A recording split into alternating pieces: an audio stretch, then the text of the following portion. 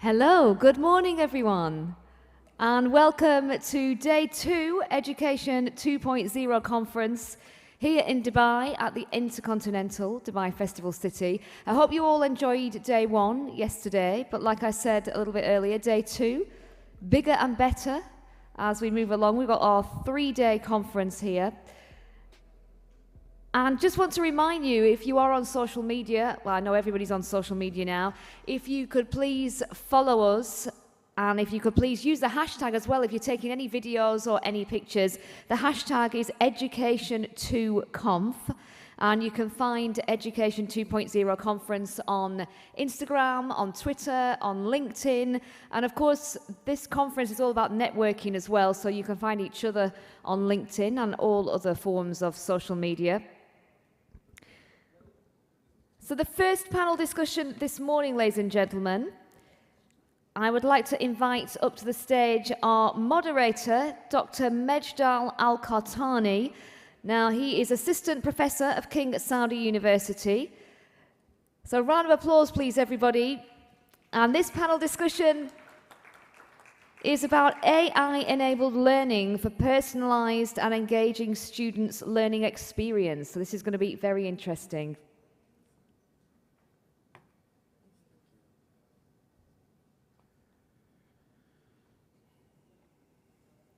Okay, hello everyone. Today we will have a discussion on a very interesting topic which is related to the AI-enabled learning for personalized and engaging student learning experience. So our panel today will provide the opportunity to find out how the AI transform the learning experience to support personalized, adaptive, dynamic learning experience, and how the industry leaders are implementing this technology. And we are going to highlight some of the pros and cons and what are the benefits of applying such a technology. And also we are going to address some of the risks and cons of this technology. And by the end of this discussion, we will highlight some of the recommendation and solution. So let's first welcome our panelists for today's discussion. So we'll start with Mrs. Mona Minjal.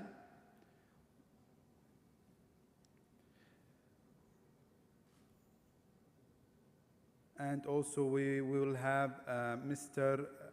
Gebrit Jansen. And also we will have Mr. Arindam Banerjee. And also we will have Mrs. Sri Janir. Please come to the stage to start our panel discussion. Thank you.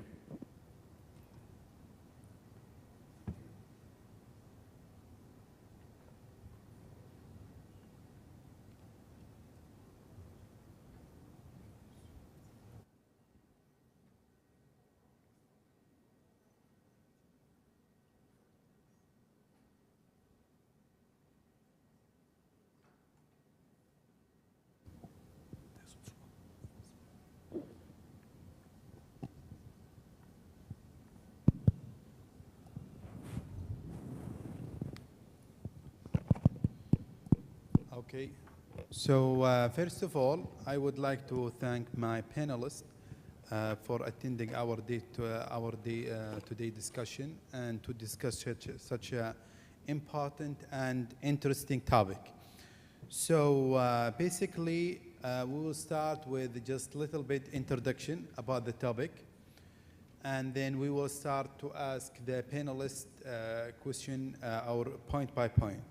So basically, what does it mean AI, artificial intelligence? So artificial intelligence, it's constitute from two words, artificial and intelligence. So artificial, it means it's made by a human, and intelligence, this is one of the human being ability. So to think and to make a decision based on the previous experience. So this is the way we are doing every day. So we have long experience and from that experience, it's already it's considered data, and it's being processed in our brain. So we are trying to collect such a data and try to process it and then make a decision upon it. So this is intelligence. So artificial intelligence basically is the technology that try to mimic how the human think and act to perform a specific task. So this is basically the artificial intelligence. So we are going to focus on the artificial intelligence in the domain of education and learning. So this is very important. So there are different applications. Now it's running in a different place. So this is including the video recommendation, also the automated grader, and also the automated attendance. You know, they use the attendance for using face recognition and others. Also, we have other applications related to chatbot, voice assistant, and also the one, and most importantly, they use the AI application in improving and enhancing and promoting the learning experience.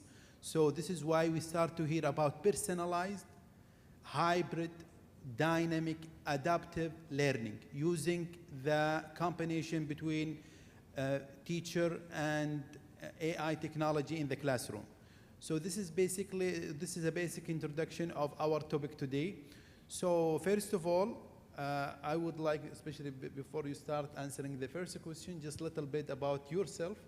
So why not we start a little bit before we ask the question. So Mrs. Mona, so can you just let us about yourself a little bit? Sure. So good morning, everybody. I'm Mona Munjal, and I'm a senior leadership member with a school Pathways, Noida, which is an IB Continuum school. We are a K-12 school in the region Noida, which is the Delhi NCR region in India.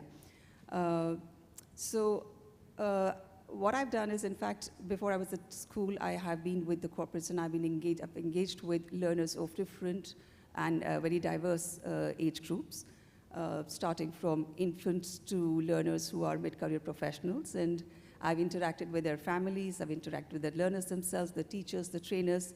So I think it's been a very enriching experience to understand where they are in terms of their acceptance of and understanding of AI. That's one. And yes, I think I'll come back to the question a little later in terms of what it really means and how it is benefiting in the uses of AI. You know, when we talk about differentiation, we talk about individualized learning and customized learning. So I think I'll come back to that later. Yeah. Thank you, Mrs. Mona. So Mr. Jabrit. So okay, thank you. Good morning. My name is Gabriel Janssen, and I am coming from the Netherlands, where I am working in the event industry. So my core business is organizing business events. And with that, I also wrote a book about event management, and that book is internationally used. And also a topic in it is about the future in events. And maybe you know, in events, we use a lot of technique and also the future techniques. And it's an honor to be in this panel to talk about it. And I also work with several projects, and I'm also a lecturer at the university for 1 day in a week. And that's next to my core business. It's a very nice hobby to do. And we are using also in the lectures a lot of this kind of topics. We use VR in the lectures, and I'm very eager to learn and to talk about this topic. Okay. Yeah, very interesting. Thank you. So, Mr. Anindam, can you just a little bit about your... Shukran, Dr. Majdal. Thank you, everyone, and a very good morning to one and all here. I'm Dr. Arindam, and I'm an associate professor and assistant dean of Business School, Gillespie Jain School of Global Management. I've been associated with the education industry for over 1.5 decades, and I engage my students in class in a subject called quantitative finance. And ironically, my PhD is in education leadership. So my PhD thesis was on bringing happiness in the classroom and how to make a happy child. So very few in the world has a PhD in this area. So thanks to everybody in Dubai who supported me, because UAE is a place which has a Ministry of Happiness. UAE has a place which has a street called Happiness Street. So we speak and we consider happiness as a core element of a child's well-being and development here. And I'm sure that I'm going to learn a lot from my fellow speakers here in this very esteemed panel discussion, and also throughout the day from others. Once again, shukran, Dr. Majdi. Thank you, Mr. Arindam. So also we have today Srija. So can you tell us about your experience, please? Yes, thank you, Doctor. Good morning, everybody. Happy to be here, like all of you. I'm associated with GEMS, very proud to be associated with GEMS Education, one of the largest providers of K-12 education in Middle East. And I've been associated with the education industry for the last 2 decades. I'm assistant principal in one of the schools, and we are probably the end users of these artificial intelligence apps. So I'll be speaking about what we feel as a community which are using it, and I'll be giving a certain perspective of my students and my teachers who are currently using it. So in our school, we use more than 100 or so apps in different platforms. And like all of us do these days, we use it for filling in the gaps by integrating, by upskilling, reskilling where required. These apps are very adept in understanding the talent of a student and matching the content with the talent, the pace, the learning skills of the child. We also use them for managing all the data, which is something that the teachers find very, very useful. So we have been experimenting with various of these apps, and the implementation process is halfway through, some done, and we are directly accountable for the financial obligations that we have as well when we invest in an artificial intelligence app, how useful it is for a problem that we are trying to solve. And implementation process, like all of you know, goes through whether looking into the readiness of all the stakeholders, whether my teachers are ready for it, whether students would enjoy it, parents would like to know about it. And then we monitor, we review, and we see whether we need to continue with the app. So the current usage of it so far, which I must say is very safely being done, is very positive. And we've had a lot of positive reviews, both from students and teachers about this. So we'll discuss the cons later, probably. Thank you. Sure. Thank you. And Srija, so let's start with Mrs. Mona. So what do you think, what do you mean about personalized learning, and how can AI be used to achieve personalized learning? Yes. So I see a lot of value in the potential that AI has. Because first of all, I think it's an amazing tool that can offer differentiation in the classroom. And how does it do that? I think if we look at the application of AI in a classroom, it can be divided broadly into 3 different areas. One is planning, second is classroom delivery, and the third one is assessments. So when we're talking about 3 areas of application which are related to the student learning, in a classroom itself, if I have to give an example, a teacher would understand that in a typical classroom of, say, around 20 children, you might have 10 students who are high achievers. There could be 5 who are achievers, and there could be another 5 who are, who we can say need more development or are slow learners. Now, and we all know that, different learners are motivated with learning in different styles. So is it possible for a teacher to offer the differentiation in a classroom where each student can learn differently? Because if everybody has to learn the same thing at the same time, at the same pace, there is a possibility that you will have some learners who may fail, and they may not feel very motivated to make an attempt again.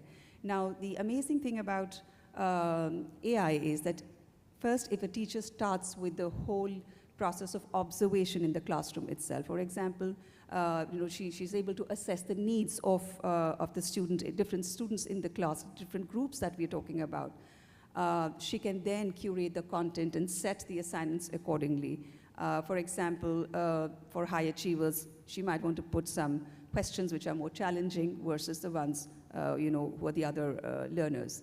So the one is, like I said, it's about the planning. So it starts with the students, the teacher's observations about the students, and then the content can be curated accordingly. And also it allows like I said, different students will have different learning styles. AI is able to give a lot of that free hand to teachers, because teachers will go out and look for resources for managing their lesson plans. Some of them go online, some of them have their own resources. So how do you plan an effective lesson plan? I think AI has a big role to play in that. Number two is also, like I said, is about classroom delivery. So once the teacher has identified the learning needs of a student, because that's the first step, second thing could be that she looks at how she wants to deliver in the classroom. She might want to, do it differently for students who are high achievers. She might want to just give them a stimuli for a particular concept and then say, okay, this is how the content will come to you. And the beauty about AI is that it just offers the right content at the right time for the learner, basis the learning needs of a student. The third is about the assessments. So, it allows an adaptive assessment environment. So which means all the students may not be assessed in the same way. So there is differentiation again possible there, which means every student can actually feel like a real performer. And that is, again, a motivation for the student to learn. Also, I think it frees up the teacher to a big extent, when it comes to assessments, because it is giving far more detailed assessment of where the learner is stuck, about the learning styles, because it is absorbing data, it is analyzing learners' data, and then it is processing that data, then giving feedback and recommendations. So as far as assessments are concerned, I think it beautifully gives a very detailed report of what needs to, how the learner's learning needs need to be managed. And I think that kind of makes it possible for for a classroom to be to have a very effective learning session, because there is personalization for every student, and the content, as I said, can be very engaging. So for example, in our own school at Pathway School, Noida, that I'm talking about, we are using almost 216 digital platforms. So whether it is my primary school student, whether it's a middle school, it's for different subjects, for example, they're using Manga High for math. They're using ManagePack for ManagePack is used, and there are designing softwares they're using. So there is library management systems. So there are different digital platforms, and I think they all assist in ensuring that the learning is effective. Yeah, thank you. Thank you. Was great answer. So you said it will be, the AI has big benefits at different stages of the learning process, starting from the planning, and then delivery, and then assessment. Okay, Mr. Khibret, can you tell us why we need the AI technology system platform to promote the learning experience? Yeah, maybe I think it's important to know how AI works and how you can use it, because I feel a lot of colleagues of me are afraid of it. And I think every new development has some challenges. But we are also talking about engaging students, and I think we have to know that the concentration bow of all students, I think Microsoft did a research in 2000, and there was in that time a concentration bow from about 10 seconds or 12 seconds, and about 10 years later it was 8 seconds. So it was 30% lower, and if that goes on, I'm afraid that the concentration bow will be much lower than the 8 seconds. That the students can focus on one thing. And the question is also a little bit, how can we use the new technology, and AI is one of that, to to engage the students so that they can concentrate and that they can really learn something. So that's a challenge, I think. And another challenge is also, when do you use AI for? Because I think not every topic, not every form of lecture can use it. For example, if you want to learn a language, how can you use AI? And if you want to learn something about medical things, I think you can use it much better. So that's also, you have to choose when you can use which technology to engage the students more. And I think it's also a challenge, for example, if the students have to make a report in the AI, you can ask the computer to write a report for you so that the student don't have to write it by himself, and you will get a perfect report. So that's also a point of thinking, how can you make a difference, and how can you see as a teacher or as a lecturer that it's made by the student or it's made by the computer. So there are some challenges, but I think it's we have to be open for it and the new technologies, and we have to find out the way how we can use it the best way. I think that's the most important thing. Yeah, I totally agree with you. So, yes, Mr. Arindam, what do you think, like from your previous experience, and you did fantastic job in doing or writing about how to bring happiness in the classroom. So I just want to know about your point of view. How can the AI will be able to be used to bring happiness in the classroom? Of course, before that, if somebody from the organizing team can help me out in showcasing a particular video which I wanted to show, the actual application of how we do at our workplace in engaging student, capturing the data set and making the learning very personalized. So if somebody in the meantime can help me out, I'll be more than happy. I don't know how they would help me, but let me tell you, the happiness is something which is very much, I think I'm happy. I mean, happiness is something, and I'm married for 17 years or so. Okay. So I'm very happy. So, and my wife is here. So, you know, these are interlinked statements. So primarily, AI is not something new. AI in education is also not something new, but today we are using the platforms, which are the digitized platform. Personalized learning has been a very long time in ancient India, ancient Chinese system, where the Gurukul system used to happen, where every teacher used to know what the students' expectations are and whether those expectations are being delivered in the right moment. But today, we are able to harness the power of capturing the huge volume of data points. So statistically, we are much better off today because we are able to create the algorithm. So I just wanted to showcase something of that sort, what we have created at our university. If somebody, so how do I? Okay, so what you can do in the meantime. Oh. I can give it to you. So you have. Oh, okay, that's pretty complicated. Okay, you can send it to me. Okay, just bear with me for a minute. It will be interesting. Yeah, of course. It's called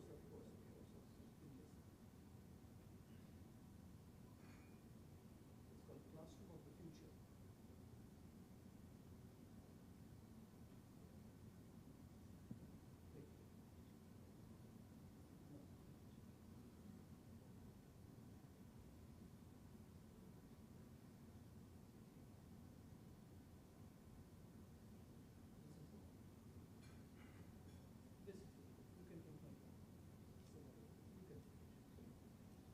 So now let me continue. Now let's look at the value chain of AI application in engaged learning. We are primarily speaking, still now we have spoken about engagement inside the classroom. The engagement comes much before that. So the value chain starts from where the student is coming from, whether it's in primary education, tertiary education, or higher education. What is the expectation level and the admirations of the student, and what the students, whether the students' expectations are being delivered post the study or post the program. We all know, we are all educationists here. Learning is not equal to teaching. The core essence of AI is primarily to understand how much the gap can be bridged between learning and teaching. Because today, what we have in the classroom, we primarily have something which is very broad-based. And when we say broad-based, a teacher comes, teaches, not everybody is in the same level of understanding, and as a result of which, some students perform better, some do not perform better, and most of them are average. What AI, to me, I understand, as everyone has spoken, AI basically helps us to understand through various kinds of assessment, engagement, continuous monitoring of how the student can adapt to the various levels and strata of the teaching method. Now, let me cite an example. There are two ways by which AI can be implemented. One, by the traditional core platforms of trying to understand whether the student's learning is engaged through various assessments, and the other is through monitoring the sensory behavior. I'll give you an example. We have created something called the eyeball tracker. Now, what is an eyeball tracker? An eyeball tracker is basically using engaged cameras or sensory cameras to primarily capture the moods and the sentiments of a student throughout a particular lecture. So you are able to understand whether the student is really focusing on the studies or whether the student mind is somewhere else, and whether the student is engaged inside the classroom. Now, once we capture the data, that data gets disseminated, analyzed, and a feedback loop is being created where the student basically is being told, was there some kind of a problem for you to be engaged in the classroom? So primarily, this is one element. Other element, if we can play that, it's called an engaged learning classroom. So I'll play that video for you, if they allow me. We have created something called engaged learning classroom, ELC. The whole idea is engaging. So let them play that video, and yeah. If you can have the sound, please. Hello everyone, I'm Dr. John Lodewicks. I am the Vice President Academic of the S.B. Jain School of Global Management. I want to share with you about the classroom of the future. The classroom of the future that we have today at S.B. Jain. We call it the Engaged Learning Classroom, or ELC.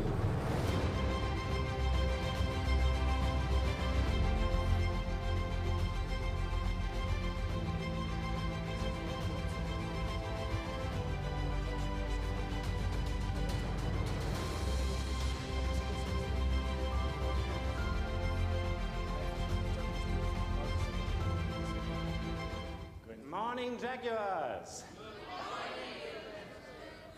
Okay, it's wonderful to see all of you. So let's continue where we left off in our last class. In our last class, we talked about data privacy, we talked about ethics in business. And I'd ask you to read an article about the Facebook Cambridge Analytica scandal, which just erupted this year in March.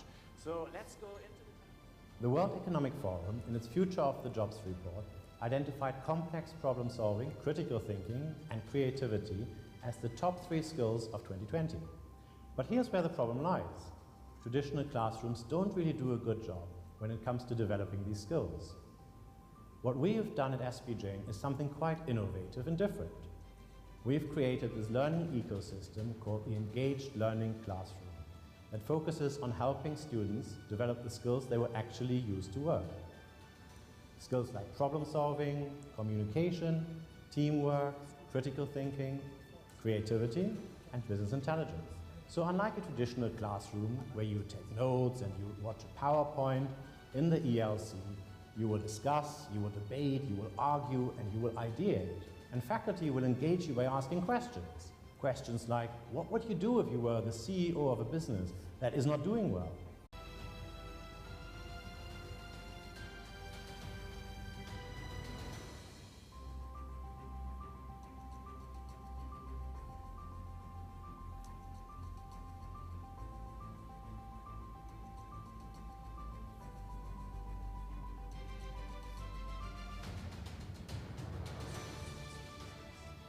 Time is up. Let's have a look at all the responses.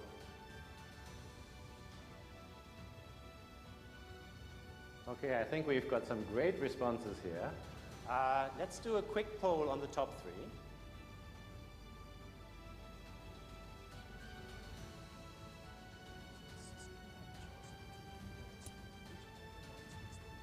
So Sarah, what have you voted for and why did you make that choice? I voted to have data regulated, and to be honest, I don't think Facebook is solely responsible for the data breach. It's nothing like what you would expect to do in an undergraduate program. You will be cold called, you will be challenged to really think and make smart decisions. You will participate in polls and quizzes. One thing is for sure, you won't find yourself in the middle of a boring lecture. That's an interesting point. I think Keegan wants to ask a question. Yeah, Sarah has a very interesting viewpoint, and I'm all for the regulation changes. But as the CEO, I would take accountability, outline fixtures, and focus on reassuring my customers that we are very serious about protecting their data. I really like the fact that there is a spirit of healthy competition in the class. We are constantly challenging each other to step out of our comfort zone and think out of the box. We are active, invested, and really on our toes. I think both your points are excellent. Now, what I would like to do is I would like all of us to get together in groups and to figure out whether Facebook should be split up, because currently it is occupying a monopoly. If we're splitting up Facebook, then we can... The questions are drafted in such a way that you have to step out of the shoes of a student and into the shoes of a business. So how do we know that students actually develop the skills that are needed to do well at work? We have a learning analytics app. We call it Scoreboard. And what it does is it measures the students' achievement of business skills. Are you in the top 10% of the class in creative thinking? Do you need to improve your business intelligence? How are you faring in critical thinking? Scoreboard keeps track of your performance every single day and lets you know how well you are doing versus the rest of the class. Hi, Prof. I was just looking at my scoreboard, and I don't think I'm doing very good in creativity. You seem to be doing really well in terms of critical thinking and business intelligence. In fact, you are in the top 10% of the class. I also thought you made a really good point today when you talked about business ethics. What I could do is I could send you some case studies. You could go through them and we could discuss them later this week. And I can also give you some additional practice material to work on. I like to think of the ELC as a gymnasium, where you come in every day, exercise your brain. That's AI. But what we are doing at the end of the day, the same critical feedback is going to the student, but the difference is here the student is equally involved along with the professor in understanding where she is doing better or she is lacking. The engagement is almost equal. It is not one-to-one, it is mutually between the two. Using the data sets, data point. Answering your question, Professor, how do you measure the kid is happy? So I have 2 kids. They're pretty happy when I'm not around.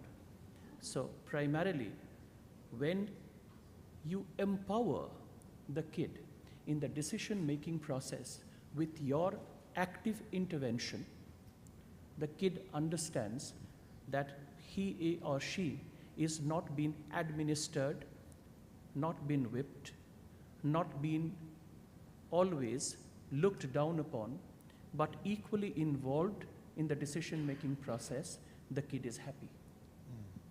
And I think that's the key. AI, to sum up, AI is a tool, nothing more than that. A digital platform which is harnessing the data points. I think Madam would say a lot about the pros and the cons. There are a lot of disadvantages which I'm not going to speak as of now. But to sum up, AI is nothing more than a tool which has been in existence for ages since 1960s when it was first coined. Today we are making the process more data enabled. Okay, thank you. It was a very interesting video. So we should see some of the future of classroom, and also you mentioned or you emphasize the ability of the AI technology to achieve equal involvement. So, Srija, can you let us know, or talk just a little bit about the powerful of AI technology in terms of student learning, student also engagement and experience? At the school level, like Mona mentioned, it is more of a support to the teachers. At the moment, what we believe, and that we strongly believe, is in the fact that the engineering towards learning should be from inside. AI does support in learning, but what is the perception now of educators is that most of the inputs that is going from the machines to the humans are very much external. The more we let them think about learning in terms of what we teach them in schools about cognition and metacognition, understanding themselves more, that would support a student in their lifelong journey of learning more than giving them these external factors where a machine is looking at a certain amount of figures and certain amount of words and taking literally influential decisions in a child's understanding of himself or herself. So that's the dangerous part of AI. However, it does support in making the content that suitable for a student, going to the pace. We have gone to the extent that we have made it okay for the child to be humane a day. We tell them, okay, yesterday you went out for a movie, it is okay. You've not done your homework, it's fine. Your grandmother was unwell, you went to the hospital to visit, you've not completed a project, it's fine. And we have adjusted the pace of learning using technology for each of those students. But we have not yet enabled machines to be influential in understanding them and giving them a suggestion in their next steps. That would be coming as we were discussing outside. But what we strongly believe is that humanness that is there in the classroom and interactions between a teacher and student is never going to be replaced by any of the AI machines. Okay, that was also very great. So basically, to sum up the first, so we discussed about the benefits and the powerful of the AI technology. So what I understand, I also absorb from your question, so the AI technology will address 4 main analysis. So the first one is the descriptive analysis. So the descriptive analysis, it will highlight the level of engagement, also the level of monitoring the students. So from their emotion, from their how many clicks they did, and from the number of login in the platform, all of this can contribute or align with the descriptive analysis. Also, we have the diagnostic analysis. So the diagnostic analysis, we need to know the student needs. So what the student is really lack of. So this is kind of diagnostic. We need to dig more to see the root causes, why the students get this grade, so all of this is about data. So we need to have a big data in order to have very good diagnostic analysis. Also, we mentioned about the predictive analysis. So the predictive analysis, this is one of the main powerful of the AI. So we do prediction. So the AI is about, we need to predict the future. So I don't want the students fail, because once it's failed, then it's too late to make him a change. So we need to predict when he's gonna fail. So this is the right time so I can be close to the students and help him to do better, to do a change. So this is about the also predictive analysis. And the last level of the analysis is the prescriptive analysis. So the prescriptive analysis, this is very high level. So it's answer, what should I do? Like, I know I predict the students will go in that way. So what should I do to prevent him to the right way? So this is very important. So once we have a digital platform, the smart platform that is able to address all of those 4 analyses, this is the right way. This is the closed loop of the learning process. So now we will go to the other side of this one. So we are going to address some of the cons and some of the disadvantages and possible risk of using AI technology. So let's start with Ms. Mona. So what do you think about the cons of using AI technology? Well, I enjoy technology, and like I said, I think I really appreciate the whole value that it's going to bring into the classrooms. However, I do have my reservations in terms of when I look at the cons as well. It does allow, in terms of the benefits like we just talked about, it allows personalization at a scale. It allows, access to global universal classrooms. So those are the benefits. But when we come to the cons, I think my first concern is what personalization are we really talking about? Are we talking about personalization of content only? Which is more about cognitive skills, and like Shrita just talked about, what happens to the metacognitive skills? There are, in the video, of course, we just saw that, it is also focusing on communication skills. It's focusing on, your creativity skills. But what about the social skills? That's just so important. When a child walks into the classroom, and I think all of us have seen that in the pandemic, what happened? There was overuse of technology, and the children were so happy to be back in the classrooms. Because if I talk about schools, because of course I work with the school right now, and my experience, I'm going to share the experience that I have at school. Children were so happy being with each other. There's so much that we talk about in terms of peer learning, collaborative learning, which is in a socially, physically closer group. There is a lot of exchange that happens, because ultimately, I think the purpose is something that we have to look at. What is the key objective that we are looking at? What is that one key objective that AI should focus on? I think that's very critical. Second, I do have a thought around the data privacy. It's about data governance, about data mining, who owns this data.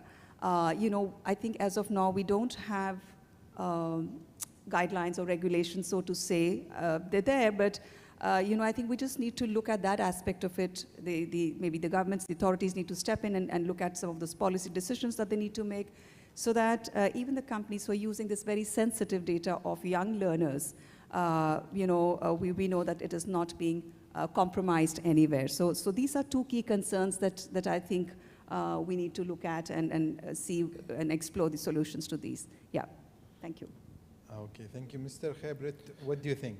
Yeah, I think AI is very useful, and we already use it a lot. I think if you drive a car and you want to know the way and the time that you arrive at the location, it exactly can tell you in advance how much time it will take.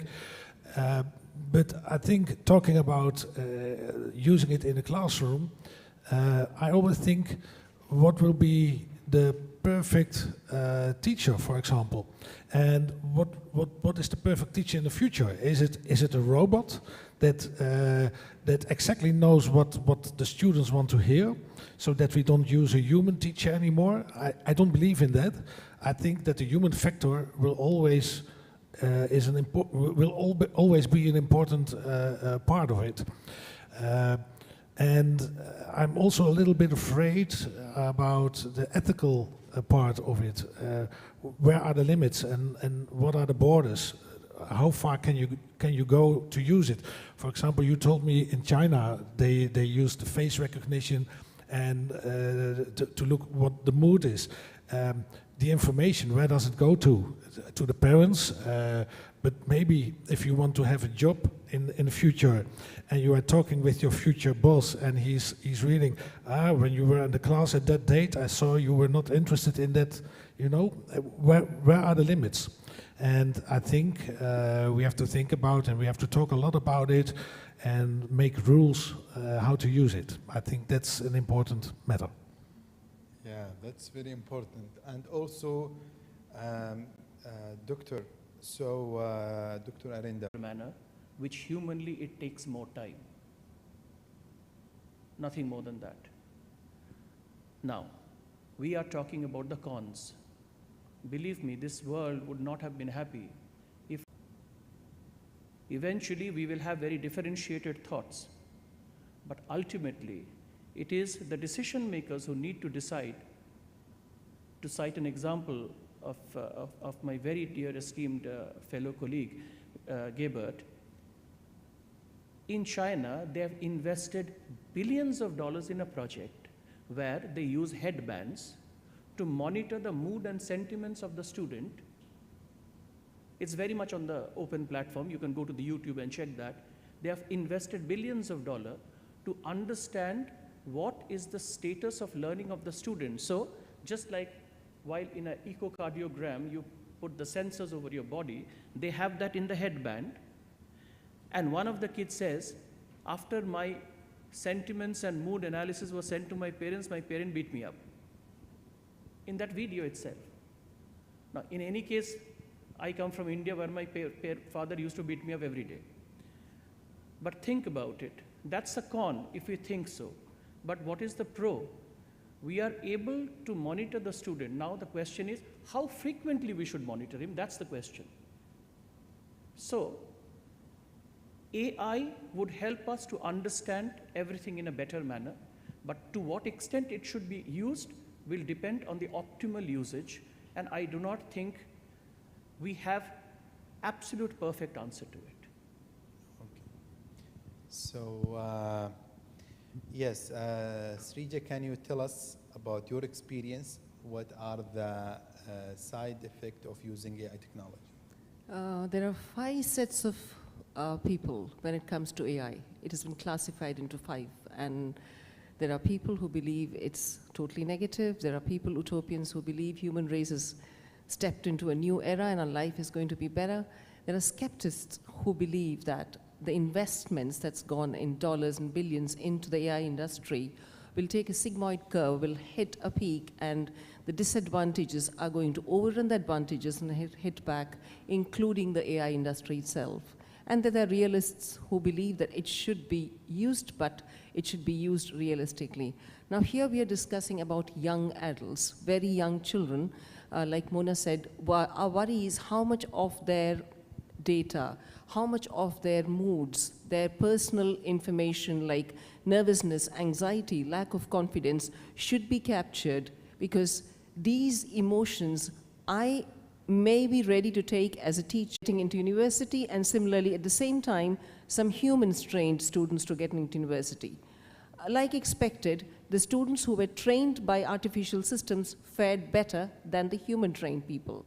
Now, the creators of artificial intelligence system believe that these artifacts should be treated like teachers and should be given rights and claims over what they achieved. Now, this is literally bringing them at par with humans. I think they should only be given a supportive role, and they should never be left autonomous to take decisions on behalf of humans. Okay, so yes, that was, thank you for your answer. So basically here, to sum up, there is a need to use the AI technology. So we feel like there is some sign. This is what the whole world is trending to the use of AI technology. One of them we discussed before is the engagement rate, okay, or the concentration rate. So it's dropping over time.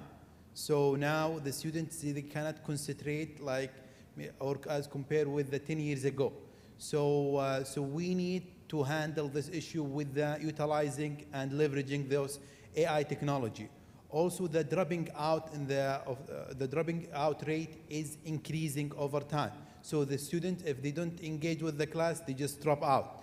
So how can we handle? How can we make the students make him happy and make him more engaged with the class? So all of this concern can be addressed or can be solved with the use of AI technology. So we have a huge amount of data. This is data asset. So how can we utilize such a data? So the data now is called it's the new oil. So how can we leverage this data to bring a new product, services, platform that is able to enhance our educational process? So this is all about find the optimal engagement between human and machine. Okay, so we need to find the right balance. This is what we call this a human-centric learning process. The human is in the center. And the AI technology should support the teacher to deliver his course in a way that it's be more interesting. So I think now the time is out. Thank you for your answering the question and attending in this very interesting panel discussion. Thank you for all of you for good listening. And yes, and if we have time, maybe they can ask. We are running. So thank you, all of you. Thank you. Thank you. President at Acacia University. And now Dr. Barullah Safi is also a member of the editorial and advisory board. Are into education from last 15 years, and under our umbrella we have got 15 institutions and universities, and with the presence in almost 20 or 23 countries. So our organizations, we are majorly almost 60% online and 40% offline. We have campuses and also we have online universities. So I thought of talking about digital learning and new economy. This is something which is most in demand and something that in last 2 days, including today, in last 2 days, our panelists also discuss about online education, artificial intelligence, digital learning and economy. These are the things I think which is very, very important these days, and lots of deliberation should be, delivered on that. Artificial intelligence, machine learning, and internet. Without internet, I think digital learning is not possible. So let's discuss about the internet. Internet, we have seen that in last 20 years, internet has changed a lot in many forms. It was so expensive first. Now the internet in most of the countries are, very cheap. A very good example can be in India. Like in India, there was a company that they introduced, free packages of internet. Now, like every child, even like in the rural areas, school kids, they have access to the internet because of that organization. Even in many of the countries in the world, the internet access has increased a lot, and it has changed everything that we see now. For example, a very good example can be education. With the help of internet, lots of development and changes are there in the education. With the help of internet, now we have seen online learning and digital learning, and even digital universities are formed, digital universities are there, digital business, digital online education business is becoming one of the biggest business in the world with the biggest revenue. I would say that here in my presentation, I will talk about a platform that they have 102 million students. So if you have got 102 million students in a digital online platform, that's the biggest business. Even though, like for example, our group, we are working with 450 centers in India and giving them online training, vocational training through an app. And that is possible because of internet. And the internet has brought so many things to us. Same way in the banking also, the internet has changed a lot. Like in terms of your transactions, in terms of your online banking, there are so many apps, you can do online banking very quick. And that is the biggest change we see.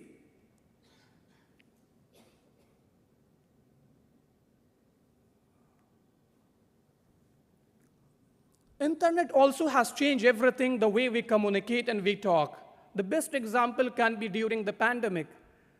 We were communicating with our teachers, principals, head of schools, with our employers, employees, with investors, stakeholders, through an online platform, through a digital platform. And we were doing business, we were taking the classes, even we have conducted the exams, and even we have announced the results. So everything has been done through the internet, through the digital platforms. That is how you see the biggest change, the biggest investment. So like for example, the taxi, you see the Uber and Ola, they are the fastest and growing businesses with using artificial intelligence, and also using internet to bringing better services to the people. Or same way, like if you do online shopping, you don't need to go to the physical malls or the physical shops and do the business. You can just sit at home, download an app, and you can do your shopping, whatever you like. And even you get better offers. I myself, I'm using mostly online. I found online shopping more accessible, and it's so easy, and you can get better options and better offers. Even things you cannot find offline, you can find online. Like recently, I was buying a mobile phone for one of our friends. Like we have searched in the big malls, and we couldn't find that model, and we found it online, even at a lower price. And same way, like for example, the food industry has changed a lot. Like you can order any food you like, and that will be reaching at your door within 15 or 20 minutes. So that is all the changes that we see is internet, and the internet has brought these things to us. Online learning is not something that has changed in the pandemic. It is not something that the growth we see is only in the last 2 years. No. Online learning has started basically first in US. Like in US was the first country that they started recognizing online education. Like recently also, most of the countries in the world, they do not recognize online learning. Still, the government is working to find a way and to make strategies and policies to recognize online degrees, online certifications, and online programs. But online learning has been growing so fast from last few years. Like you see here the changes of the enrollment. For example, the change you see in 2016, it is 21 million, where in 2017, 28 million, and 18, same way, for example, the 2021, 92 million students in a single platform. It is not a worldwide data, right? In a single platform, we enrolled that 92 million students. So this is because of digital learning, because it's so accessible. And during the pandemic, the parents, the people, the government, schools, they have realized that there is no way to accept it. And they have found it effectively, and they have found it that online learning is almost very similar to offline learning. And what we are looking for a result from offline classes, that can be obtained similar from online learning as well. And that is how the growth you see, amazing growth. I'm very positive about the growth of online and digital learning. Here we see that the top 10 countries with the most learners. No doubt US is first, because in US, what is happening, like if you have an online degree or offline degree, doesn't matter. It should be recognized by a specific body. If it is recognized, that's okay. It doesn't require that you have to be in a classroom or somewhere. It's important that your degree should be from a reputed place or an organization. India got the second place. Though in India, right now, the UGC, which is a commission for the higher institutions, recently, after pandemic, they announced that they can start, some top universities in India can start online education, and that can be recognized. Though in India, there is a distance learning mode, people that they cannot attend full classes or full time, they can do a distance learning, Saturday, Sunday classes. But recently, even though there is barriers in India, the government is working on with the institution, but still 13.6 million students enrolled through different programs, certifications, short-term programs and long-term programs, bachelor's and master's. That's amazing.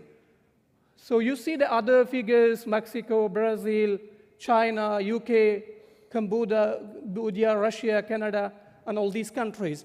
So this is few top countries, but there is no doubt, countries in Africa, countries in other parts of the world are also, very active in, when it comes to online and digital learning.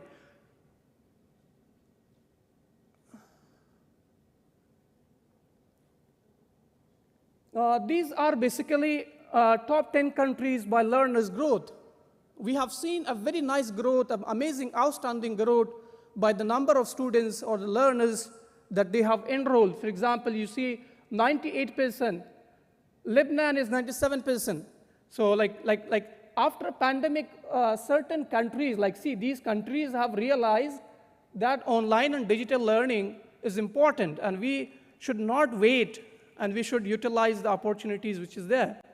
So the students from countries where pre-pandemic, like before pandemic, they were not more active. They were not more willing to do online learning or digital learning. After pandemic or during the pandemic, they started enrolling themselves in online and digital certifications and programs.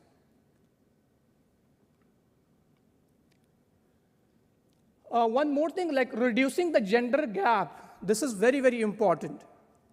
We have seen that females or women or girls, somehow, due to some barriers, some problems and issues, they are not given the opportunities of attending the classes. Maybe it is due to some cultural problems, or due to a distance problem, or due to any kind of problems, family issues. They may not, they do not have the opportunity. Every girls do not have the opportunity to attend the classes. But online digital learning brought them this opportunity. Like where in a classroom, like if the ratio is like 70% boys, 30% girls, now this ratio has increased. Now you can see that through online and digital learning, you can find more female students. You can find more women that they do online learning. This is one of the most important and the biggest benefit of online learning, which is, I think, amazing. And all the online institutions and stakeholders should be appreciated for this.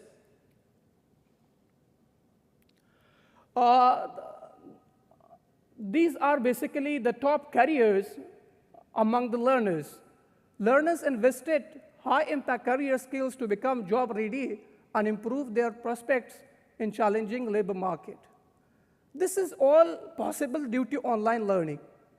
See, in the businesses, students started enrolling in communication classes, certification, leadership and management, entrepreneurship, business analytics, finance, technology, artificial intelligence, machine learning, and all that. And they have also reported, an increase in their performance, and they reported very positively that by taking these classes, they have skilled themselves, and they have, shown the outcome what they have learned through digital and online certifications and programs. So that is amazing. See, 81%, 71%, 64%. So highly accepted, highly accepted. So online learning is not, for example, only for students. It's for business organizations as well. The business organizations started using online platforms to train their employees, to educate their workforce.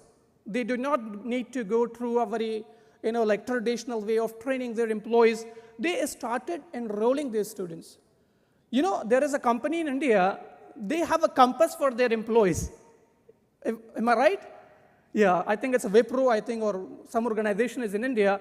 They have a university in Mysore where they teach their employees. That is the biggest investment they have done for their employees. So that investment can be reduced by online learning. They can train their employees by online learning, and these are the trending skills for business learners. Very, awesome. For example, SAP and ERP, even Excel is something which is very basic but very advanced in nature. Like Excel will never stop. This is online learning for government, and same the government organizations can use. And these are some statistics that, that shows the positive impact that we have seen in the earlier slides. Here some, data that shows the positive impact. See, for example, the digital learning industry reached $350 billion in 2022. $350 billion, that can be, the future prospect is $1.2 trillion. This is the biggest news for the investors. Those who are investors, they can invest in online learning and digital learning, because the future of online learning is amazing. I mean, the future of online learning will be something even beyond this. And yes, that is possible with the digital and internet and everything. And 42% of workplace where employees are engaged with learning and developing also say their employers are highly engaged overall. 92% of employees would stay at a company longer if they invested in their learning and development. See, learning and development is one of the most important factors for the organizations, and there is a retention rate in the company is also an issue. People join the organizations and they leave the organization. And when you pick one person or select one person, it has cost. Like you have lots of cost. Even the organizations are hiring companies, HR companies, consultancies, to hire employees for them, and they pay for per employee. They pay $100, $200, $500. And when they pay that recruitment has a cost, and when the employer joins and he leaves the organization, that is the biggest cost. So how to reduce this cost? This cost can be reduced by learning and development, and how you can do the learning and development by digital platforms. Enroll your employees in different digital platforms. Google it today, you will find thousands of online certifications for free. Our organization introduced 1 million scholarships free of cost, which is called Coder Initiative, 1 million Coder Initiatives. We give 1 million scholarships around the globe, like mostly to developing countries in Africa, in East Asia, South Asia. These are our target countries.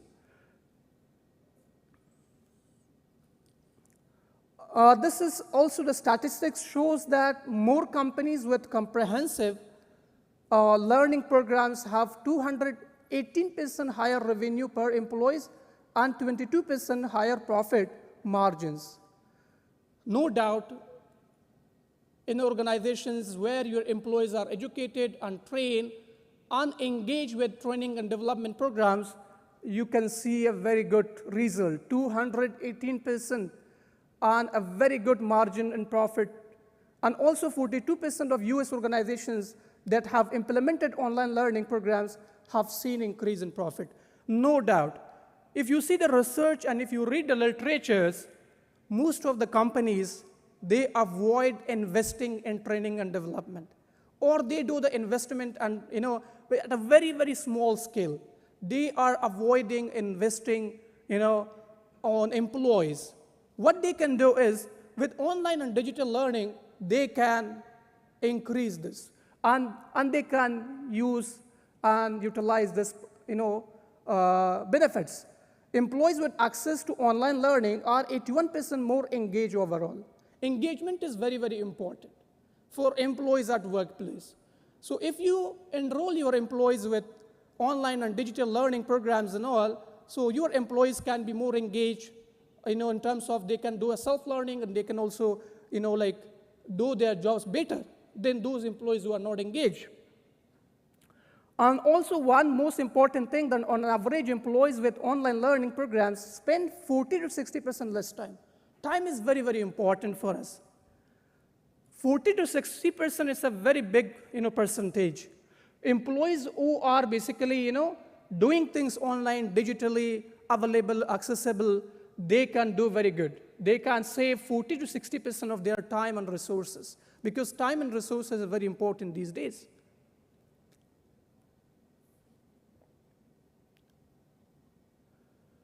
These are the few impact of online education, that online learning keeps you abreast of technology. It's making you, even during the pandemic, professors, people like us had a very difficult time to understand the platforms, to operate these platforms efficiently, even though still we have, sometimes you are unmute, sometimes you are mute, sometimes voice is not coming, even sometimes you are calling an expert to come and solve your problem.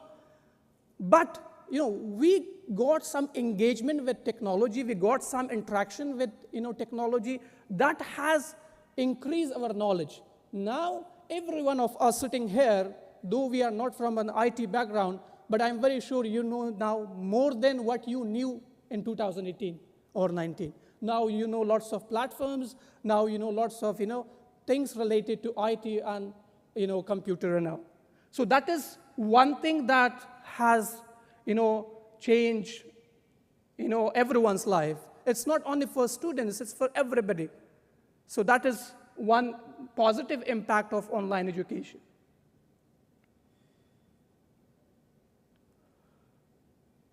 And we also see that online learning is an innovative collaboration tool. Because through online learning, you have many ways to collaborate. You have many ways to learn. You have many sources. You have access to the endless books. You have access to the endless resources. And that's making you to perform better. I have seen students that they were not doing very good in the classrooms. With online platforms, now they are performing very good. Their results are much far better now. And they are performance, even after the pandemic, now they go to the classrooms. Now the teachers notice that the students are becoming more, intelligent, smarter, and aware of the world, because the technology, the online classes give them an idea. For example, when you check how to use Zoom, sometimes we check in the beginning. When you Google how to use Zoom, you get lots of information related to technology and IT and everything. Sometimes if we have time, we read them. When we read them, we gain some knowledge and information, and that's adding to our knowledge.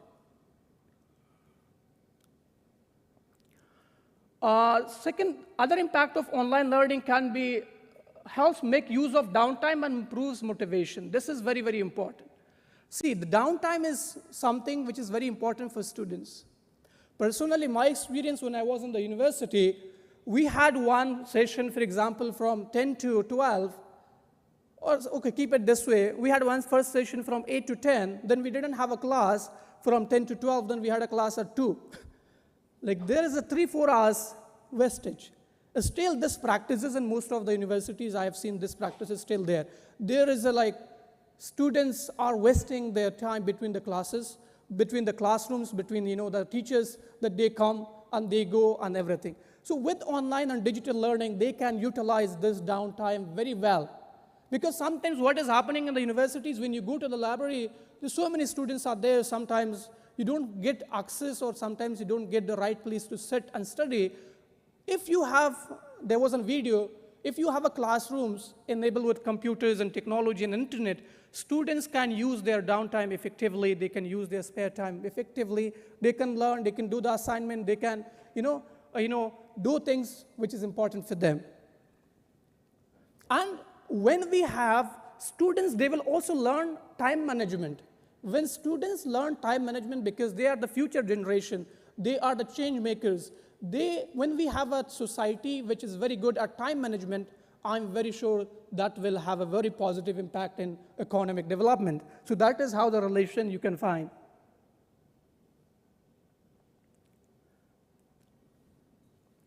These are the 3 major shifts you see that in digital education. First thing is funding mechanism for education.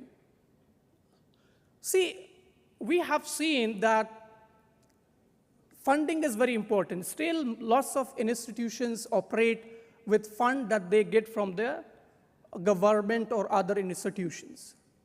In the future, even right now, there is a very big scope of, a very close relationship of organizations, government, industries, investors, bankers, and everybody. Because sometimes the government is giving the fund to the organization which is not having enough artificial intelligence, which does not have enough IT infrastructures, and that fund not utilized rightly. If the organization is funding those institutions which offers online and digital learning, I'm very sure that those organizations can reach everybody around the, if it's in the country, around their country or around the globe. For example, we have thousands of students that they cannot attend the physical classes because of the cost of education. In US, still there is a very big loan is left. Even like in India, everywhere in the world, every student does not have the opportunity to attend the classrooms, this because of the cost. And though the organizations are receiving huge funds from the government. What I believe is if those funds is giving to the organizations which are in digital learning or which offer online programs, I'm sure that those students who are not able to attend the classes due to the cost, they can have the opportunity to attend online classes, they can do their online programs. So there should be, yes, I think I'm forward. Yeah, so there should be, like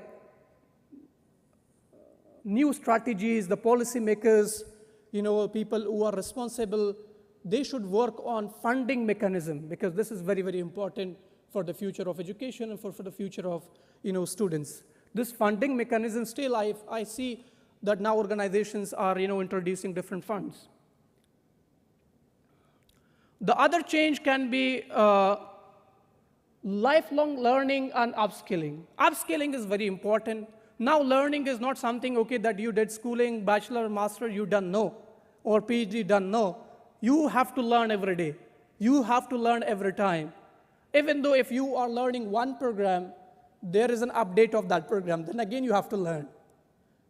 This is possible with digital and online learning. This is the biggest shift you can do. You can see in, by coming online and digital learning. So this is something that you can experience yourself. I'm very sure that right now we are sitting here, we are learning. Still we have got our master's or PhD, but still there is a scope for learning.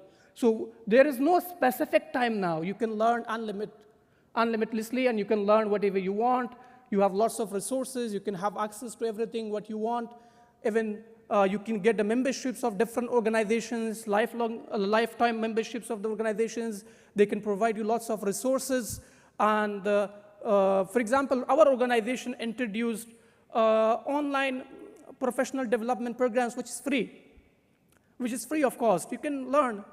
It's something like, and these 200 programs are available on our website. You can check.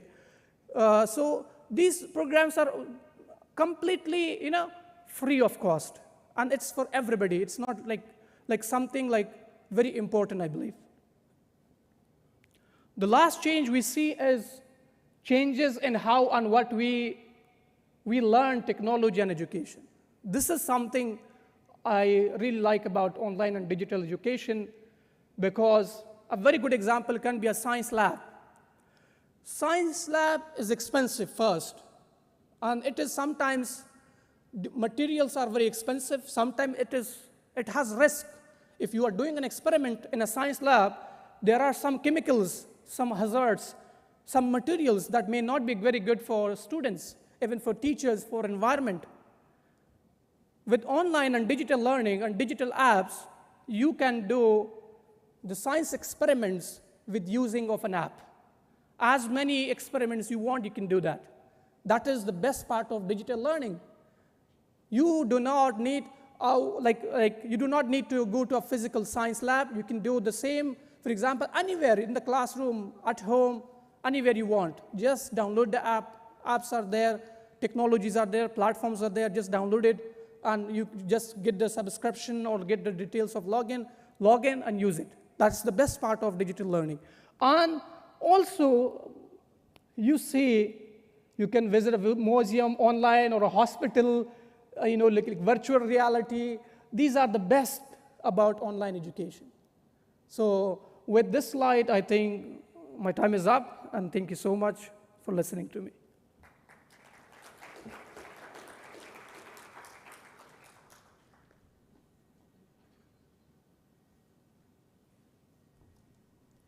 Please put your hands together, ladies and gentlemen, one more time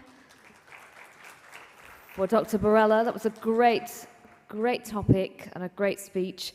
We're going to move on now to our fireside chat at this time. And the field of arts education was severely affected, as we know, during the pandemic. And this next chat is the topic, art and art education in the shadow of the pandemic. And I'd like to invite to the stage Humaira Naseem, founder and CEO of Dreamweavers Coaching and Consulting Services. to shed some light on how the teaching of art evolved, on how it evolved, and how it became a source of comfort and strength in the COVID-19 era. So please put your hands together, everyone, for Humaira Nassim.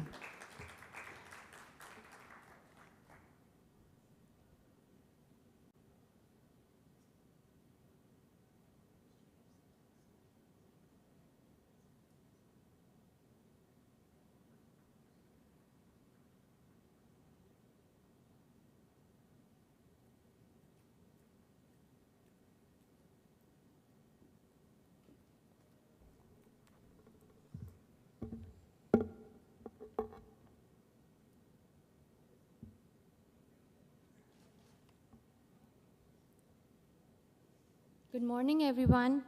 My name is Humaira Nassim, and I'm the founder of Dreamweavers Coaching and Consulting Services. By profession, I'm a mindset coach, an author, and a holistic healer. As a change agent, I believe in the interconnectedness of the universe and work in the service to the evolution of the collective consciousness through self-awareness, experiential learning, self-expression, and community growth. Art is an expression of our soul. This is so awesome that yesterday we were all talking about brain, brain, brain, and today we're gonna talk about soul. So art connects us to our heart center.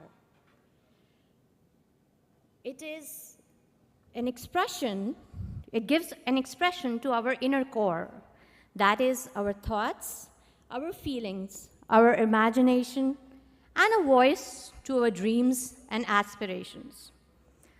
Not only it plays a key role in nourishing our individuality, it connects all of us at a soul level, irrespective of our color, gender, race, or creed. As we all know, we all are part of the collective consciousness.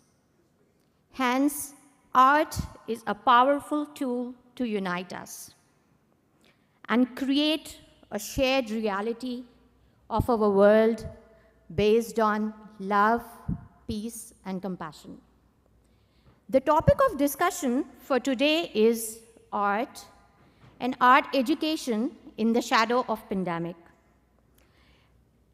Let me invite our panelists for today. Our first panelist, Matthias Sager. Matthias is a psychologist and artist who is passionate about personal development. Please welcome Matthias. His main theme work is personal development. He has invented the concept of awareness intelligence. Matthias' goal is to inspire interdisciplinary, innovative, and cross-cultural approaches to his work for individual well-being. Please welcome our second panelist, Hajra Siddiqa. She's a mentor, lecturer, researcher, and a practicing interior designer. Hajra is one of the youngest leaders in her organization. She is passionate about philosophy, art, and social welfare, and her passion is to create meaningful designs and spaces.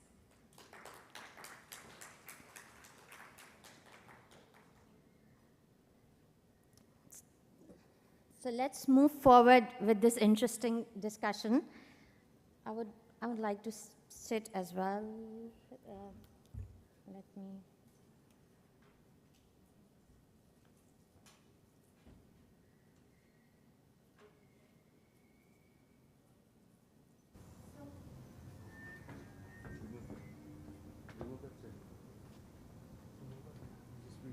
Oh, I'm going to give you mics for sure.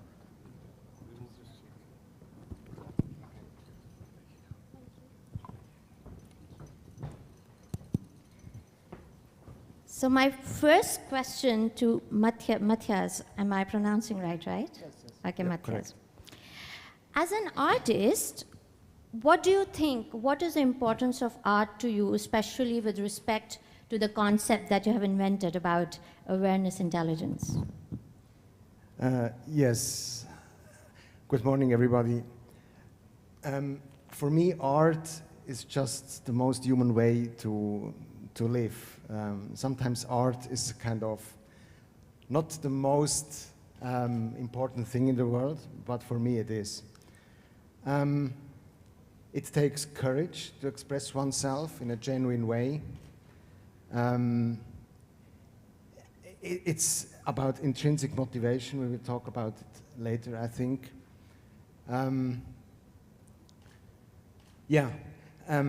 For me, psychology and art belong together. That's kind of what I do. And sometimes for me, art is painting, sometimes it's poetry. And both of each do kind of support each other. I'm not getting too long, but my philosophy behind it is called awareness intelligence. It's a concept that I've developed also at university. And it's about a worldview, a mindset. We heard yesterday a lot about mindsets. And for me, art is not just design or about beauty. It's really about the philosophy. And it has a lot to do also with learning and education. So quickly, maybe you can imagine kind of matrix to visualize a mindset. We have the three modes of time. We have the past, we have the present, and we have the future. This is on a timeline, let's say, on the x-axis. And we have the social dimension. It's the me, it's the we, and it's the everybody. And if we put these three levels, the inter, and extra-personal on the y-axis, so we can create a matrix. And what I do with clients is to analyze how our scheme of worldview, how our mindset is kind of configured. So wonderful. Yeah. Thank you, Matthias. So, off to you, Hajra. What is as an interior designer, as an artist, what importance art holds in your life? Good morning, everybody. Thank you for the question, Humaira.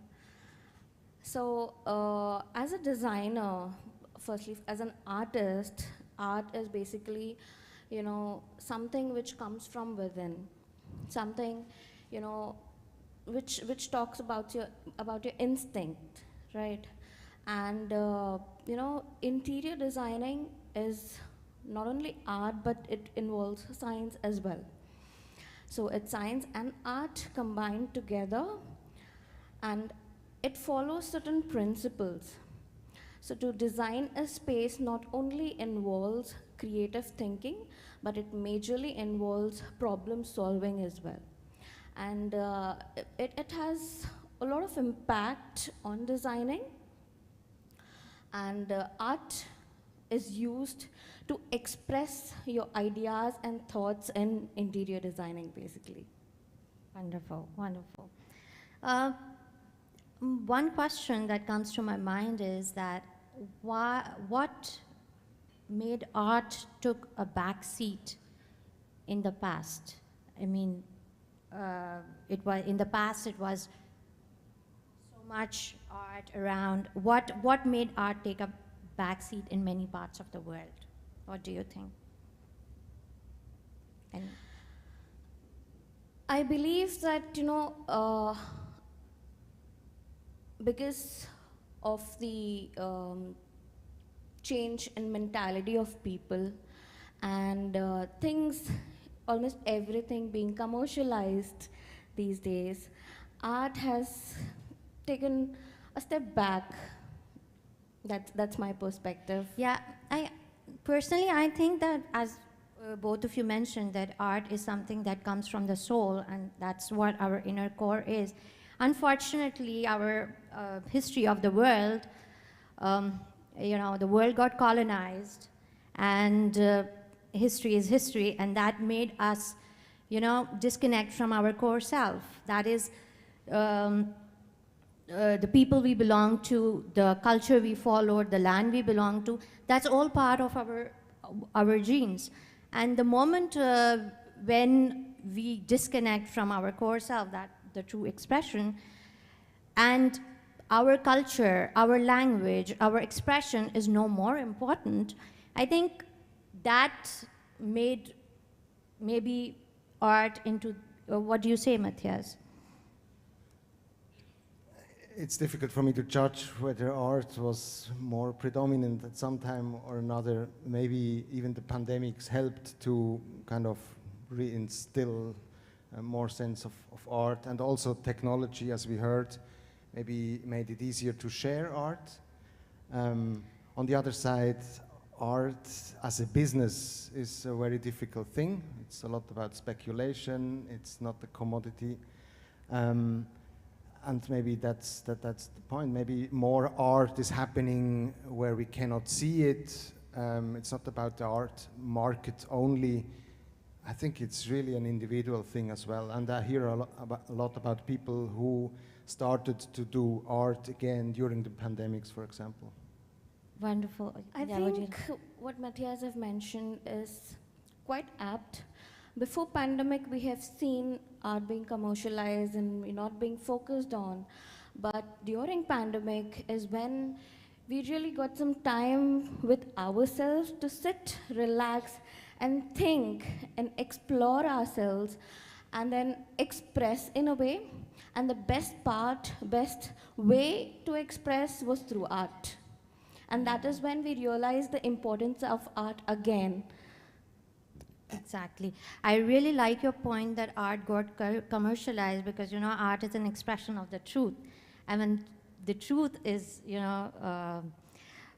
takes the back seat, art takes back seat. So I really like the point that it got commercialized. And Matthias, I think pandemic brought back, under the shadow of pandemic, art came into the center wherein we were isolated, we were in our center. How do you think art helped you during pandemic to help you in isolation? Yes, during isolation, of course, I also was kind of isolated, truly. And I think a very difficult thing for humans is to be alone. But there is a difference between being solitary and between lonely. And actually, for me, the pandemic was an opportunity to learn to be solitary again, which does not mean to be lonely and depressed, but to just being able to sit with oneself and enjoy, and maybe to connect with others on a different level, even if they are not directly around. And art has a kind of meditative aspect. I work with difficult young people who really have complex situations, and often the only thing they can start with again is through art, to just not perform intellectually, but to just start to feel themselves again, sitting down and painting. Wonderful. Would you like to discuss about the concept that the 3 parts of your artificial intelligence, that was amazing? I mean, the unconditional love, the intention. Yeah, quickly. Yeah. It's not artificial intelligence. Sorry. Intelligence it's almost the awareness. contrary. Yeah, intelligence awareness. Yes.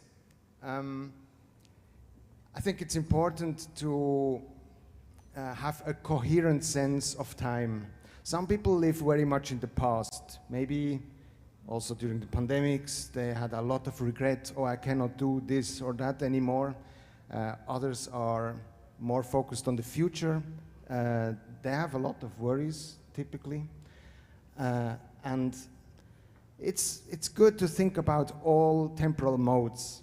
But, for example, when I think about the future, I learned, why should I care so much about my cultural inheritance? Why my family is important, but I'm not my family, I'm myself.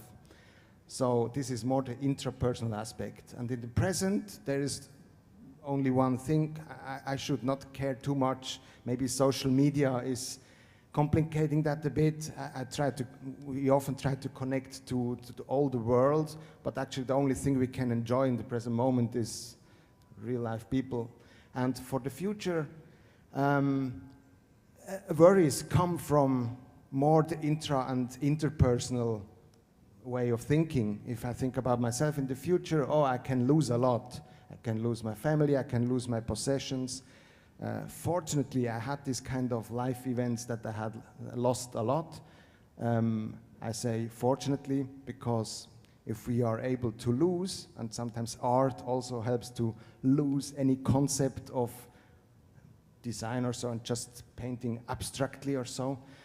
If we are able to lose, we become really free.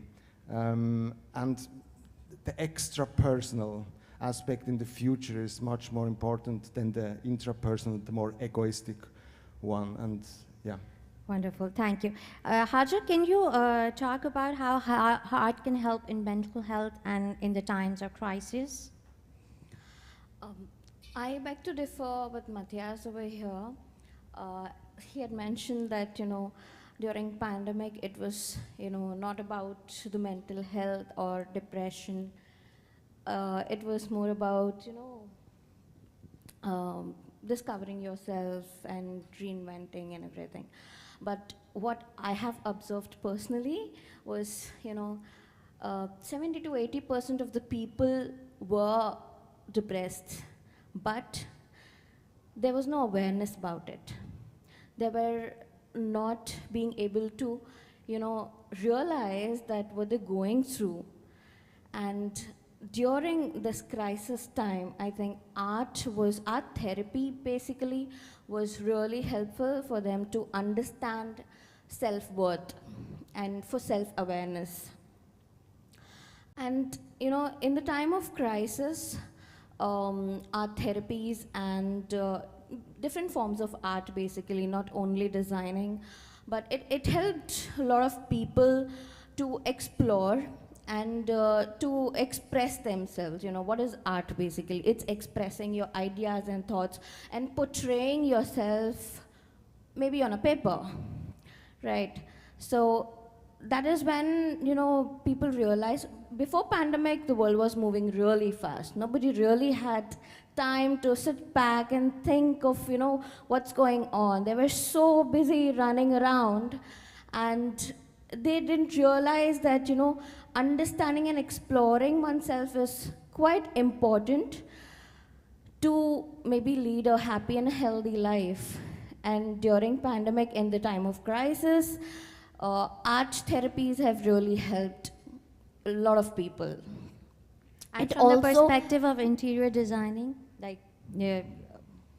from your perspective, how did art So evolve? I would like to add one interesting point over here.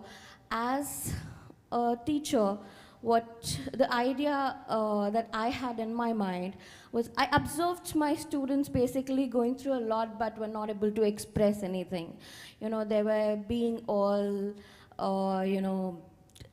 irritated and, not being able to do anything, and they were feeling caged. And that is when I thought of conducting workshops and ice-breaking sessions and brainstorming sessions for them to really understand what they're going through. It's not only about what you design or what you put it on a paper or what you put it in a space. It's also about putting your emotions out, expressing your thoughts, correct? So that is how we kind of related art with interior designing. I would like to give one small example of a workshop that we conducted during pandemic. That was a brainstorming and ice-breaking session where a student was asked to consider any concept, anything, be it an apple or a maple leaf. It could be any vague idea or an abstract idea. And then you need to modify that particular thing. and design a piece of furniture with that. You know, suppose for an example, if you're using the concept of a maple leaf, then what is the shape of the leaf? What are the properties of the leaf? What are the characteristics? What's the color? What's the texture? What's the smell? You understand, you get into depth, you understand the characteristics of a particular thing, and then you try to implement that in your design. And you come up with anything.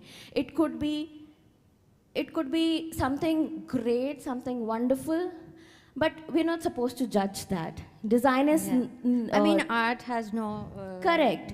Art right or wrong, is right? something which exists. But in using some art and implementing and creating a design, that's where the difference comes. And that is where your ideas come forward. And design, yes, we do differentiate design as a good or a bad one. And how do we judge that? We, as I already mentioned, we follow certain principles to judge that. We don't judge art, but yes, we definitely judge design, whether it is good or bad. Wonderful, wonderful. Thank you, Matthias. Yeah. May I ask you, what was your experience as an author, for example, during the pandemic? Okay, so thank you for asking. I went into my experience as well, and when the pandemic started, and people were freaking out, like what we are going to, how we are going to socialize, and what we are going to do. I was an extrovert. I'm an extroverted introvert. So I was thinking, like, what the hell? I mean, this is the most comfortable zone that I can be in during the pandemic. But a few months passed, and then one learning after another, it became, pandemic was very heavy in the sense that I got connected to my core center. I got connected to my heart. And you know, those learnings, those lessons, and I agree with you, Hajra, that, you know, it was art that connected me to my mental wellness. As an author, my first expression or my first means of communication is through writing, and that's why I always carry a diary with me. So I realized that going back to our personal lives, as for me, like if I talk about myself, I realize there's a lot inside ourselves. There's a lot to be expressed that has been covered with a lot of dust of social noise. So once that social noise was out, it was like getting into what my true self is, and I found out there was a lot that belonged to my genetic heritage or my lineage back. And that was such a beautiful finding, because I didn't think where I belong, what's my culture, what's my language, but then I realized that all the things that I am skilled in come from that things that are inside me. For example, my ancestral lineage is from Pragraj, UP, India. And I realized that, you know, what expressions I have in my life, like interest in literature or interest in politics, they come back from there, from my ancestry. Or the expression of the body, as in doing yoga and mindfulness, they come from there. If we don't sit with ourselves during the pandemic gave us the opportunity to sit with ourselves and think that, you know, where are we heading to? How far do you go back when you mention ancestry? Mm-hmm. How far do you go back when you... I think I got back many thousand years back, maybe, because that's how our genes are. I mean, when we ask questions, we do get answer. As Paulo says, that there is the soul of the world operating somewhere, and you know, we do get answers. So the years that I have spent, my ancestry, everything, we are an expression of that universal consciousness. So that's what my experience was as during the pandemic. Thank you for asking me. Yeah, because in art, when we talk about inspiration and also in learning, if we need to be creative, critically thinking, where does inspiration coming from? Is it from our ancestors, maybe a couple of thousand years back? Or sometimes I really try to think that go back to one's birth and beyond.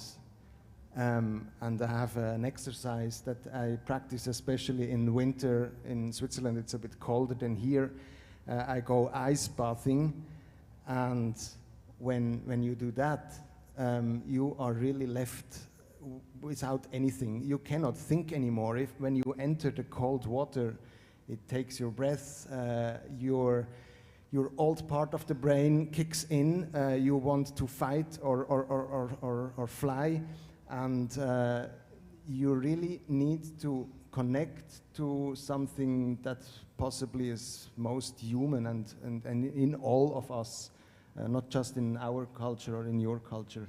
That's the beauty of art, that, you know, it connects us irrespective of cultures, and the place you belong to, it has so much inspiration. I mean, the natural inspiration.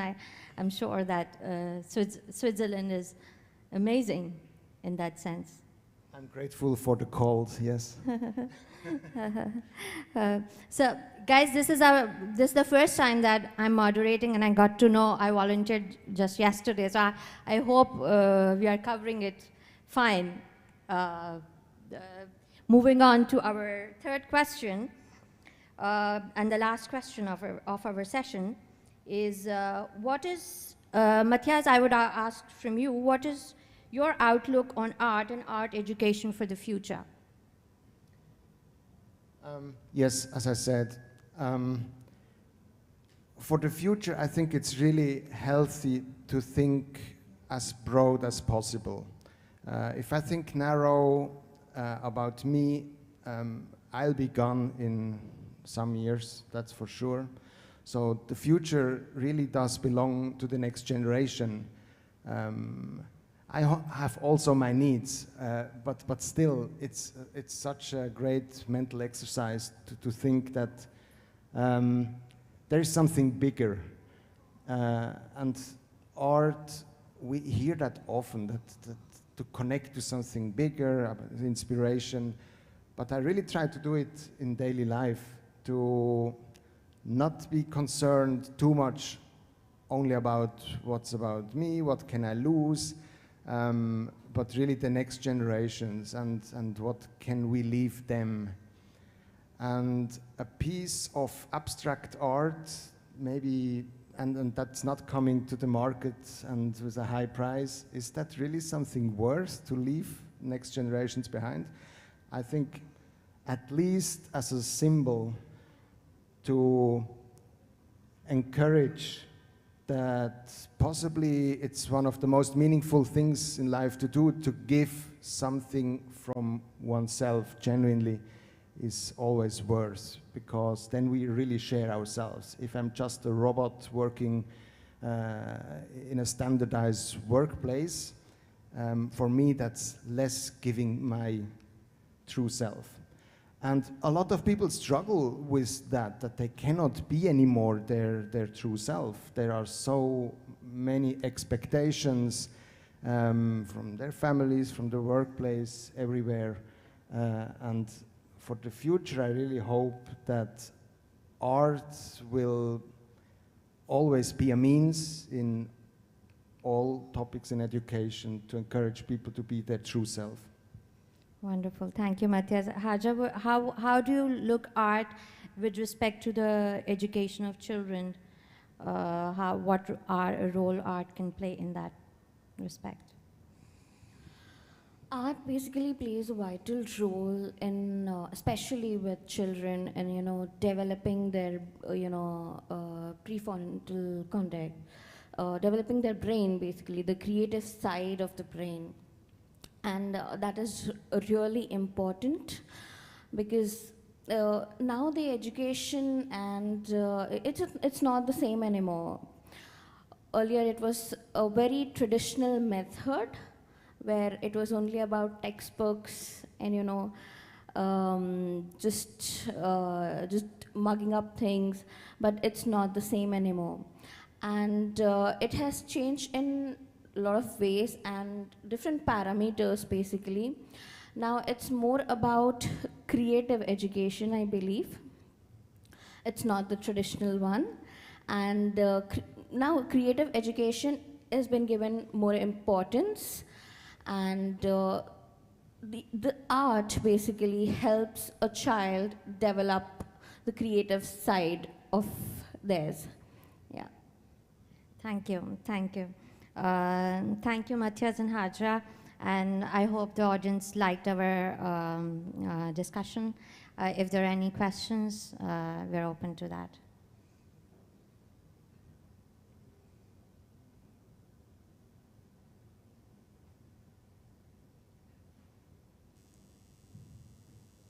Thank you for your presentation. My name is Jean-Charles Caillet. I work in the north of France in university. You talk about the practices of art in order to find the true self. It could be useful for students, also for teachers. What is your opinion concerning the development of skills? Because we know that companies, institutions, the society expect some skills from students, and these skills could be developed by using art in traditional courses. It could be in medicines, it could be whatever the topics. What is your opinion on the powerful of art in order to develop skills? We can call normal skills, I don't know. Thank you. Yeah, thank you. Yeah, would you like to answer? I think art is about courage.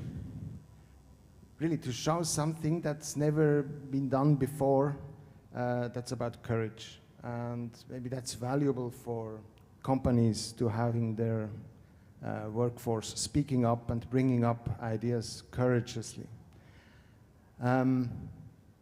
Also, creativity, maybe there is the skills aspect that we can learn about proportions and colors, etc. Even what colors the walls are in a company is influencing strongly the mood of people. These kind of things, of course, but also that they just think out of the box. We hear that a lot, but actually I don't see it so much. And art can really be provocative. Are we allowing our employees to be provocative?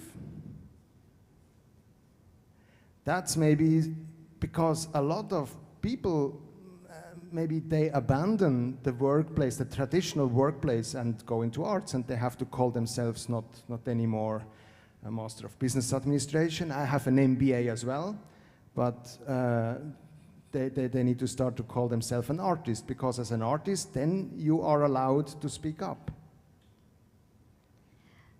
Okay, is there any more questions?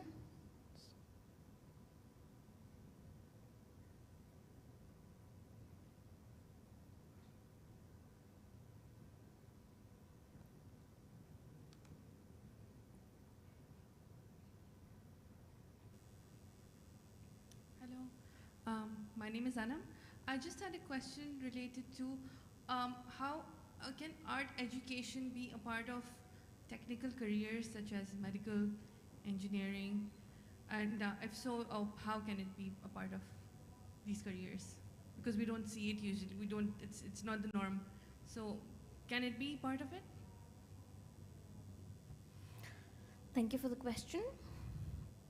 As I've mentioned before, especially designing and interior designing, it's not only about being creative. It's also about problem solving. When we talk about professions like for example, with interior design, we usually associate architecture and civil engineering, and it involves a lot of mathematical calculations as well. So, even in engineering, you apply arts. Arts can be applied in any field, basically, right? So it's not only that you take building blocks like bricks and you just create a structure when you're trying to design or build a building, basically. You also think it from a creative aspect. Suppose, for an example, when you're designing a space, when you're creating a space for your client, it's about his personality. It's about the emotion that you're portraying. The moment you enter a house, maybe it belongs to a musician, and the moment you enter a space, you understand that, this person is maybe a creative person which has a connection with music. That is how art is involved. It reflects one's personality. I hope that answers your question. Thank you. Thank you, Haja, for answering the question. Is there one? Yeah, yes. Yes, Jackie.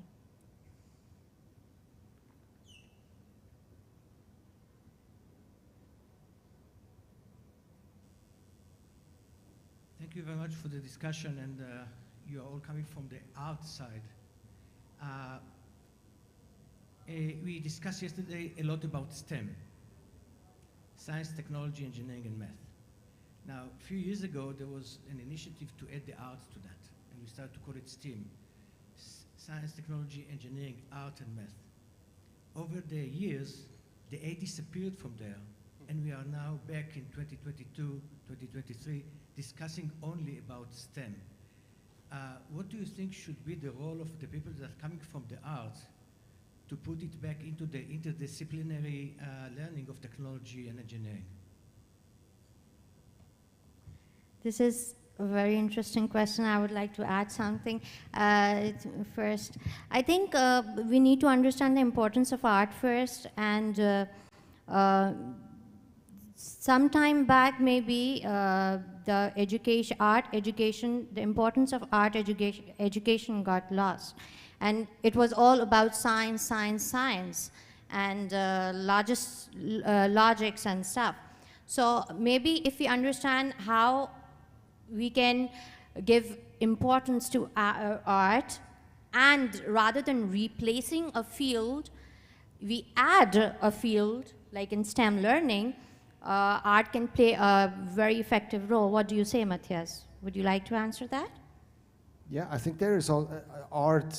When I think about painting, it's with a brush, the kind of traditional, but there's also new technology used, of course, for art. So when I work with my students, we have iPads and we have the design and drawing applications. And yeah, maybe it could also go behind how to design this kind of programs. Yeah. Thank you, thank you. Haja, would you like to? I feel, it's not only about focusing on one thing. I believe that, proper blend of different parameters and aspects would give a wonderful outcome. Like combining technology with art, as Matthias have mentioned. Now we have a lot of technologies coming up for art to, express. Thank you. Thank you, Matthias and Hajra, for this wonderful discussion. I hope the audience liked it. And thank you, Education 2.0, for organizing this event, bringing us together and encouraging diversity. Thanks a lot. Thank you. Thank you very much, everyone. Please put your hands together once again for our panel.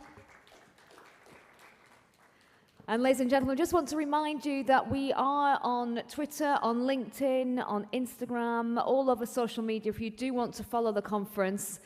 And then you can see what everybody else is up to, what everybody else is thinking. And of course, you can be connecting with each other on LinkedIn as well, because it's all about the networking over the next 3 days as well, as you know. So we're going to move on now. And it's a brave new world for Edtech investments. And I know that there's many Edtech entrepreneurs here today. And this next session is all about Edtech investments and dynamics at play. So please join me as I welcome Shashank Kapoor, who is Director at Cypher Learning, to introduce to us our panelists for our next panel discussion. And they'll be discussing the topic Edtech investments on the rise and what's driving the boom? So a round of applause, please, everyone.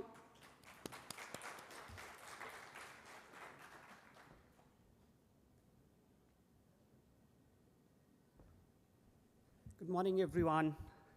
Hope you guys enjoyed the fireside chat. It was wonderful listening to you guys there. Now, moving ahead, I'll just take 4 words from there, the fire. Let's put some fire into the edtech side as well.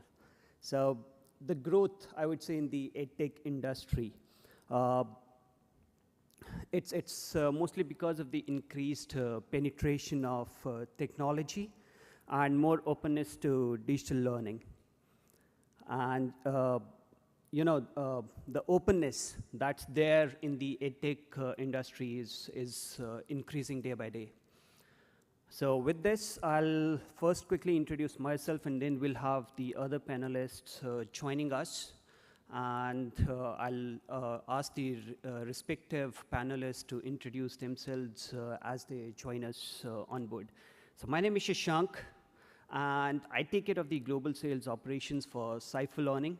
And Cypher Learning is an e-learning company, and we specialize in providing e-learning platforms for schools, universities, and individuals around the world.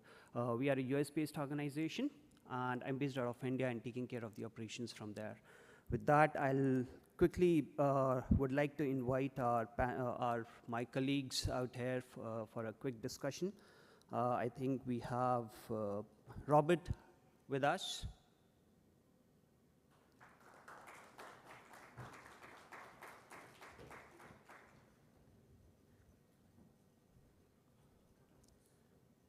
Dr. Majdal.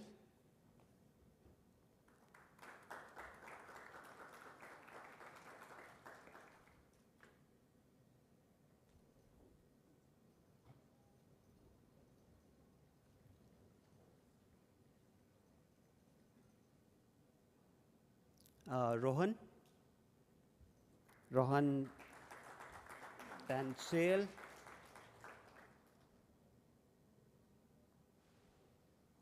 Ilse de la Cruz.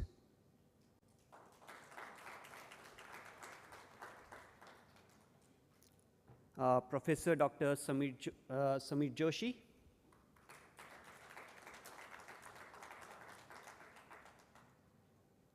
And we have Dr. Vivek Mohan.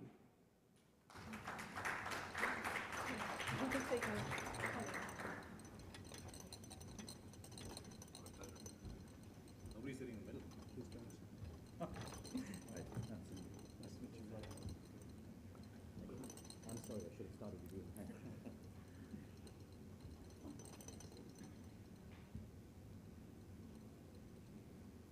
guys good? Yeah, I'm all right.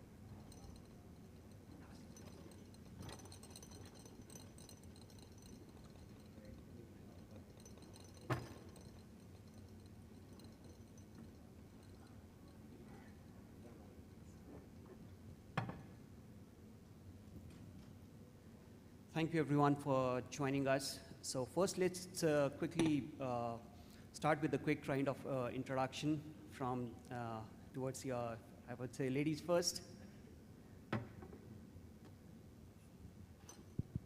It's already. So, hello, everybody. Good morning. My name is Ilse de la Cruz Gomez, and I'm honored to be here to discuss about this topic. As for myself, I have more than a decade of experience in the corporate learning area. That means I've been working in the corporate field for already, as mentioned, more than 10 years, and in different countries as well. So I've been already having experiences in China to work there, also in the US, and Mexico, where I originally come from, and also in Germany, where I live. And for me, it's very important to have this interconnection about education, which is very important for the growth of the community and the human being, and also how we can have this intersection to technology, because it's something that we are living, and this is also my field of expertise. In addition, I'm also a certified strengths coach and I have gained many coaching certificates also in Switzerland and other countries as well. So thank you. Thank you. Hey, good morning. My name is Rohan Tangsade. I'm from India. To give my brief introduction, I was certified as Asia's 4th best innovator for the year 2013-14 by Global Entrepreneurs Association based at US. Currently, I run few companies. One of them is dealing in learning and development. So I had initially bootstrapped that company, and I'm very glad to let you know all that currently we are catering not only to India, but to 28 plus foreign countries with our different services. We do undertake big corporate training assignments, big educational institutions, and we have been growing very rampantly, and it will be my pleasure and honor to share the dais with you all and interact on the given topic. Thank you. Thank you. Hi, my name is Rob Sabo. I'm the Vice President of Learning Sciences at a company called LearnShip. We were founded in 2008 in Cologne, Germany, and we acquired Global English, which had previously belonged to Pearson. In 2019, they were based in San Francisco. At the moment, we're doing the post-acquisition integration. My background is adult education and applied linguistics, and I'm involved in product development and pre-sales. So this is something that was happening just before the pandemic hit, and I've had a bit of experience in the global implications for remote corporate training as a result. Thanks. Thank you. Right, I'm Samir Joshi. It's a pleasure to be here. Thank you. I have a bit of a diverse background, so I'll touch upon a few things. I spent most of my adult life in the corporate world. I was a business level CEO at one of Germany's biggest companies, Siemens, heading various businesses there. I went on then to become an entrepreneur, which was by design. I always wanted to become one. I founded 2 companies, one after the other, and both of them are, businesses that do good service to technology and also the environment today. So both startup companies that have grown over the time. One of them is a software company also involved in Edtech platforms, so making this panel very relevant and the whole topic as well. I'm participating in the conference in yet another avatar of mine, which is that I'm also a full professor at one of Germany's largest universities, at the International University of Applied Sciences. Probably not all that well known, but over 100,000 registered students from 170 countries, making it a very big and solid institution. That's the capacity I'm here today, participating in this conference in my educational avatar. Okay, I'm looking forward to the discussion. Thank you. Thank you. Hello everyone, this is Dr. Majd Al-Qahtani. I'm from Saudi Arabia. I'm a professor of industrial engineering at King Saud University. Also, I'm the vice president of the innovation unit at the university, and also I'm board member of the Data Science Association at the Kingdom. And also I'm AI consultant in private and governmental entities in the Kingdom. So I think the panel topic will be very interesting, which is about we are going to look at the Edtech from the investment point of view. So what are the driving factors that make those investment or is very tempting, and what are the outcome of this investment, and we are going to address also the supply and demand in the sector. So yes, thank you for the invitation, and we wish to be we wish the discussion will be very interesting. Thank you. Hi, sorry I had to keep you guys waiting. I'm just recovering from a fracture, so I can only move at a deadly pace right now. I'm Dr. Vivek. I'm the Dean of Executive Education for the Executive Education Colleges within Westford Education Group. We serve the working professionals around the globe with about 25 university and awarding body partnerships from around the globe, and we have recently reached up to more than 100 countries in the online learning sphere. It's a pleasure to be here. Thanks for the invite. So I've been in the Edtech sphere for a little over a decade. I started out as an academic. I've worked as a faculty in, prior to coming to UAE, I was at Leeds and Sheffield in the UK. Afterwards, I got into online learning with Westford Group, and over the past few years, I've been fortunate enough to oversee the Edtech developments within our group and the online learning initiatives that we've been able to, do within the sphere, and honored to be part of the panel and looking forward to the discussion. Thank you very much.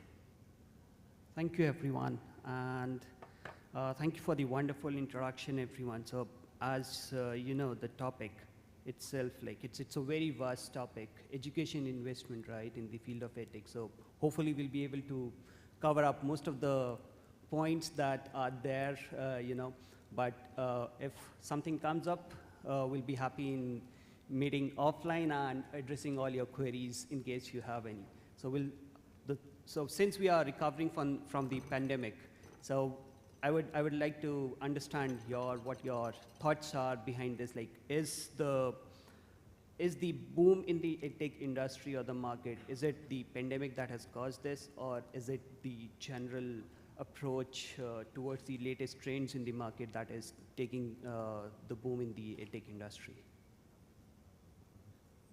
If I could perhaps say something. Yeah. All of the investors I've ever spoken to are looking for basically two things. So the one is they're looking for scale. So that they want to make an investment and they want to see it grow. And the second thing they're looking for is profit, right? Like either in the short, medium, or long term. You can talk about what strategy is better.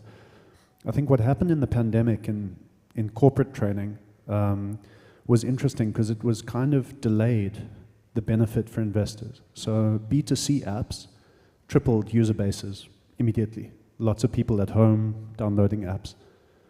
For B2C, in some cases, 30 to 40% of revenue disappeared overnight in March 2020. But in 21, when the new tenders came out, they were much bigger and they were much broader in terms of what people were looking for digital training from corporations. So I think there was a delayed effect, and I think that's causally directly related to the pandemic. Yeah. Yes. So, I mean, it's very known that we have this type of technology already for over decades. So, in my experience, I'm also involved in the corporate learning. So, before the pandemic, I had a lot of work to do in terms of the acceptance of this type of technologies, even like basic technologies like online learning or web-based trainings, because leaders and decision makers were not convinced of the effectiveness of these technologies. So before the pandemic, what I experienced is that it was a lot of, like try to convince them to use them and try it out. And when the pandemic hit, somehow they remember, oh, this lady talked to me about this online learning, so maybe we will give it a shot. So the demand increased, but the technologies have been there for a long time. Yes, please. From my perspective, if we sincerely think about investors' perspective during and after pandemic, what has changed is, I think the interest has shifted more into new age economy style businesses rather than old age economy size one. 4 or 5 days back, I was delivering a training session in a big corporate in India, which happens to be perhaps the #1 player in cement. So when I interact with people and when I deliver training sessions, what I find the basic difference is the old age economy businesses have transformed or have been compelled to transform themselves more into economics of scale business. Their margins have reduced. Second, they are asset heavy businesses. As compared to that, businesses like Edtech are, in my opinion, asset light businesses. It is relatively easy to scale them up. And third, from an investor's perspective, the beta which they wish to generate is necessarily into these kind of businesses nowadays. So if we talk about our personal experiences, as we deliver trainings, we do conduct a psychology office as well. So how we transformed ourselves during the pandemic using technologies, perhaps the biggest satisfaction of doing an ethical business in my life till now has been that our team along with me have been able to save lives of 70 plus COVID patients. We were dealing with various big hospitals and we were able to bring them out from the ICU. So I think it wouldn't have been possible to do this one parallelly without the help of technology. Agree. Yes, please. Yes. Take this. Okay. Okay. So I think we all agree the technology it's there from a long time. So, but the thing is, what happened is something happened is abnormal, which is the epidemic. So this is, I think, is something people they feel there is it's abnormal thing, and we don't know when it's gonna end, and everything is shut down, and this is bring people to believe in the technology, and at that time, the people looking or the way they look at the investment at technology, it has changed dramatically. And this is accelerate the investment round. And this is what I believe not only in the Saudi Arabia, but also in other countries, it's in global. So usually like when we look at those things, we link it with the history. So so when we look at different field, when was the main development of those fields, different science, history, science, technology, whatever. So we can see the World War II is the peak. So people, they start to have more investment in the technology. So we can see there was acceleration of most of the science at that time. Why it happens? Because of the need. So they feel the one who has the more advanced like weapon at that time, then they will have more competitive advantage to win. So this is now is what happening. So there is an epidemic happened, and people they feel we lose the competitive advantage. Now we need to be or to have this kind of advanced technology to be or to lead in this market, or to have a better profit margin or whatever. So usually this is what make people try to change their mind. If something happen and they motivate their like thinking, also they help them to change their direction. Hi, thank you. I think that the Edtech investments is not just a knee-jerk reaction to the pandemic. I believe that it has been organic. However, the pandemic has definitely acted as a catalyst. Just to give an example, I think it was reported that in the US alone, the Edtech investments amounted to 11 billion or something like that over the past year. That's a staggering figure. Back in 2012, when we brought in our first transnational partnership with University of Wolverhampton, it was a conservative partnership. We had a challenging time convincing students that this is a legit portal and it works, because people couldn't believe that you could actually, learn an entire program learn an entire program online, right? So I've always believed that it has been organic. However, I think close to 2020 personal experience, our organization had a reach of 59 countries, and 2022, boom, we have 100 countries. So definitely we have benefited from that. So it has been organic. However, the pandemic has acted as a catalyst for sure.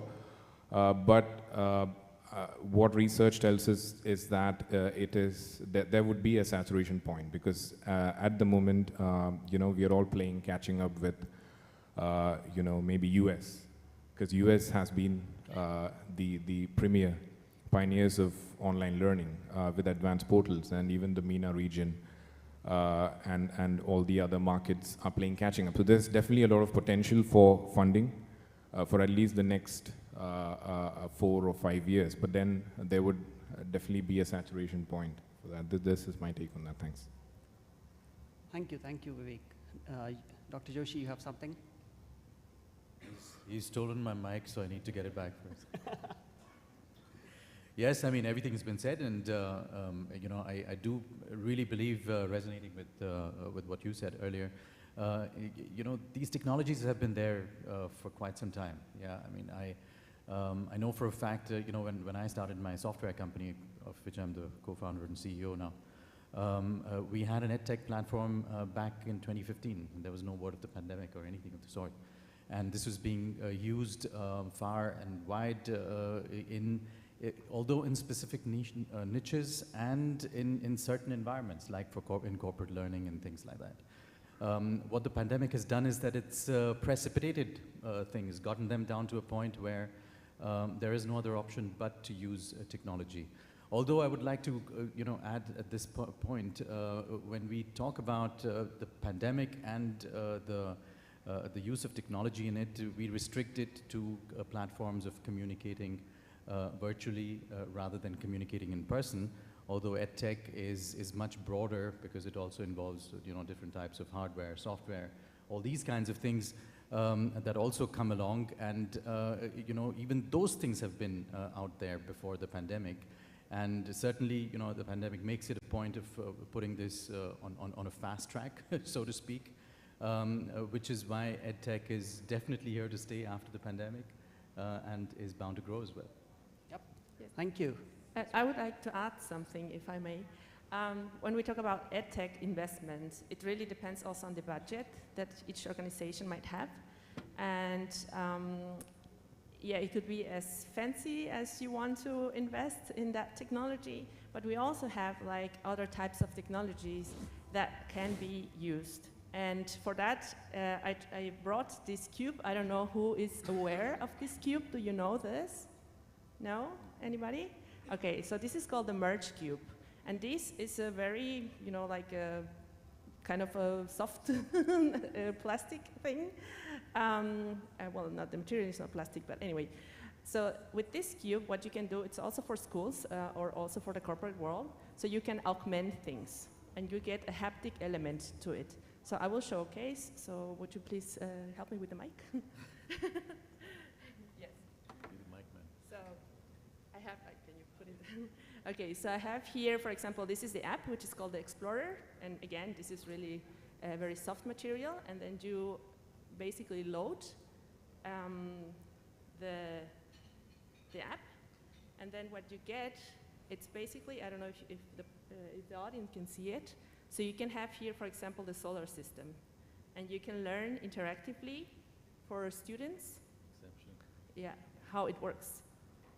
And what I'm trying to showcase here is that it doesn't have to be huge amounts of investment to make the experience of learning a different one. Thank you, thank you. This looks incredible.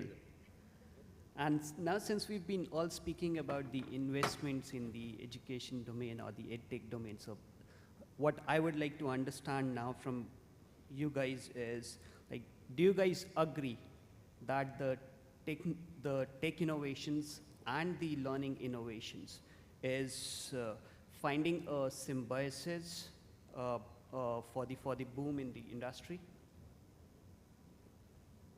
Like what would you say in terms of the relationship between the learning innovations and the technology innovations? I think we should look at it from 3 different perspectives. The first is an investor's perspective. So since we are discussing investments, my key focus would be from investment perspective only. As far as I can say, things like artificial intelligence, data mining, UI, UX, and related things. There is a skill shortage in market. So as a business owner or as someone who is running business, part of our profit is also going into retaining the talent. So that is necessarily eating up into margins.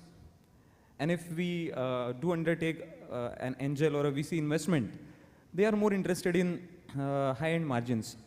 So as someone who spearheads businesses, it is definitely a challenge first. Now let us think from a perspective of a business person. I personally think that whatever is happening for good, but there are certain cons or challenges in it. First is the cost of acquiring the customer. The cost of acquiring a customer relatively today is high, and that is making a negative impact on the unit economics of business. So we need to do certain work over there. And third, definitely, I agree with you that it is in sync with the growth of the industry. Every industry is bound to have its own challenges, but gradually they will overcome it. Okay. Awesome, thank you. So I would like to add another question to this, the entire discussion question that we have. So just to, with the I would say the learning innovations, technology innovation merge, I would say we still have untapped opportunities in the market where the investors can go into the investment sphere in the edtech industry. Yeah, I think so. But just to add to what my colleague was saying, I think one of the major challenges is if you look at the ROIs, edtech investments would have to operate on mostly on an economies of scale model, you know. So I think when you talk about the symbiosis, it has to do with maybe what's next, or what can your edtech platform do different from the existing platforms, and how can it add value to the learner. To answer your question, I think this is my take on it. Maybe in a decade, as I did mention before, there's still a lot to catch up. But then with the advent of VR and all that, earlier I was hearing a keynote speech and we were talking about science labs for the challenges. And I think that would also be sorted with VR in the next 10 years. So we'll be in a completely a complete platform with a perfect symbiosis. However, what I feel is after a certain point, edtech companies would have to go back to the basics. Edtech companies would definitely, after a certain point, get into a conservative mode of funding. And you would probably have to, reach out to public institutions because basic economics is that, you have educated labor, then you have productivity and GDP. So that's how countries work, sorry. So this happened with Microsoft as well. After a certain point, then they had to reach out to public schools, and, public schools and governments had to fund, and they had to have that niche and that kind of segment. So I really feel that probably the final step would be to reach out to the public sector to bring in more learners, and to have that kind of a funding for that, which would, I don't know, maybe the direction that we might take. But yeah, we'll have to wait and see. Thanks. Yeah, I think we also need to make a step back, and we as educators and instructors, we also need to understand what technologies we have available. And maybe this is something that maybe not all of us are so aware, but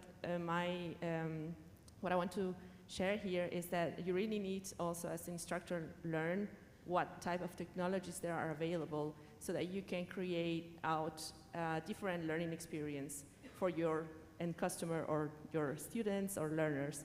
So based on that, then you can make a best analysis of what kind of infrastructure your organization has, and not just use technology for the sake of using technology, but use technology really to create a different learning experience.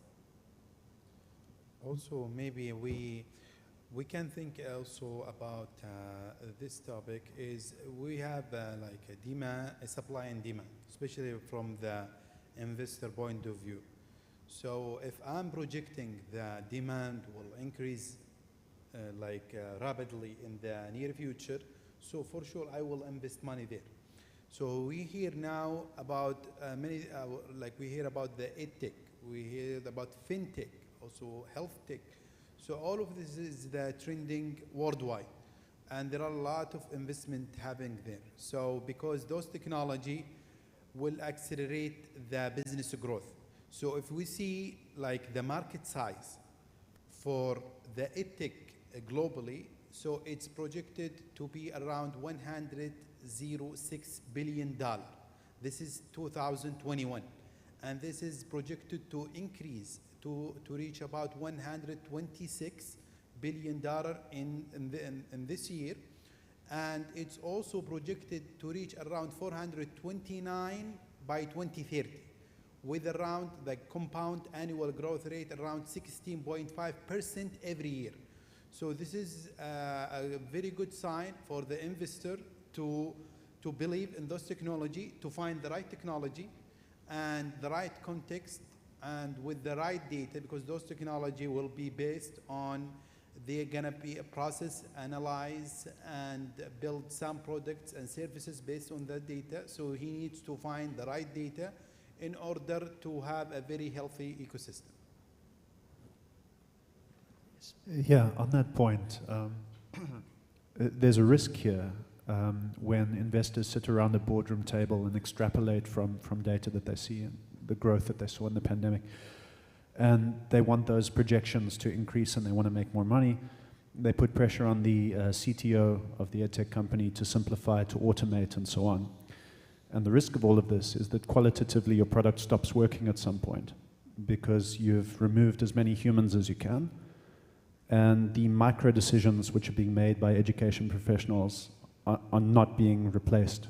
But you've got the scale, but you're not doing anything with the scale anymore, and your projections don't materialize.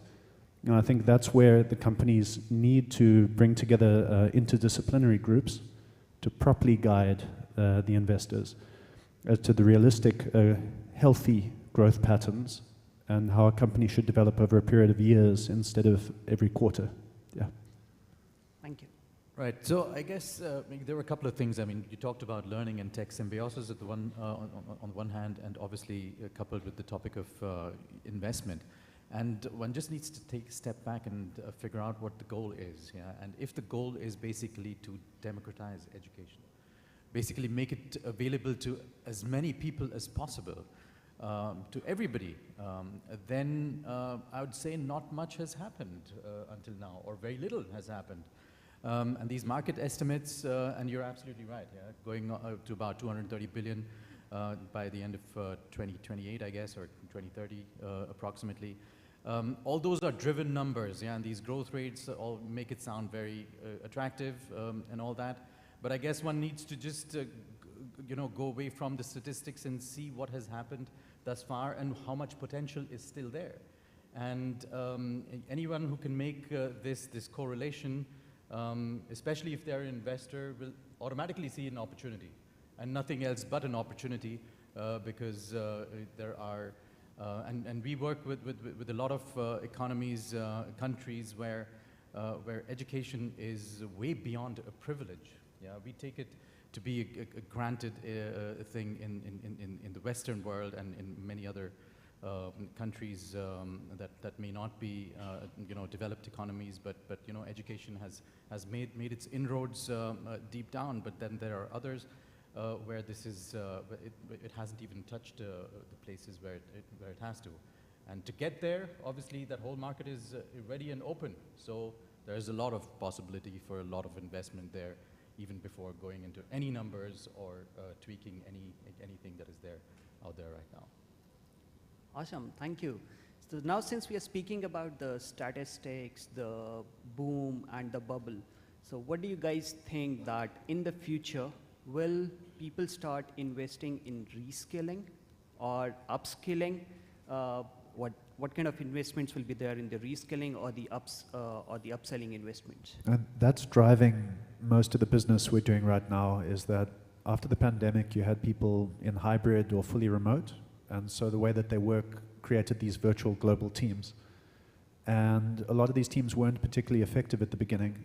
So a lot of these projects, people have never met each other, but that's their team.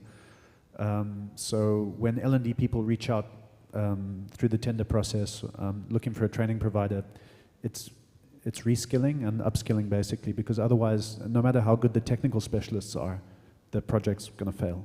So, yeah. Thank you. Yeah, go ahead. So definitely this is something that I can also observe from the corporate world. So this is, both are really high in demand.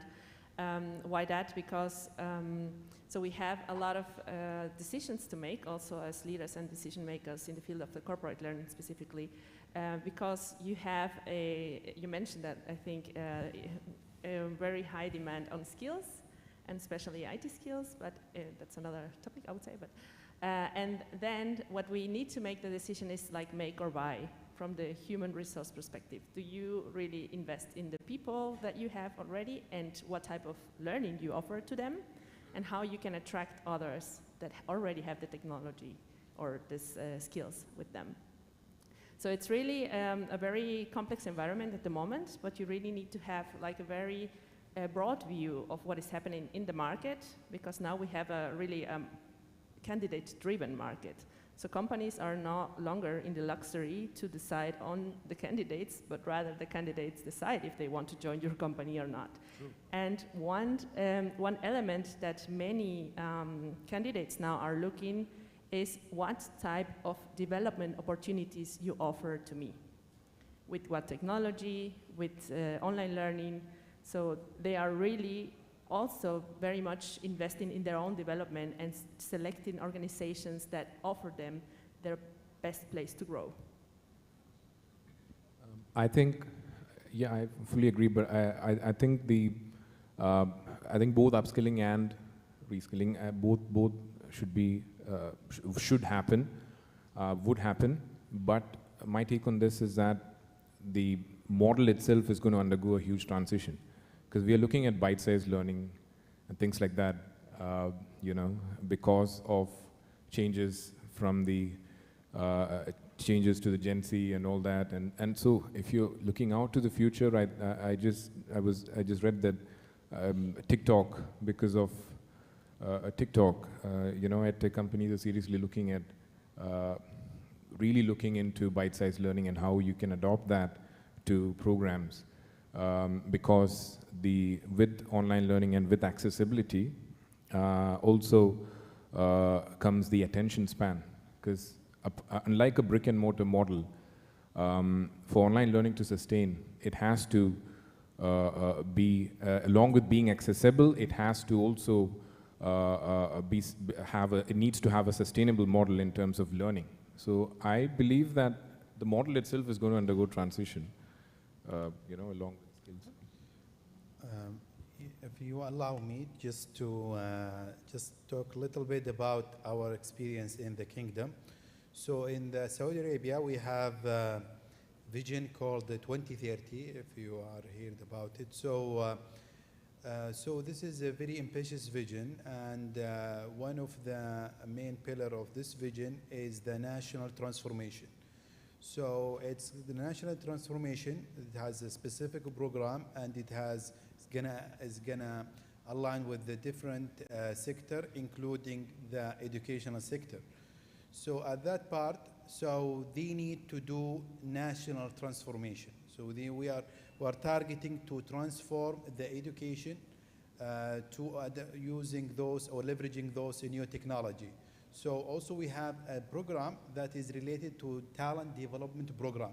So this is related to upskilling and reskilling the existing employee, students, and also leaders to make sure they are fit with this vision. So we have different initiatives that aims to build, or its aims to promote and accelerate different sectors, including the education. And so to achieve that, so we need to change the equation. We need to prepare people, prepare students, employees to be ready for that, to make that such a change. Even I would like to add few points in this. What we see in our practical experiences is we all need to learn the art of learning, de-learning and relearning. Why that has become a necessity? Because almost every sector is facing disruptions. We deliver training sessions at power plants, so the conventional thermal-based power plants used to produce power something around, I'm talking in Indian perspective, something around 4.5 rupees. Now with the advent of solar power plants, the cost has reduced to 2 rupees 20 paisa. We deliver trainings to big automobile companies. So just take a simple example. A conventional two-wheeler, which an average Indian used to ride, used to have at least 2,500 small and big components inside it. Now what we deliver trainings on electric vehicles and all, so it is an entire vehicle is going to have only 800 components. I can give you countless examples in the same. And second, the average product cycle of average businesses have significantly reduced. In certain industries, 20 years back, it used to be something around about 12 years to 14 years. Now we see with our clients and in general, the average product cycle has reduced to 7 years, 5 years. So even we as business promoters need to go back, learn, relearn and de-learn. That is what I feel. Right. Okay, so you talked about reskilling and upskilling, and that is in the nature of things, you know, whenever technology is introduced into the play, and as technology grows, one needs to grow along with it, yeah, and also the people are involved in it. So, you know, in earlier days, we used to be learning how to operate fax machines. Nobody even maybe in the room knows about, very few people might be knowing about it, or telex machines. Now we use computers or smartphones, yeah, so that's just an example of how technology basically changes the paradigm and keeps changing it all the time. And Edtech and technology in education is no exception. So that's going on all the time and will continue to go on and get more and more dramatic. I guess the point to look at over here is, you know, and when you introduce technology, then, you know, into this very potential cocktail, you just also throw some AI into it. Shaken, not stirred, by the way. So, you know, the whole thing becomes even more interesting, right? You know, now you're talking about things like adaptive learning, and the academician or the teacher sitting behind the system designing the program has to not just reskill but also upskill themselves, right? Because they are not interacting with the student directly, but the program that they are putting together or having put together through a developer, hopefully a company like ours, which will help out, basically would require them to upskill enormously and to think about many more alternatives which they could easily come to in a one-on-one interaction, which would be live. They would have to come to that, but now they're not live in front of the students, and the student is making those mistakes or going through their learning experience, and the computer, the program needs to adapt to that. So there is a lot more onus that comes on to the teacher of thinking about a lot more scenarios, and in the process of that, they not just reskill but also upskill themselves. Yes, and I will also add on that note, because maybe many of you know that skill life expectancy in the past it was around 30 years, so you learned something in an apprenticeship program and then you could live out of that.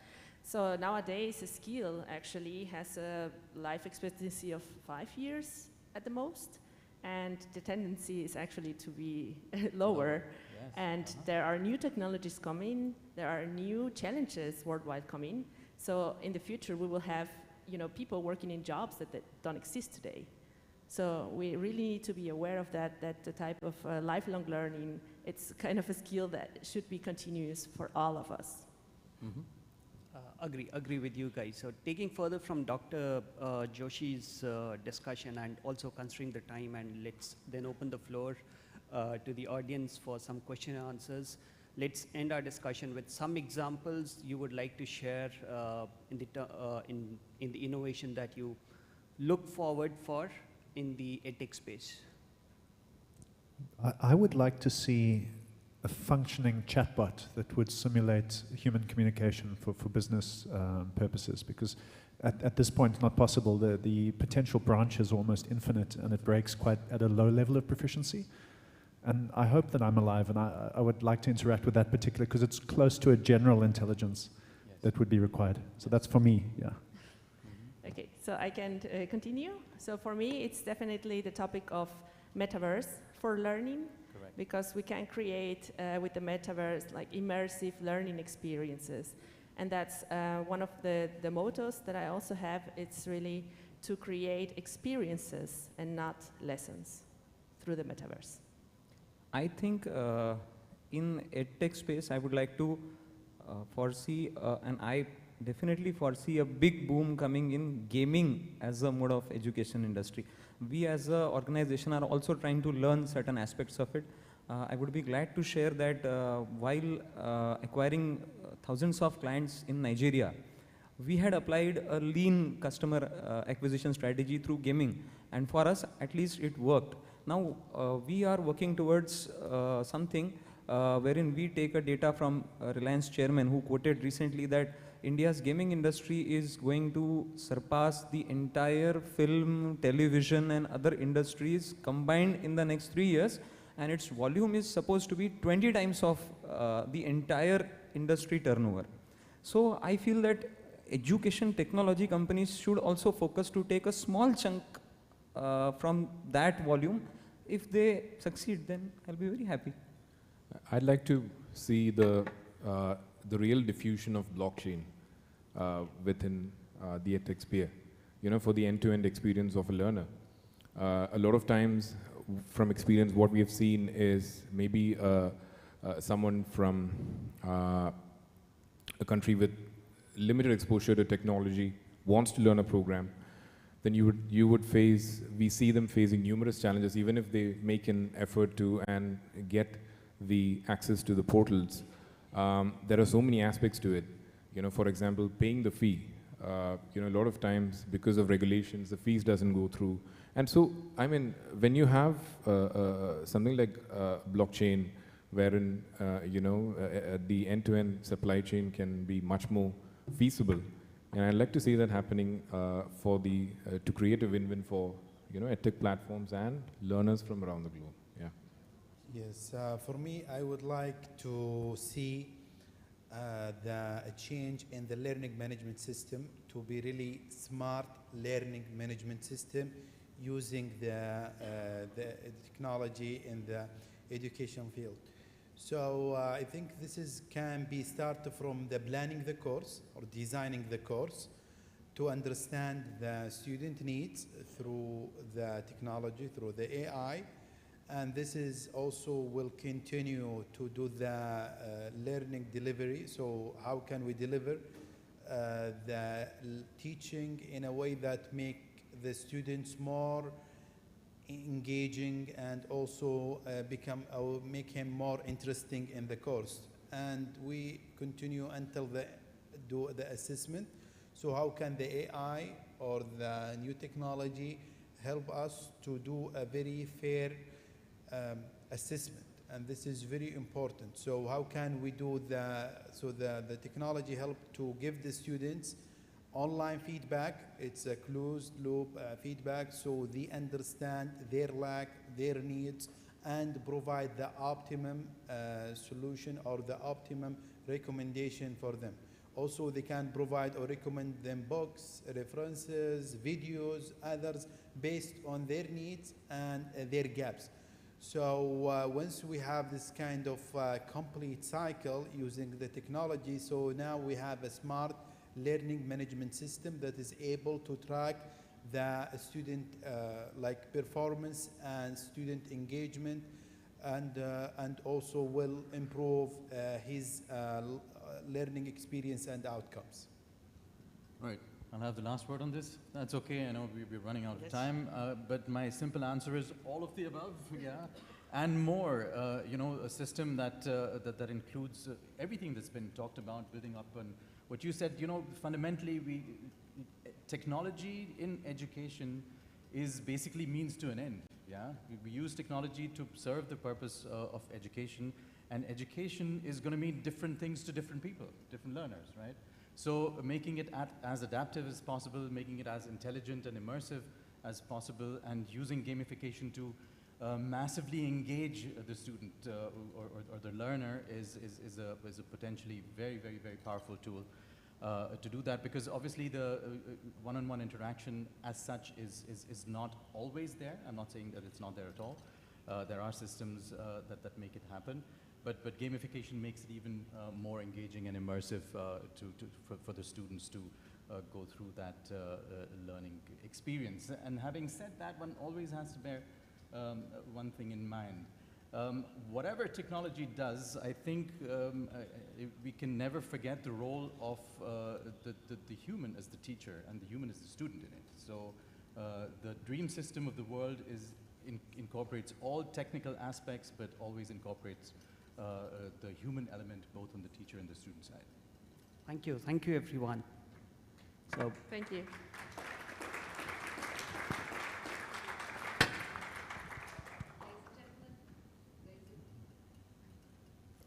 Ladies and gentlemen, please put your hands together for our panelists. Another amazing panel discussion.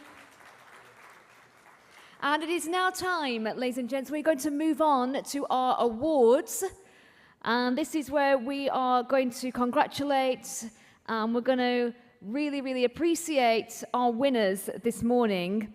Before I announce the award winners, ladies and gents, I'm going to let you into a little secret. We have a little competition going on at the moment between the ballrooms. You know, there's different conferences happening. We've been told we have to get down to the promenade section to have the big group photograph again. We're in a little bit of a race against time here. So we want the education conference to get down there all together. So can you all promise me that you're all going to come for the picture? Thank you so much. Because we are the best conference room here, aren't we? Thank you. I shouldn't really have told you that, but I thought it might work if I tell you that we're in competition. All the MCs, we're going to try and get as many of us together from our conference room. So let us move on to our award winners, ladies and gents. The Education 2.0 conference takes great delight in recognizing the outstanding work of a select group of dedicated teachers, entrepreneurs, and EdTech enthusiasts on its international platform. So these are the Outstanding Leadership Award winners. Could we please put our hands together as we welcome to the stage, first of all, Manan Dixit. He's going to be presenting the awards this morning. So a round of applause for Manan, everyone.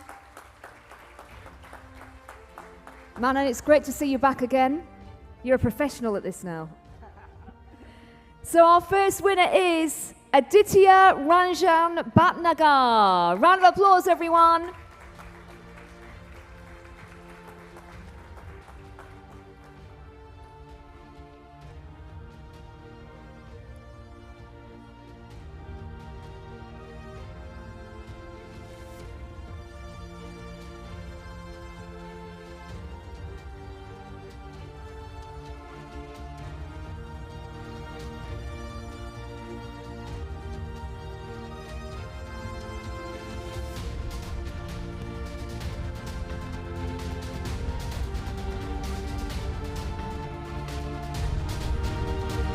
And our next winner, Amali Jayasingh.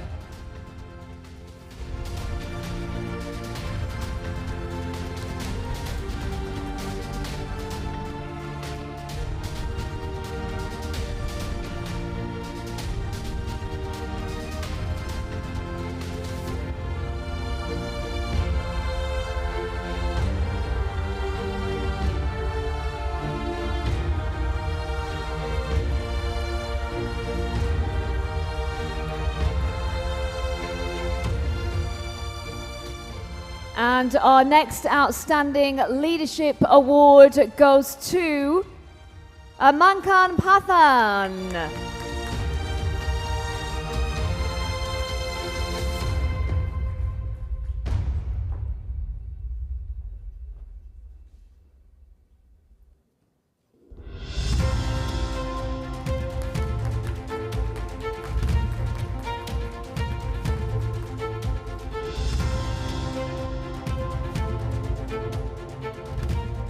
And please keep the applause going, ladies and gentlemen. Our next winner, Dr. Anthony Luis Piriakuma Douglas. Round of applause.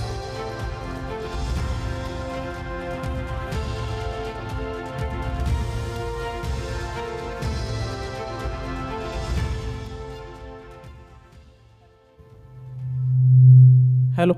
Yeah. My name is Aman Khan. I am a 22 years engineer dynamic standing in the education conference. So this award is not for just the leadership, but the team that believed in me. Special thanks to my family and friends who made me do it here. So I just share in 10 seconds. I started as one student in the engineering campus who didn't get the entrepreneurship subject. So I tried to set an example by starting a startup. So before graduating from my institute, I was providing the job without getting with the placements. So that was the journey I started. If you can't bring the change, you can be the change. Definitely this is the end of the year, but beginning of new era. I am Aman Khan Pathan from Maharashtra, India. Jai Hind, Jai Maharashtra. Thank you. And please put your hands together, ladies and gentlemen, for our next winner, Dr. Anthony Luis Piriakuma Douglas.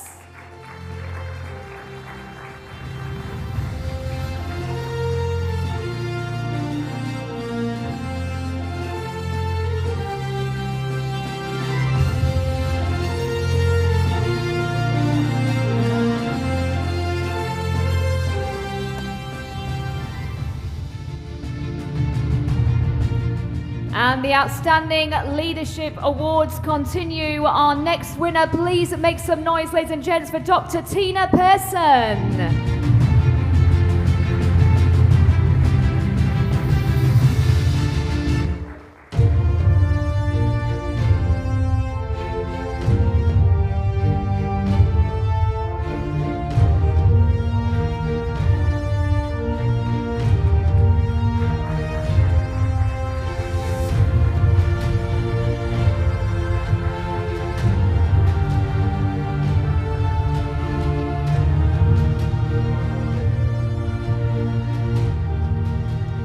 Ladies and gentlemen, please put your hands together for our next winner this morning, Hajira Siddiqa.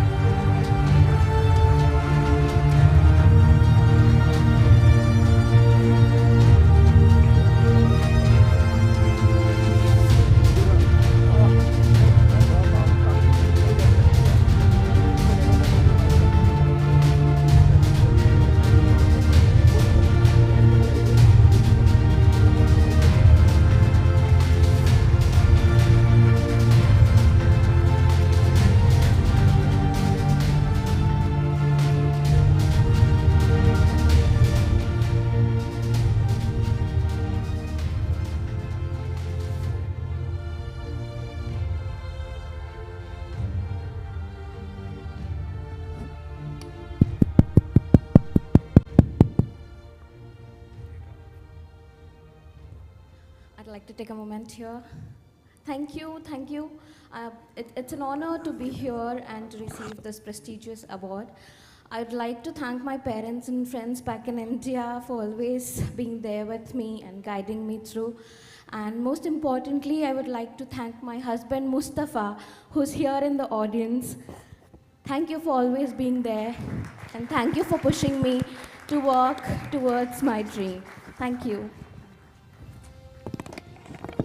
And the winner of the Outstanding Leadership Award, next up, please make some noise, everybody, for Bilal Shamaut.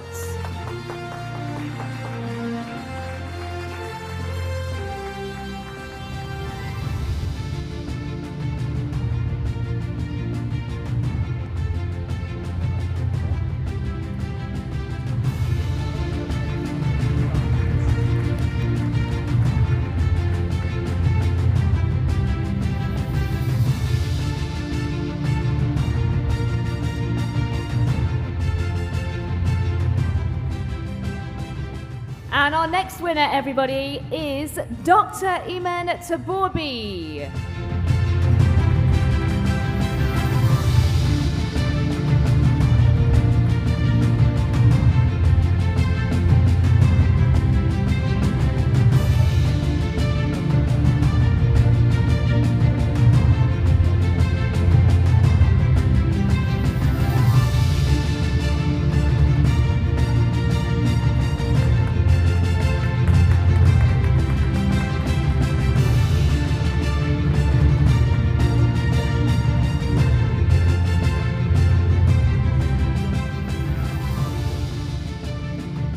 And please keep your applause going, ladies and gents, for the next winner is Shashank Kapoor.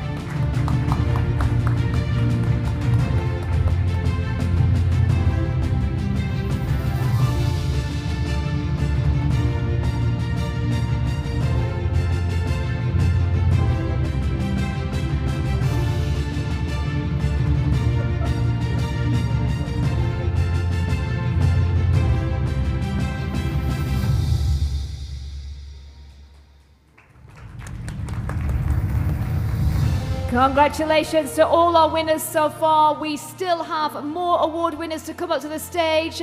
The next Outstanding Leadership Award goes to Tina Thorner.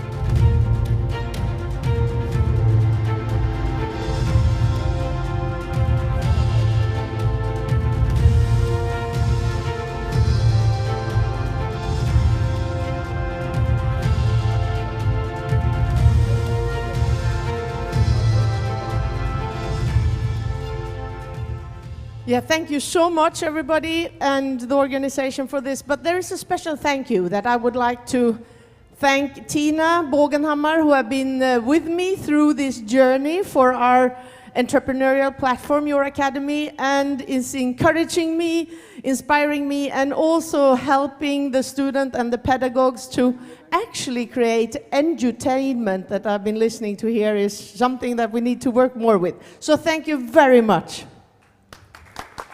Thank you. Thank you, Tina. Our next award, ladies and gentlemen, is for Outstanding Organisation. Please, could you put your hands together for Kijana?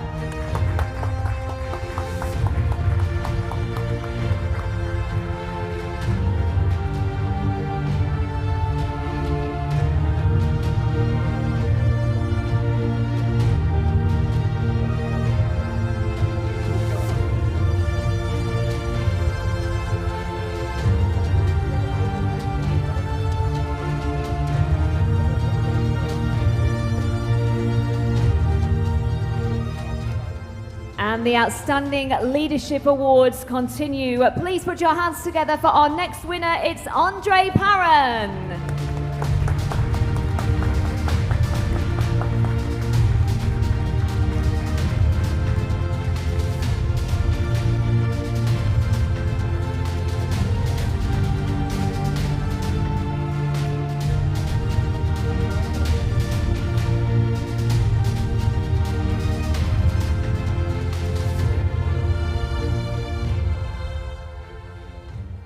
Hello, everybody. Thank you for having me in the beautiful city of Dubai and this beautiful congress, and to let me talk about creating awareness for autism, for students with autism all around the world. So we only can do this together. Thank you.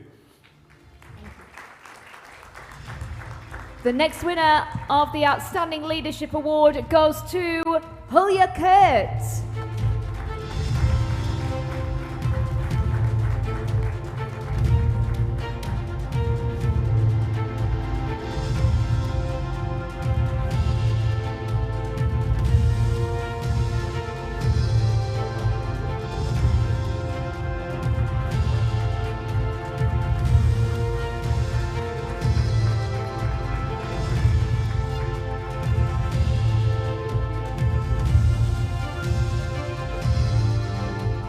Congratulations to our winners so far. Let's move along with our awards now. Outstanding Leadership Award goes to Dr. Milad Sabali.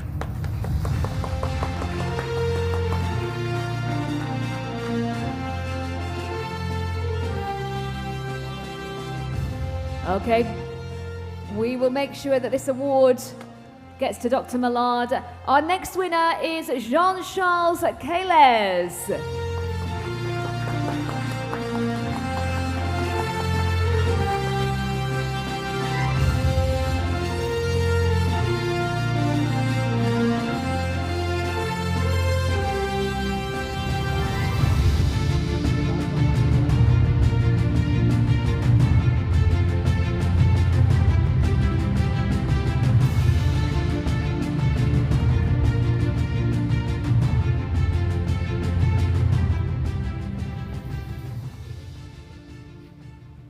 So I would like to thank the committee and especially my students, because I know why I'm here, because I'm a very strange professor. In fact, if you visit me in the north of France, in my classroom there is only one student, me, and I have 80 professors. So they do the classroom for me, and we change all this upside down. So I explain them that the best way to learn is to teach. So I'm the only one student in my classroom, and for that I thank again all my students. This prize is for them. Thank you. And please keep your applause going, ladies and gentlemen, for the next winner. It's Dr. Dalla Farag.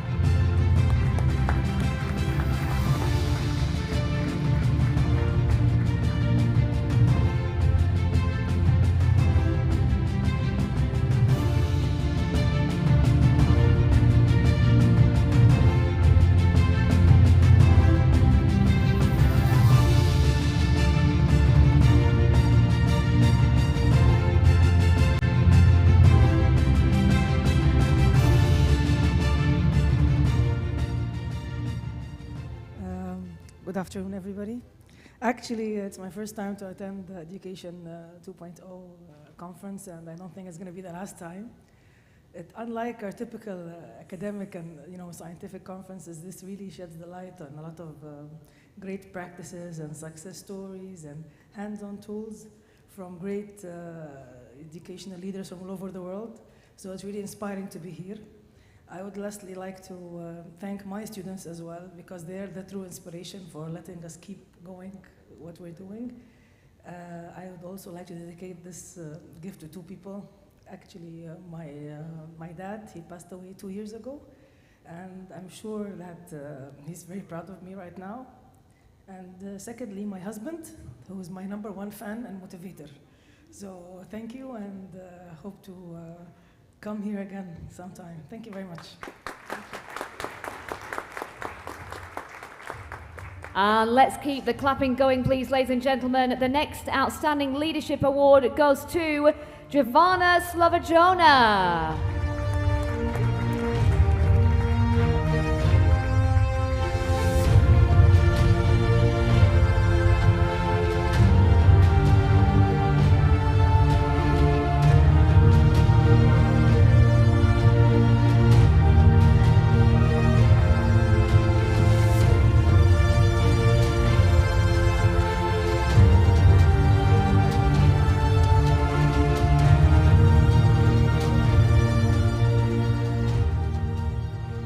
And the next award, the Outstanding Organisation Award, goes to Exceed College.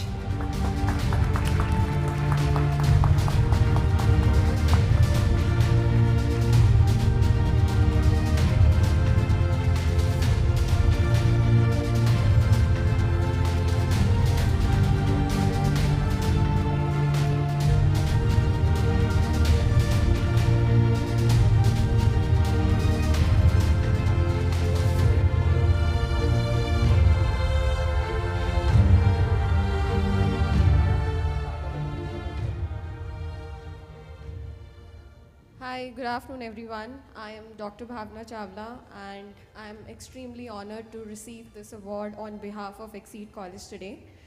I will take a moment to tell you a little bit about Exceed College. So Exceed College was envisioned in 2016, and it is the most prestigious and fastest growing brand of Westward Education Group. We provide top-rated online education, and our belief is that everybody has a right to education. So we have partnered with top-ranked international universities to provide the most affordable education to the masses. And lastly, I would like to thank Mr. Samras, who is the CEO, founder of Exceed College, and co-founder of Westward Education Group, to provide me this opportunity to represent Exceed College and receive this prestigious award on this public platform. Thank you so much. Thank you. And the next Outstanding Leadership Award, ladies and gentlemen, please put your hands together for Yoshifumi Komasa.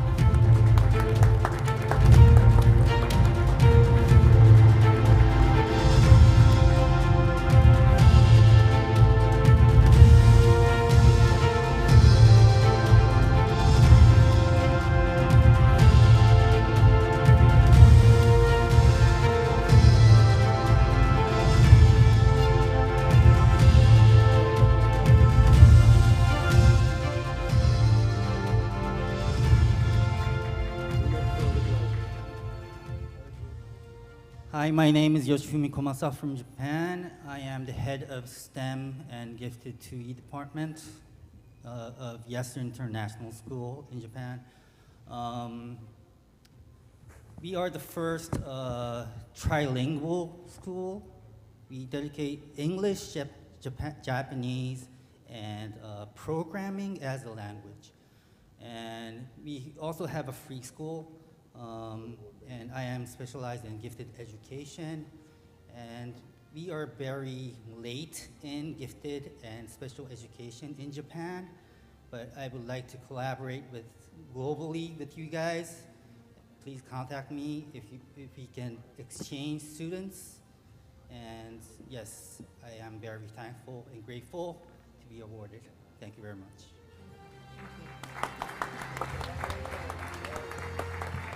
And the next Outstanding Organization Award goes to Edtech.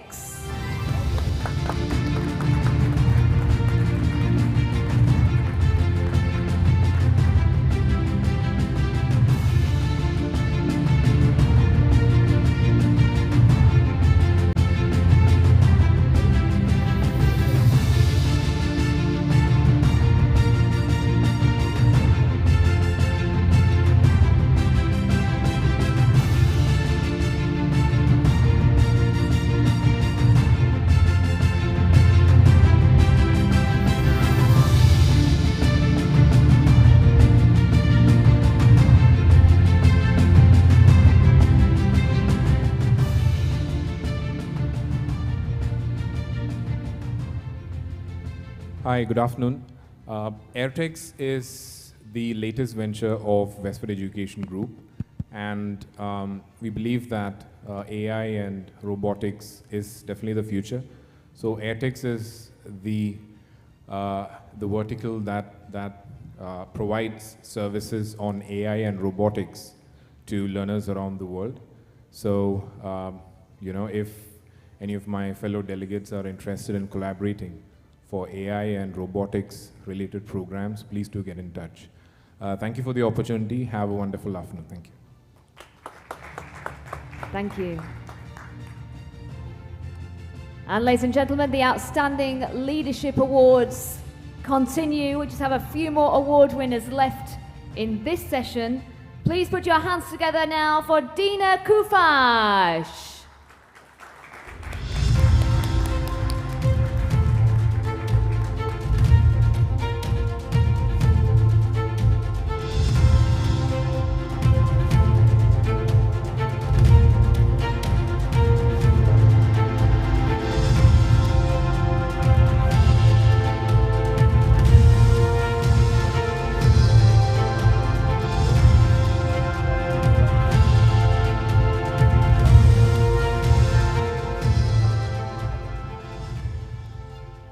And our next winner, please, ladies and gentlemen, let's put our hands together as we welcome to the stage Dr. Arindam Banerjee.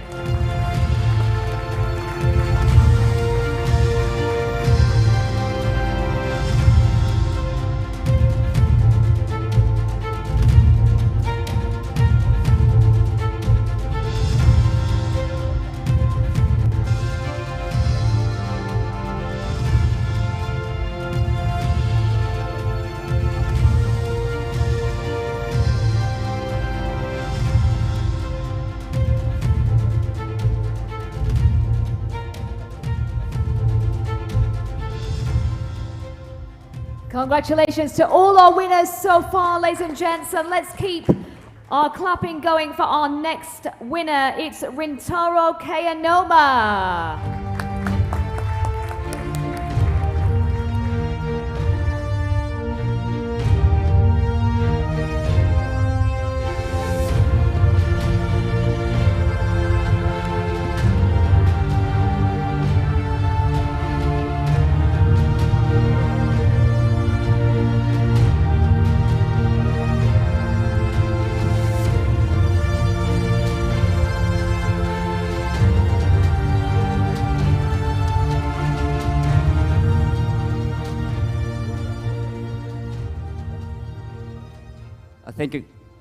Thank you for the fantastic award. I'm a teacher from Japan in primary education, specializing in PBL, project-based learning. I aim to spread the PBL method and its effectiveness.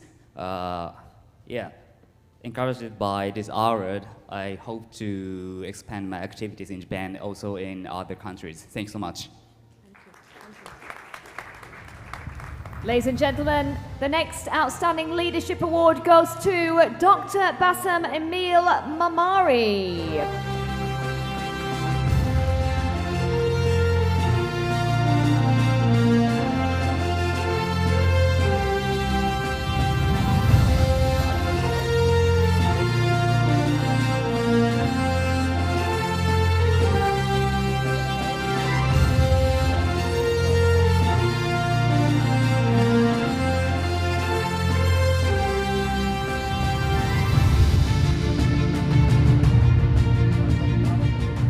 And the next winner, please, let's make some noise for Sharafuddin Mangalad.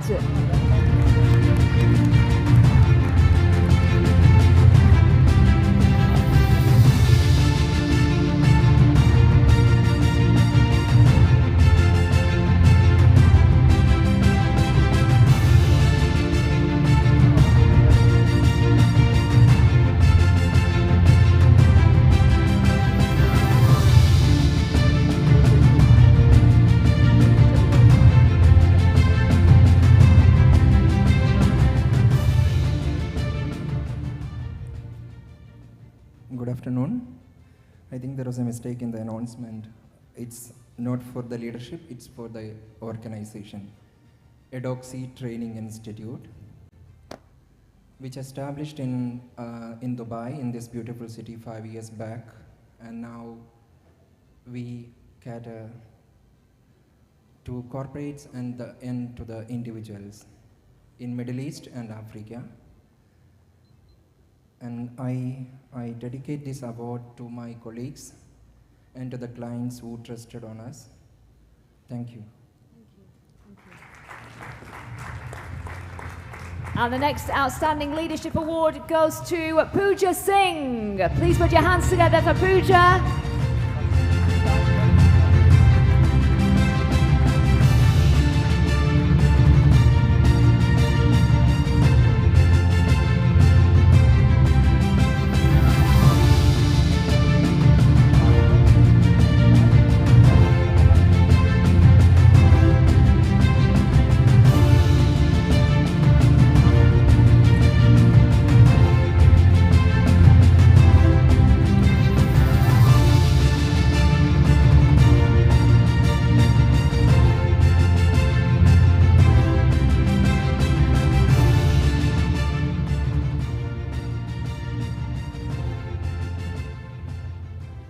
Good afternoon, everyone. Thank you very much for this opportunity. Thank you, ma'am, for being the greatest host. Thank you. Thank you. Thank you. It won't take much long, 2 more minutes, that's it. A girl from Mumbai. Emotions, I spoke about it yesterday. I wouldn't shy away from it even today. I would like to thank my parents, my mother who's in here for me, my father who wanted to come but couldn't make it. He's back in India. I'm sure very proud. I'm proud of them too, for giving me my wings, for giving me the sky to fly. My brother, who's here for me too. And 2 more people who wanted to be here for me but couldn't be, but mentally they are here only. Thank you very much. Thank you.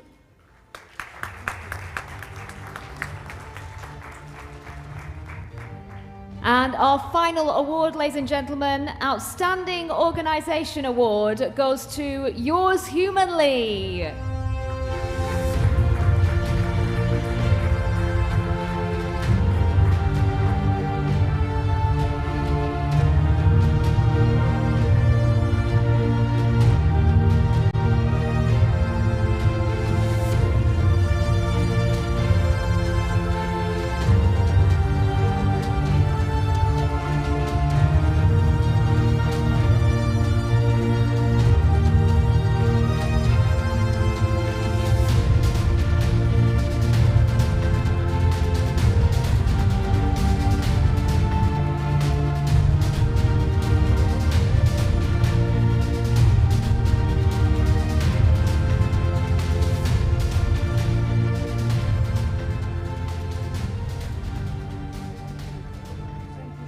Ladies and gentlemen, big round of applause for all our award winners.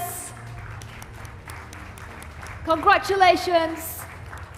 And we're now going to take a break for lunch, ladies and gents, and I'm hoping that we're on time. Fingers crossed. We are? Good. We made it, ladies and gents. I do hate to rush these things, but we are on a really strict time limit with this, so I do apologise if we've rushed it a little bit. But we're now going to head down to the promenade.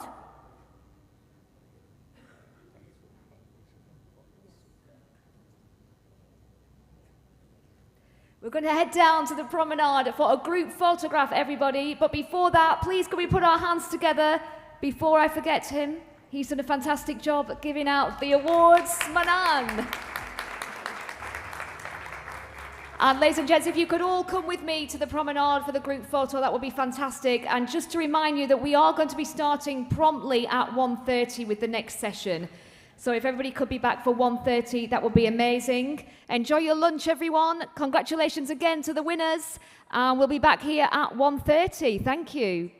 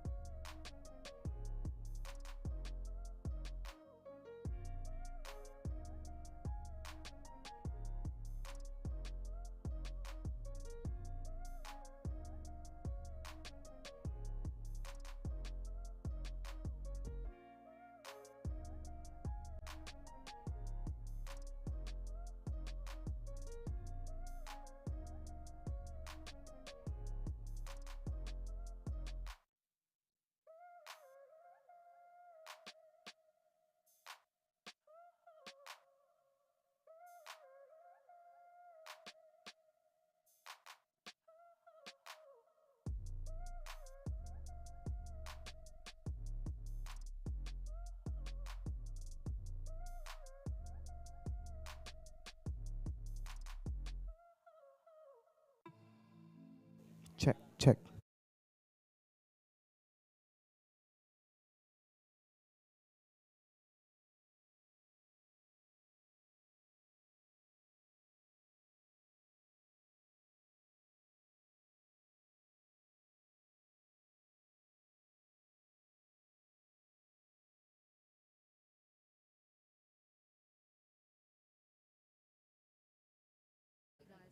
Thank you, thank you.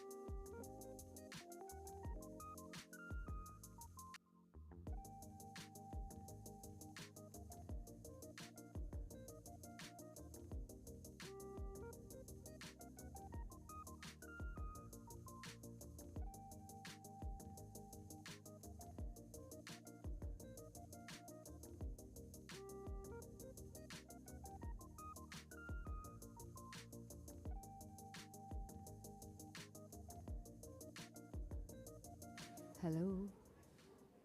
Hello, everybody. Welcome back. I hope you enjoyed your lunch. Thank you very much for those of you that have been here since 1:30. I do appreciate that. I know that lunch was delayed a little bit. That's why we're just running over ever so slightly. But just to remind you, ladies and gents, of all the social media platforms, Twitter, Instagram, LinkedIn, and of course, Facebook as well. If you are following us on there, that's fantastic, Education 2.0. And if you use the hashtag Education2Conf, it's just so you can see what everybody else is thinking of the conference. You can mix and mingle, make new friends on LinkedIn, networking. That is what it is all about as well, isn't it, over the next 3 days. So we've got a fantastic afternoon lined up for you with more panel discussions, keynote speakers.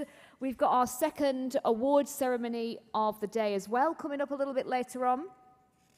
But we are about to get ready, I do believe, for our first talk of the afternoon. I think we're just waiting for everyone to arrive. I've been told to come up here and just keep speaking. So if I can't think of anything to say, I might have to sing, and nobody wants that. Oh, no, no. Jingle bells. Sing along. No, I'm not going to do that, don't worry. I'm not going to ruin the day and ruin the conference. But we are going to get started as soon as we have everybody here with us. Now, that could be any time now. In the meantime, ladies and gentlemen, are you enjoying it so far? Fantastic, fantastic. It's good to hear. Well, I can at least tell you what the first session is all about before it begins, can't I? So we're going to be having a panel discussion, and it's with Harshal Patel, who we're just waiting for. I've just been speaking to him, so he's very close. We don't know how close. We can't find him. Oh, Harshal is here. Harshal, fantastic. Okay, so Harshal is ready, ladies and gentlemen. And can we please have a round of applause for Harshal, founder of BTB Venture Group.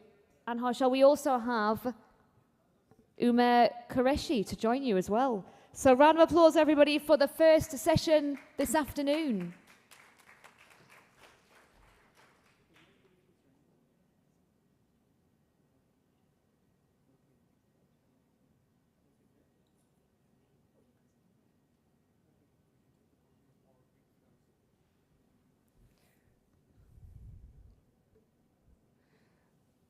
Good afternoon, ladies and gentlemen. Are you still a little sleepy? Good afternoon. Superb. So my name is Harshal, and I am the CEO and founder of BTB Venture Group, and we are operational across 4 continents. Just for your information, I am not an educationalist. I am not from IIM, I am not from IIT, nor from Harvard, but I have learned hard way through incidental teaching, and that is what I am going to talk today about how can be incidental teaching is important and crucial for kids to take the lens of entrepreneurship out there. And I think it is very important because, kids will learn more from the incidents than the textbooks. So according to you, what is the right age to learn entrepreneurship? What do you think? Quick questions. What is the right age to learn entrepreneurship? 7? Oh, superb. I think you are bang on this point. I think the right age to start learning about entrepreneurship is right from age 6 to age 21. And I think, if you have heard, about all these icons out there, right from Steve Jobs, Bill Gates, Satya Nadella, Sundar Pichai, all of them have started their career when they were kid out there. And I think children are really learning from the incidents out there, and if we don't want our children to make waves, we need to teach them to be a mediocre. Be normal and fit in. We can ask them to, dress like them.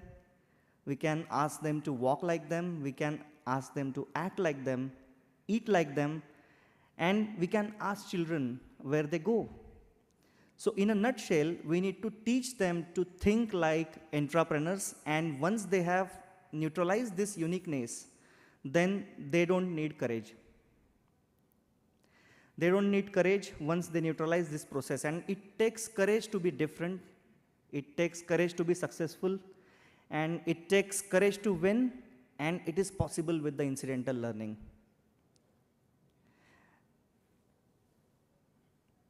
So I would like to invite my colleague Umair Qureshi as well on the stage.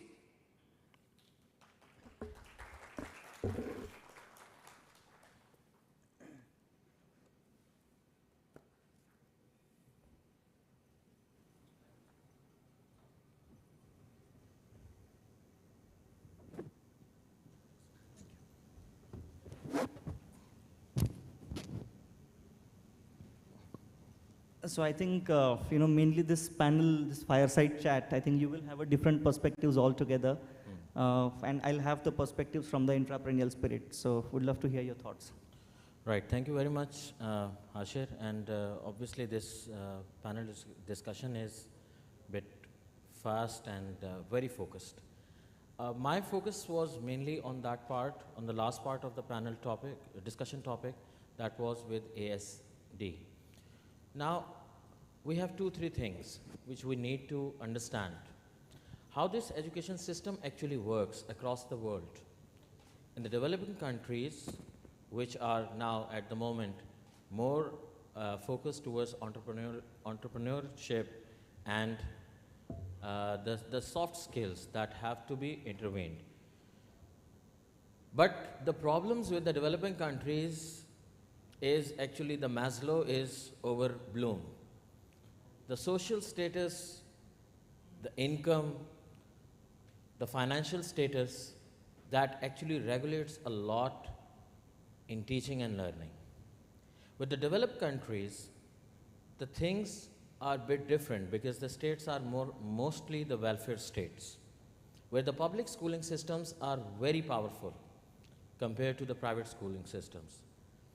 Now, when we talk about entrepreneurship, it is very fascinating kind of topic that we talk about every day.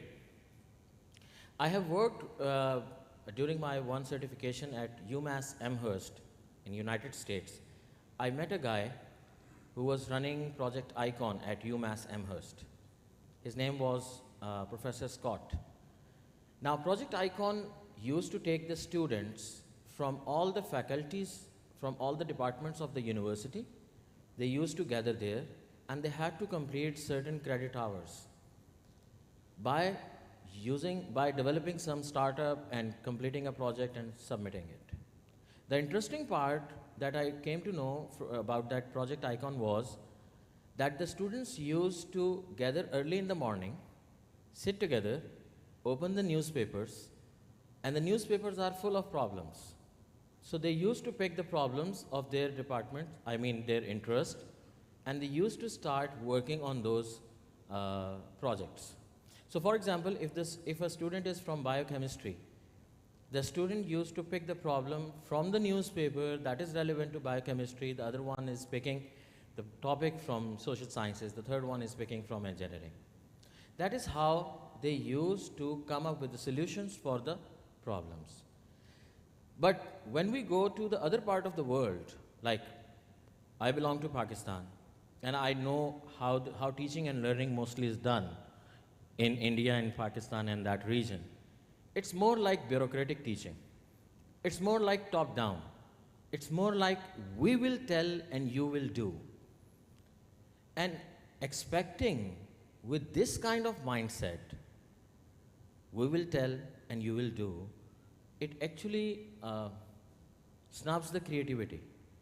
So people rarely come up with the original thoughts because the environment, the social background actually forces the students to study to elevate their social status instead of learning something. So that is the first hindrance that we face. Then second is what I believed, and I actually I'm here with an understanding that we will be talking about those students who are actually struggling as well, and they are teenagers. they are facing autistic problems, how the schools are dealing with them, and how to teach them those skills, those teaching skills that can actually help them out to wrestle with these challenges. So it's not easy peasy thing. I mean, I have worked as a teacher for 22 years. I started teaching grade 1. That was against the norm in Pakistan, because in Pakistan, if you are an engineer, you have to do engineering. But I left engineering, I started teaching, and I always loved to stay among the students. What I feel that during my teaching time, that the challenges are not that easy. Teaching is not a recipe. An American publisher published a book. Its name is Teach Like a Champion. And you know, it's a fantastic book. It tells you how differentiated instructions should work, how the peer interactions should be done. It also tells you that what kind of assessment should be done, the formative, the summative, the assessment for learning, of learning, you know, all the fancy terms blended together in that book. But even that book had to face the criticism, because the people in the United States started criticizing that this book has actually snatched the creativity of the teacher. So teaching is not a recipe. It's not like you are cooking rice or you are cooking biryani. So biryani recipe and teaching recipe are not the same, and obviously it can't be same. I, as a teacher, did a lot of mistakes, lots of blunders. I mean, yeah, I did. But then I learned a lot from those mistakes. In our region, in the developing countries, the major problem is that the mistakes are stigmatized. They are actually used to judge the people. And that is why if the student is struggling, they face the big problem. So judgment is one fear, lots of fears. But in developed countries, I did spend a lot of time in United States, in UK and other countries. What I love about their education system is they don't focus on the mistakes. They focus on the learning. Absolutely, and I think in continuation with you, I think the fundamental purpose of the incidental teaching is, children should learn how to recognize the opportunities.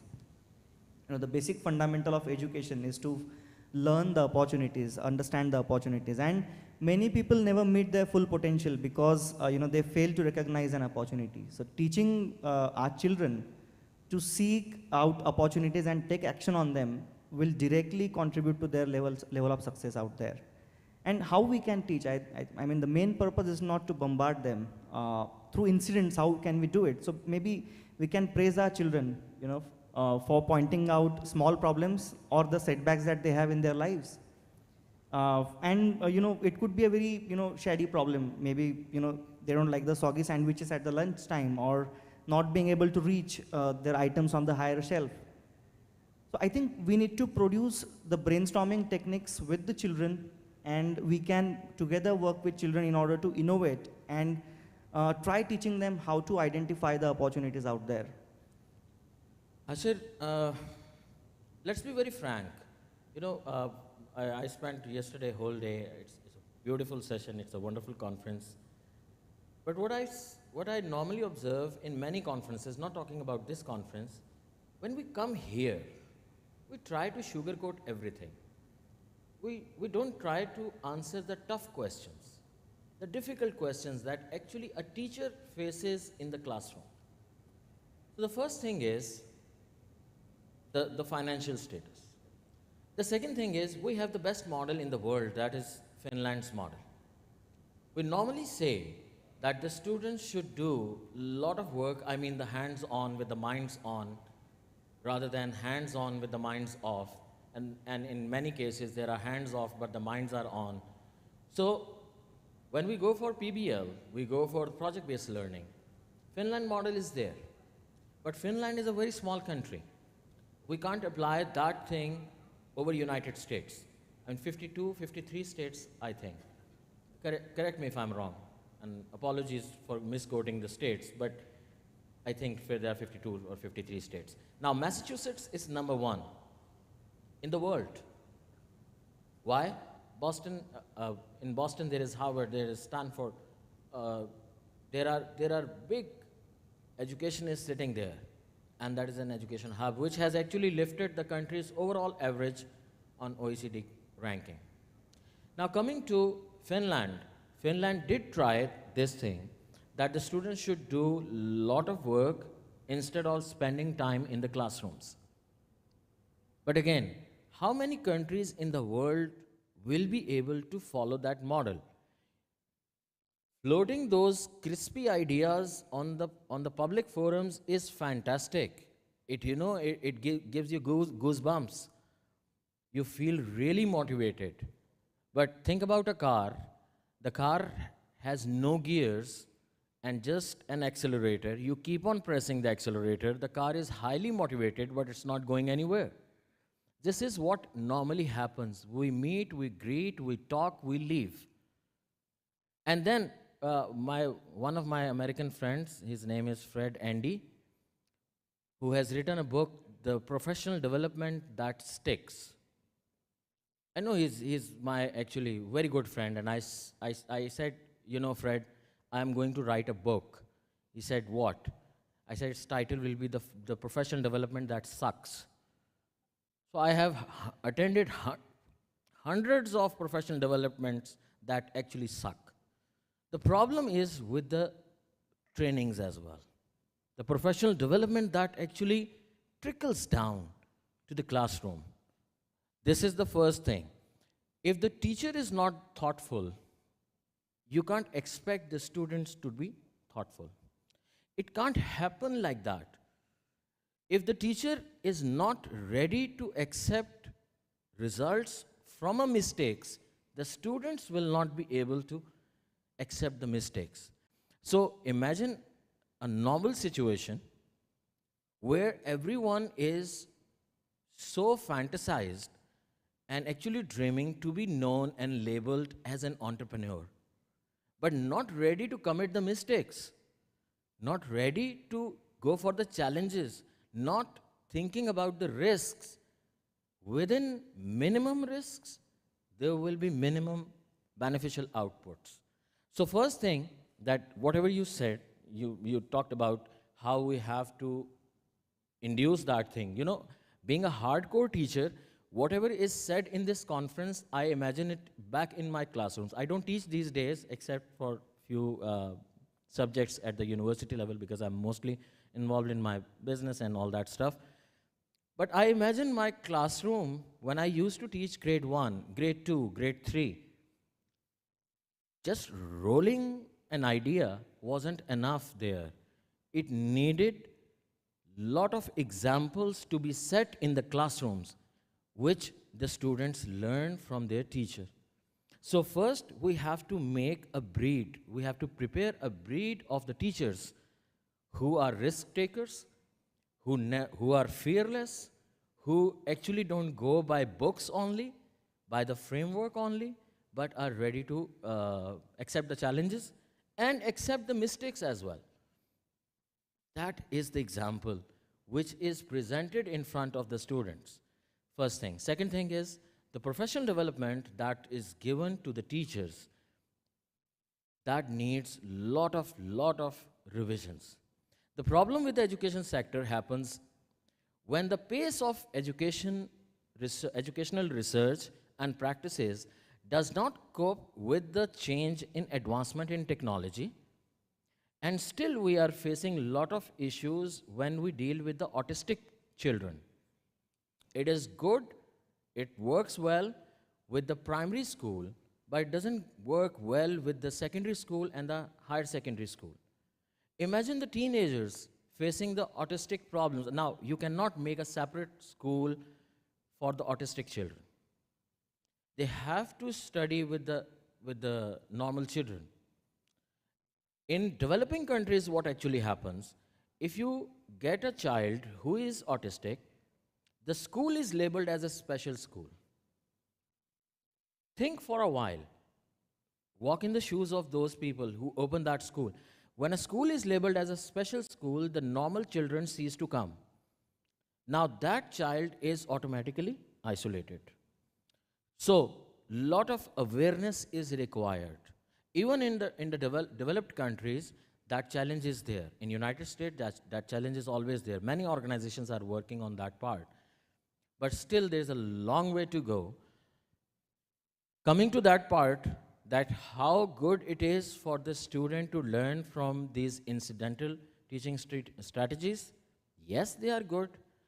I mean, there is a fiction, there is beautiful dream, but when it trickles down to the classrooms, it actually, the main idea is left somewhere behind. So we need to grasp the idea very carefully and bring it down gradually. So the teachers are trained, the awareness is there, the society is accepting it. Let me share one more thing. In my country, in Pakistan, you know, research says that there is no development ever happened or no learning ever happened by giving homeworks. Amazingly, in Pakistan, if you don't give the homework, the parents will be after your life. Because they want to punish that kid who has actually landed on this planet due to some beautiful moments, and that is the authenticity of the child. What they want, actually, they want the child to sit at home with a pen, with a notebook, and the mother is doing the homework. And the child is going to submit it next day. I mean, what's the point? I run a school chain. In my school chain, it's totally banned to give homework whatsoever. But that is one school. That is one school chain. That is only, I think it's just 0.001% of the whole population. Bringing such kind of awareness. So for example, Hashir, if you have a school and you are coming with these bombastic ideas that the student should learn through the incidental strategies, and we are going to talk about the big ideas, try it at my country, in my country, try it in your country. What will happen? You will get a backlash. So such conferences should also advocate the necessary changes. If we were practicing something wrong for over 50 years, doesn't mean we can't change it. We should change it. Yeah, absolutely. I think I have two examples that we have seen really good success with, actually. The one was about the financial literacy. So with University of Pune, what we have done is in 10 schools, we have given the access to the students about one of the app called as Money Control. And we have given them a dummy money out there in order to learn about the stock trading. And surprisingly, out of 80 students, 35 participated in that particular thing. Some of them also lose some money out there, but they learned about how to handle a stock market when they will grow old. Of course, I think learning Pythagoras theorem is simultaneously important, or learning Newton's rule is also equally important. But when we will go in the real time, when the children will grow up, I think financial literacy also is one of the important aspects that educationalists can include in their curriculum. The second example was about teaching creativity to the students. So I think in one of the sports events that we have recently did, the name of the college is Cummins, which is a big group in India. So along with the sports competitions, we hosted a Shark Tank competition. And you'll be surprised, actually almost all the students participated there. The prize was 5,000 rupees per student who will win the award, and they were going to present the idea. One of the kids, she came back and she said that she will act as an integrator and she will sell the ice cream to all the students for entire year for 12 months. In the first month, she made money of 2,000 rupees, and in the 12th month, her revenue was 1,75,000 rupees. Surprisingly, what she did, she started with the ice cream, and then right now she's also selling the t-shirts of the Marvel. She's doing a customized printing on those t-shirts. I think entrepreneurship is not about just going with the flow, but I think it is a mindset. And teaching a mindset is also a critical, and as you said, I think there are challenges when you will go in the real time and when you will take that particular node. It is difficult aspect, and that's where the innovation is required. Because surprisingly, there are statistics that, Snapchat, Instagram, and Facebook have been popularly used by the children nowadays. But if we take out the statistics of how many children are using the Headspace in order to learn their stress management techniques, we'll find a very less number of children using it. The reason is there is a lot of buzz that is happening in the market about the Facebook, Snapchat, and Instagram. What if I know one school in India, they made compulsory for children in order to use the headspace. They made compulsory to the students in order to use Google Calendar in order to schedule their entire day. Now, Google Calendar is very important when they will go into a real life. So I think practically it is also important that, how can we induce the minute practical aspect of it. We are not going to leave the education. Of course, it is extremely important, and the country strives because of the teachers like you. I mean, people are getting built due to the teachers like you. I think it is also to get a little bit of practical aspect into it. So one of the examples that we have done with one of the entrepreneurial schools is, it was a 7th standard schools, and we wanted to teach them about the marketing. Now, fundamentally, if we are going to host the conference for them and if we are going to teach them marketing, they will not learn it. So what we have done is we have taken a trip and we asked them to make a note of how many billboards that they have seen on the road and what was their observations. We have taken them to a pizza store and we asked them that what kind of strategies that have attracted you, that we asked them to point out. Another example of practicality is in the Expo 2020, I met interesting entrepreneur along with his children. And that children was 12-year-old, and he was carrying a Google spreadsheet with him, and he was making a note that at what point in time, which pavilion he's going to meet. And he was making a list in that particular spreadsheet. Interestingly, he figured out, he met 80 people around there, and he made a list of it. He also created a presentation because he wanted to showcase that presentation to his parent, and he was doing it with a lot of enthusiasm because it was interesting for him. On the way, he was seeing the dinosaurs, but on the simultaneously, he was also seeing some of the good marketing quotes which were presented there. So I think it's a hybrid approach of incidental teaching, because education is going to support them, but incidental teaching will also support them from a long run when they will grow up. I would like to add one thing. Life is all about balance. What I observe normally, these days entrepreneurship is a hot cake that everyone loves. But at the same time, we don't only need entrepreneurs. We need researchers. We do need wonderful researchers and doctors and PhDs as well. We have to keep a balance. In terms of the human psychology can be trained on any aspect. It's the beauty of the mind, it's the beauty of the brain. But when you have to keep the balance in the society, we have to think about one thing. We do need doctors, we do need engineers, we do need lawyers, we do need businessmen, we do need entrepreneurs as well. If the school curriculum is 100% focused on entrepreneurship, again, it will be a disaster. Mark my words, it will be a disaster. Whenever everyone is focused on one particular area, that area gets inflated. And inflation of that profession is really disastrous, because then, obviously, it has no worth. Coming to the second part. I came across these ideas that entrepreneurs are normally the college dropouts. That is a myth. It's not about only the college dropouts.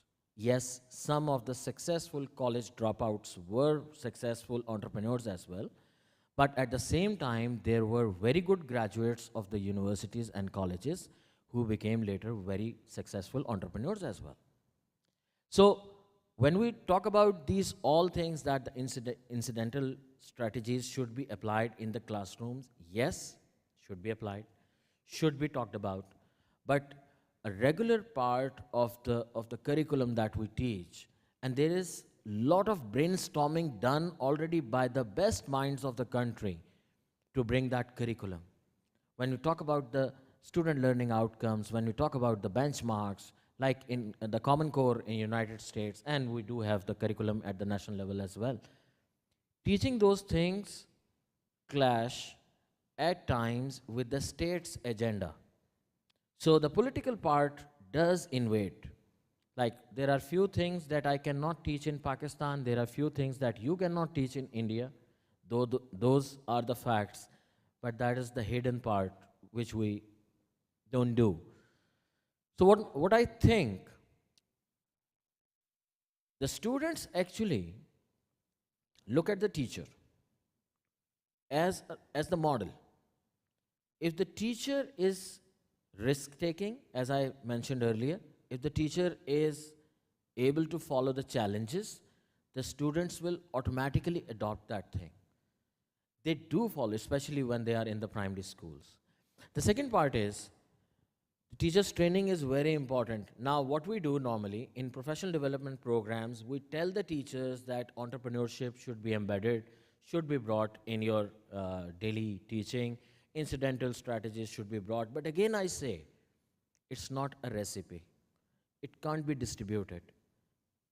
My recipe will not work with you in your classroom, and your recipe will not work with me. So the first thing at the moment when the big think tanks sit together, they need to advocate and foresee. An educationist or a school teacher, even a school teacher, should not be recognized on immediate results. An educationist should keep his or her fingers on the pulse of the society, where the society is heading to, where these children will be standing after 30 years and 40 years. If we cannot foresee that part, maybe today, if we are emphasizing a lot on entrepreneurship, after 50 years, there is no need of any entrepreneur because the artificial intelligence is so groomed that they think about the idea, they develop the problem. I mean, the problem is there, but they develop the solution and they spread it in the market. Think about that. What will happen after 50 years? Where this all advocacy will go when those students who will be trained on purely entrepreneurship, purely on incidental teaching, will enter in the market. So that is again, there is no hard and fast rule. There shouldn't be a conclusion of this panel discussion, but there must be a lot of questions rolled on the forum so the people can think and work on it. And I think if we want to, summarize both our points, I think I would like to sum it up with, Albert Einstein's quote, which is education is not the learning of facts, but the training the mind to think. And I think entrepreneurship is all about a mindset. And together, as an educational community, if the entrepreneurial element is embedded into a school curriculum, certainly students will fail in their daily lives, but when they will grow up, this entrepreneurial mindset will help them to sustain in their day-to-day routines actually. Perfect. And entrepreneurship is more related to creativity. So creative minds are trained. Though creativity is not with everyone, as many psychologists suggest. I forget the name of a very famous professor from Harvard University. He says that creativity is not something with everyone. But yeah, the creative people enter in the entrepreneurship, and creativity should not be snubbed, should not be stopped by the schools. So for example, if you are creative and you are walking out of this room, you will be having 100 different creative ways to walk out of the room. If you are in love with someone, you have 100 different ways to please the person through the gifts, I mean. So creativity should not be snubbed at all, because through creative minds, we come up with the ideas of the entrepreneurship. Absolutely. So we do have time? Yeah, we have a few time for questions, if there are any questions. Any questions? Thank you, guys.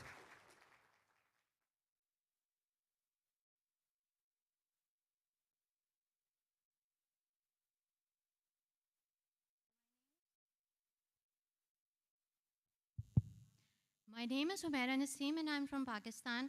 I really like the topic of discussion and I can really relate to it. I want to add one comment and then I have a question. I really like the concept of accepting or embracing the mistakes, which are so very important for entrepreneurship. While at the same time, we belonging to the developing countries, and me being part of, my education purely belongs to Pakistan. So what I've learned through the kind of education system that's there in the subcontinent or back in Pakistan, I think it teaches us a lot of resilience, which is very important in our entrepreneurship along with risk-taking and embracing the mistakes. My question regarding autism and neurodiversity is, how can the gifts of neurodiversity can be utilized with respect to entrepreneurship? Perfect. I should answer, right? Thank you. Your name is Humaira? Okay. Humaira, there are a few things that we need to acknowledge. The first one is the acceptance of that child in the society. The second thing is, obviously, a lot of research is done on the autistic children and their neurodiversity. But the most important thing is, when they enter in the classroom, the people who are taking care of that kid must also be familiar with the research. So the country where we belong to, or the region that we belong to, literacy is only focused, not education. So there's a lot of literacy, a lot of focus on literacy, but there is a very, very small focus on real education. The teachers need to understand how the neurodiversity works, number one. Number two, the autistic child is sitting with the normal children. I mean, we call it normal, but we don't know actually. It's a relative term. So like we all normal, having few autistic behind the cameras, I mean, we need to bring inclusion in the classrooms. So first part is bringing inclusion. The second part is, I give you one example. In one of the schools, there was two children who were autistic. And this is my first-hand experience. I work as the CEO of my schools. And I came to know about that child who had a very rough behavior towards the teachers, towards the peers, towards everyone. And that child only loved me, fortunately or unfortunately. Why? Day one, I came to know that there is a very problematic child. He is a walking time bomb. I mean, can explode anytime. There are a lot of problems. It throws away those worksheets that the teachers come up with in the classrooms and all that. And his father was my friend as well. So his father actually told me about that. I visited that school. I met that child. He was normal. We labeled him as autistic. Fine, autistic symptoms were there. He was more focused on universe. He wanted to learn about galaxies. He wanted to learn about planets. He wanted to talk about black holes. He wanted to talk about neutron stars. My subject throughout the career is physics and mathematics. So I love universe, or I pretend that I love universe, and I pretend very well. So I called up that guy and I said, oh, okay, let's talk about black hole. There are many holes. There is one black hole, and there are many stars roaming around it. The child was okay. Once upon a time, I bought a book from England, and that was for my own daughter. It was about Hubble telescope images. I gave him that book, and I said, okay, next time we will be talking about this book in detail. That child still calls me. He's no more in the school. He messages me. He is in Saudi Arabia these days. The point is not about the self-praise. The point is, once we recognize that this child needs a little more attention and needs someone to listen, to hear, then the child will come up with the original ideas. And believe me, that child had wonderful ideas about universe, about galaxies. He used to mess up all the galaxies and reschedule everything. It was lovely. But we get offended. We, the teachers, we who are suffering from adulthood, we actually get offended. So bring out those entrepreneurial skills from an autistic child, and a child having a neurodiversity needs a lot of patience first. And patience comes with the professional development. I think I'm able to answer this question.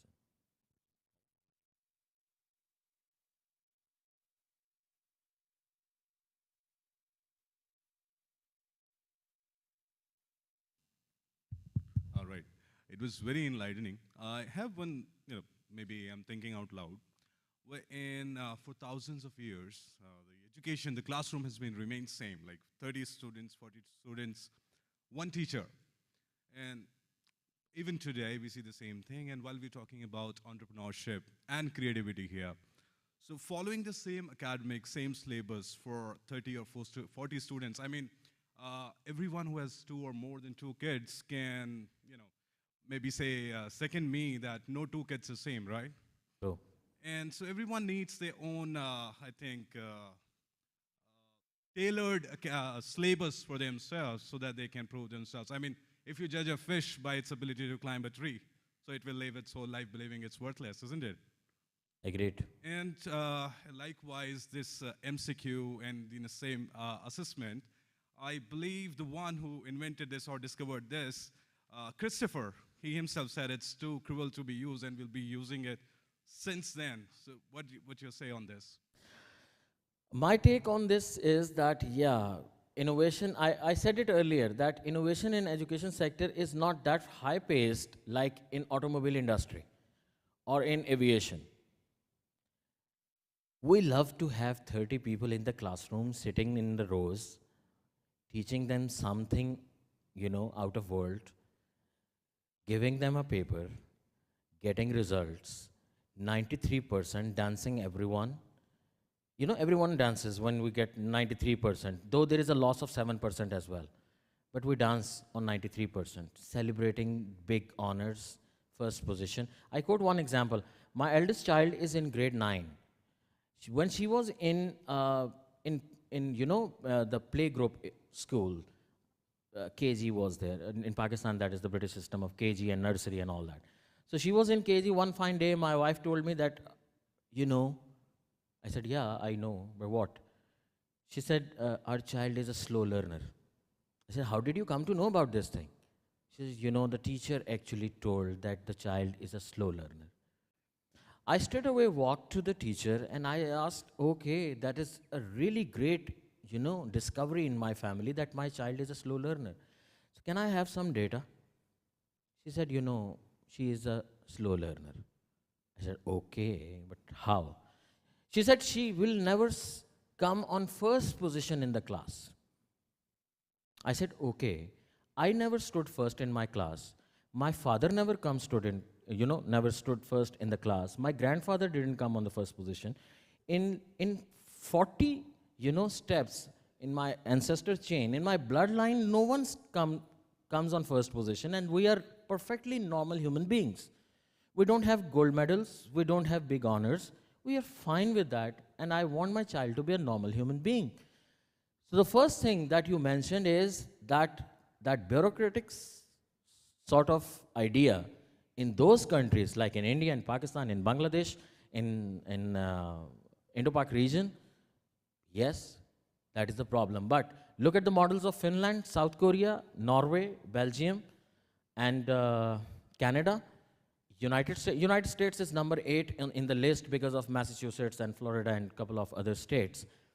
But look at the education models of those countries. Follow Finland. Finland has no regular testing system till grade 8. We actually push the child to the competition. Competition is the law of the jungle. Collaboration is the law of the civilized society. That is said by a famous Russian thinker.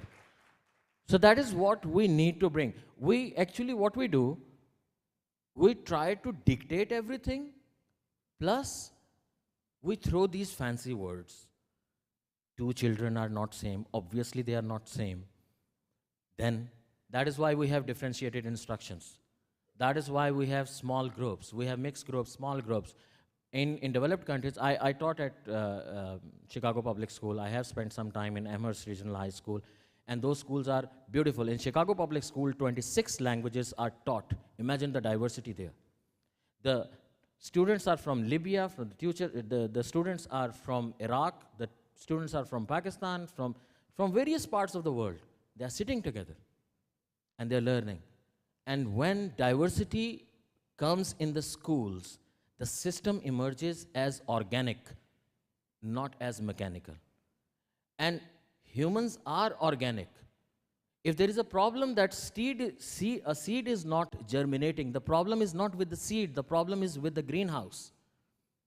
There is a flaw in the greenhouse, and the greenhouse needs to be totally revamped. And if it is not able to germinate many seeds, I always say, my apologies for this harsh word, that if the greenhouse is not supporting the seed, trash it, dump it, before it contaminates or it actually kills more seeds. I hope I would be able to answer.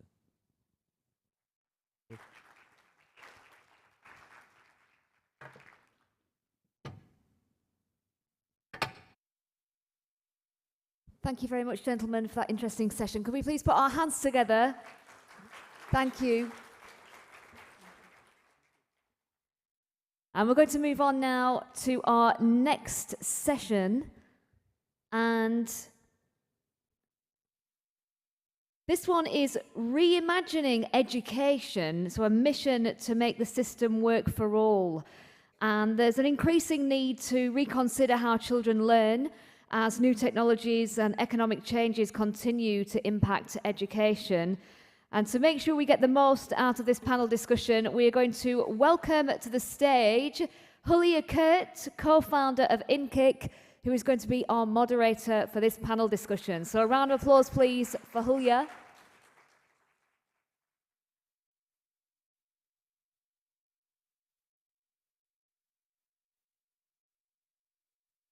Everyone, and I hope you can hear me, that's great. And I would like to let you imagine a bit about the ideal education system or the ideal learning system. How would that look like for you? If there were no limitations, there are no hurdles, everything is possible, how would that look like for you? Reimagining, like we can do whatever we want. We can have the kid, the young generation flourish, thrive, learn, experiment, fail, do it again, and there is no exams or anything else. Before that, we had great discussions. Sorry? No, not at all. That's our vision board, and that's what we discussed here during the education conference.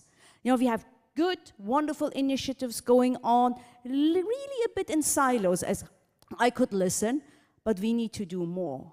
And we have got a long way. And that's why we as educators, or any passionate person believing in human growth, supporting young people, is thriving here, and that's why we're here for. And addressing them, raising awareness, like we had the panelists just before, really inspirational talk. I loved it, absolutely. That's what we would like to achieve. With that, who am I? Hulya Kurt, absolutely. The founder of InKick, Innovation Kick. So I kick you a bit to innovate yourself, you know, because this is what we need to do all the time. I'm a coach, business coach for professionals in midlife crisis. I'm also the managing director of Noble Manhattan Coach Training School, and I'm proud of our flagship product, which is really for educators, because we need to as well support our teachers so they can support as well the students and our young generation. With no further ado, I would like now to invite all our wonderful, amazing fellow panelists on stage to join me. So please come on stage. A round, big applause for all of our panelists.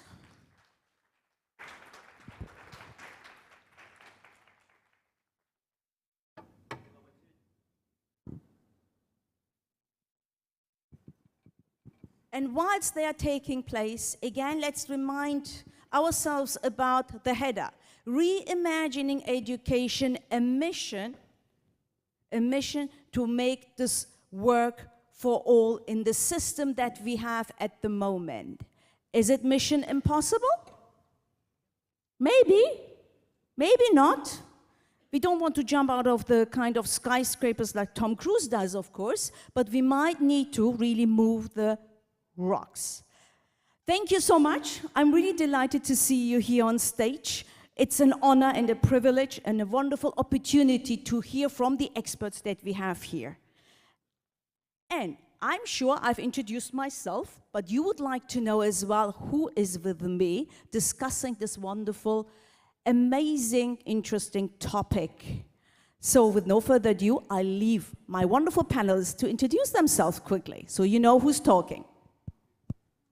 Is this on? Yes, it is. Hi, I'm Jennifer Williams. I fulfill two roles right now. One is COO and Vice President of Aquinas International Academy.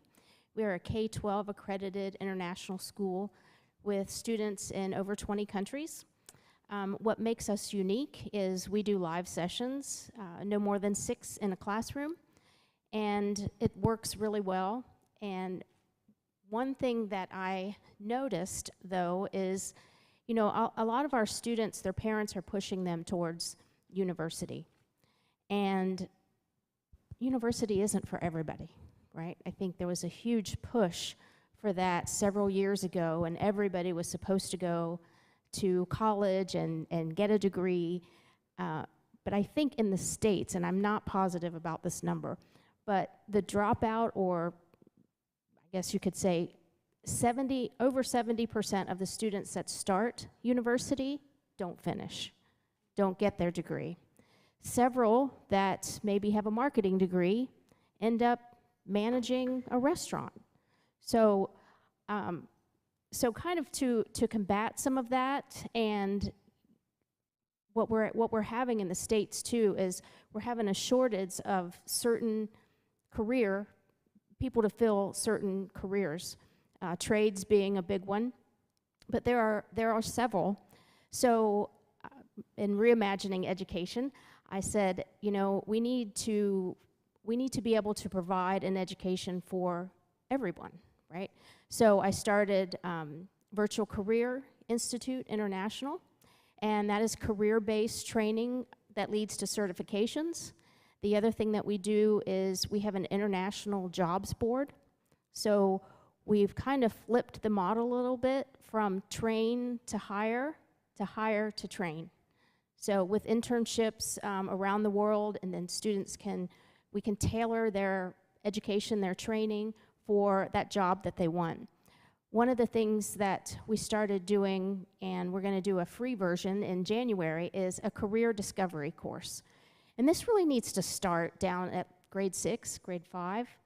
And let's try to figure out passions of some of these students, figure out what they love doing, what they're good at, and then encourage them and push them towards that, you know, train them in that particular career path. So let's make the best use of the time. And I think most importantly is reimagining education. Something that they said earlier is, you know, it's ever evolving, right? We can't continue to put students in a box. Like everybody has to learn this way. And I love that about online learning, because the teachers we can do individualized learning plans for every student. I think that's really important. So that's. Thank you so much, Jennifer. So we turn over to Donna. Hello, my name is Donna Chemka. I'm head of an international school in Bangkok called Ascot International. Ascot International is a 3-program IB World School, but we're a school with a difference. We are an intentionally small school.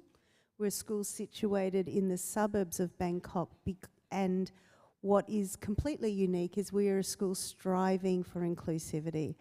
And that sounds like a lofty goal, but it's something we've worked actively on for a number of years, so that our motto is that every child is seen, and that it's our lifelong mission to ensure that they are. And that means challenging our own life experience, challenging our own bias, and ensuring that our children are immersed in an environment where no matter faith, religion, gender, sexuality, race, you name it, that we are trying to remove those layers. I'm certainly not sitting here saying we've got it solved, but it sits at the centre of what we do. And that means that we're working towards an environment that's safe for students and for staff. Education can be very much like an arms race, and I think when you work in particularly international education where every enrolment is paying your salary and your staff's salary, you really do have to shift your thinking to ensure that the environments we are creating are not perpetuating the same cycles of bias that have happened in past generations. So that's Ascot. And so when I think about reimagining education, it's about putting the learner at the centre of every decision, which sometimes is really difficult, and it certainly doesn't make you a lot of money. But that for me is about re-educating, reimagining what education can be. Is everybody in our community seen and acknowledged? Thank you very much, Donna. That was really interesting. So let's turn over then to Naveed. Thank you, Julia. So my name is Naveed Nazemian, and I have spent 26 years working for some of the world's most admired companies in the HR function. So I've always had a remit that included the learning, development, training, organization development. And I have turned my passion, which was something that I was doing on the side, into my full-time activity. So I am now a full-time executive coach, not an HR leader who does coaching on the side. And my take on our topic today is, first off, I think if we want to reimagine education so that it works for everyone, we have to really get into this public-private partnership space. I have really enjoyed being a student myself many years ago, to have practitioners to come in and complement what our professors used to teach us. It was fascinating to see how you can see the theory coming to life by having practitioners talking to you about how it actually works in practice. So that's the first thing. The second item, I think, is related to access. Again, you know, I have been fortunate enough to have lived and worked in 5 countries where education is important, education is funded quite well, and generally accessible to the large majority of the population. But sadly, that is not the case everywhere we go. And so therefore, I think there's an angle to this that touches upon the topic of access and how can we make sure that every child has access to proper and good education. The third aspect is related to funding. And again, I speak from experience when I say that I have at times seen, you know, crisis coming our way as an organization. And guess what? The first budget that is being slashed is the training and development budget. And I think the same applies to many governments. If you look at how sometimes governments are deprioritizing education over other topics that are also important, it's a shame. And this is something that definitely needs to be rejigged and reconsidered. And last but not least, I really believe that there is no way around having proper education without including the aspect around digital learning. I think, again, as much as a parent, I don't like to have our son, you know, being on his tablet or on a device too much any given day. There is no way out of this, and so we might find our peace with it and try to set boundaries and limitations and offer alternatives to that as well. And so that would be my initial ideas about the topic. And thank you for inviting me to be part of this esteemed panel. I'm really looking forward to our conversation. Lovely, thank you so much. This interesting topic is coming up here slowly. I've got already some questions aligned, but of course we're going to continue with Zina. Hello, everybody. My name is Zina Simmons. I'm currently a UC Davis medical student in my 3rd year, and I'm also an insurance broker. I have my own agency called ZLS Agency. I went to Pepperdine for undergrad, where I received my Bachelor's of Science. I studied sports medicine and French, and I specialized in international studies, so I learned how to speak French and Spanish. While I was abroad, I studied in places like Switzerland, Argentina. I worked at a hospital in Argentina, and then I did a lot of mission work. I also identify as a missionary because I work in a lot of impoverished countries where we bring medical services and public health education to many villages, and not always just villages, but just a lot of different countries. I don't want this to be about me, but I'm just going into a few details so that I can kind of give an overview of, you know, why this type of work is important. I also do policy work. I was chair for California Medical Association, so I lead all of the medical students in California, and, you know, help people figure out what policy needs are necessary in terms of healthcare in our state. So I'm a huge believer of the effects that government and policy making has on healthcare and education as well. I see they kind of go hand in hand. I view the education system as very similar to the healthcare system in ways, especially when you're taking a global approach. I don't think you can take the most or the strongest healthcare system, right, and then have every country mimic that system, because there is so much variation within the population, both within nations and between nations, right? So we have to specialize these systems to meet the need of the people that exist in each country. And through that, we need awareness. We have to understand the needs of the people. Just like Naveed said, you also need resources. Funding is important. And then also structure is really important. All of those things generally are the responsibility of the government and policymakers. So it's very important that each government prioritizes education. Another very important factor is equity, right? We have to provide the people the resources that they need, but not just provide everybody with equal resources. We have to provide them with the resources that they specifically need, regardless of where they're starting, right? To ensure that everybody is successful, because the more educated people are, the more skills they will have, and then they'll be able to positively contribute to each society. And then we could have happier, healthier societies and countries. I think another very important factor when we're discussing educational systems is just making sure that we're decreasing the barriers that exist. So we can have all of these great education systems put in place, right? But if people can't access them, if, say, you build the most amazing school across town, but people can't, or the students can't get to those schools because they don't have transportation, right, then they can't access them, and they are basically no good. So barriers are important. I think it's also very important to understand the effects that environment has, the importance of having healthy, safe environments for students to learn in. And that's generally the responsibility of the institutions, right? Educational institutions need to make sure to provide suitable environments for students to learn and flourish in. And like I said, a lot of that starts from a systems level where the government should be responsible for creating these structures for students to learn in. Thank you so much, Zina. This is really great. And we have got a very diverse panel here from all generations and from all sorts of backgrounds and experience.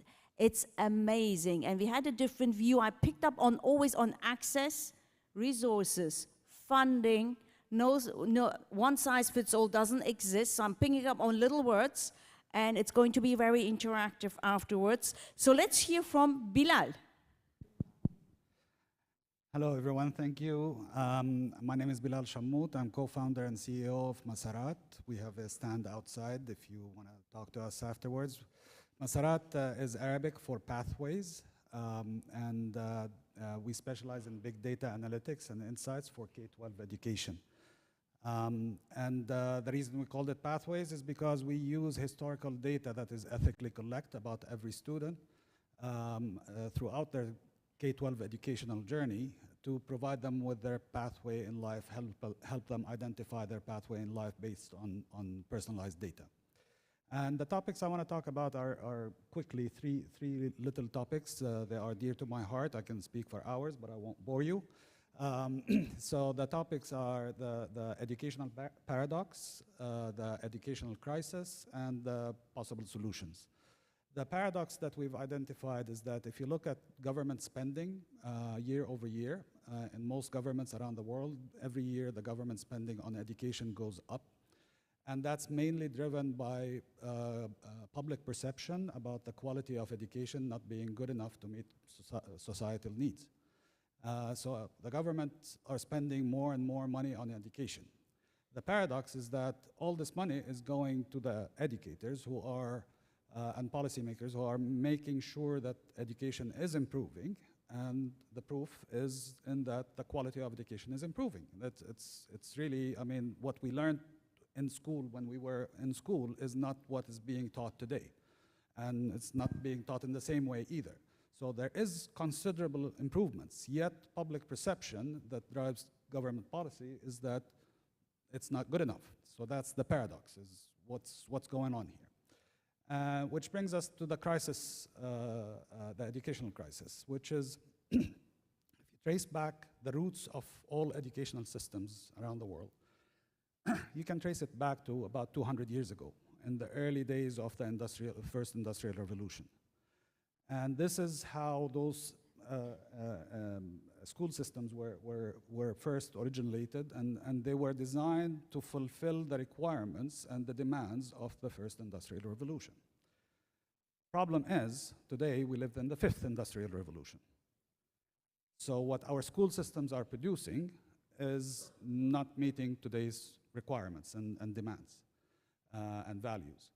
And this is where the paradox is. This is where the gap is. And the reason this is a crisis is because there was an interesting study that was published back in 2017 by the Institution for the Future about the impact of technology on future society.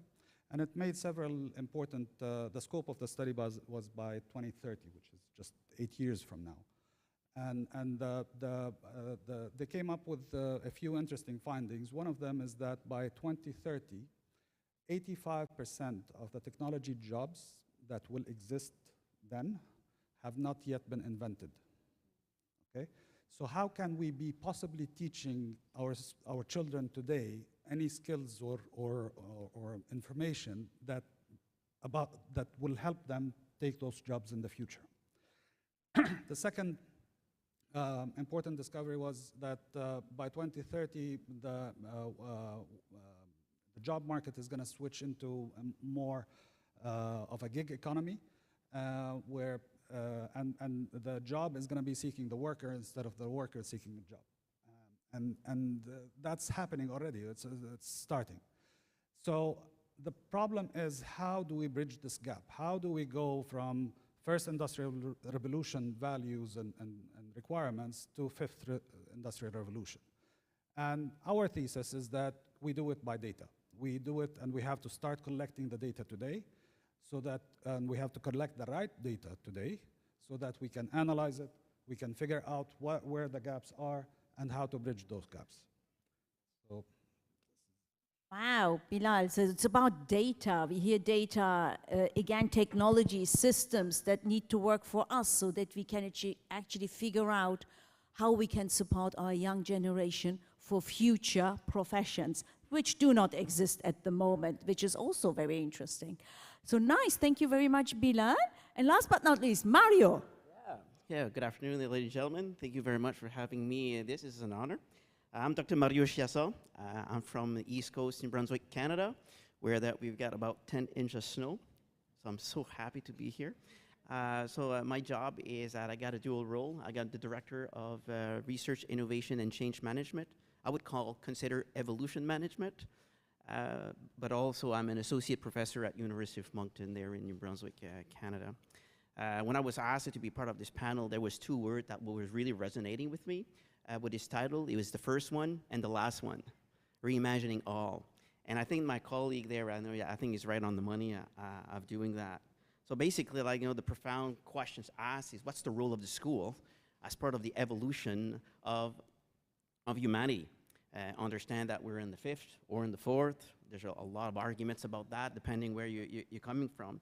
So starting with that is that I was here a couple of years ago, and it was quite interesting at this conference, but I got this guy there called Thomas L. Freeman, and his first slide was that you can't be an educator and educate student if you don't know how the world works. And that was a profound question. He asked, how many of you knows? Right? And nobody was capable of doing that. So that became a challenge for me. So I kind of studied that, how the world works, right? Okay, and so we can understand the mismatch about, the formal education format and the challenge of the innovative society.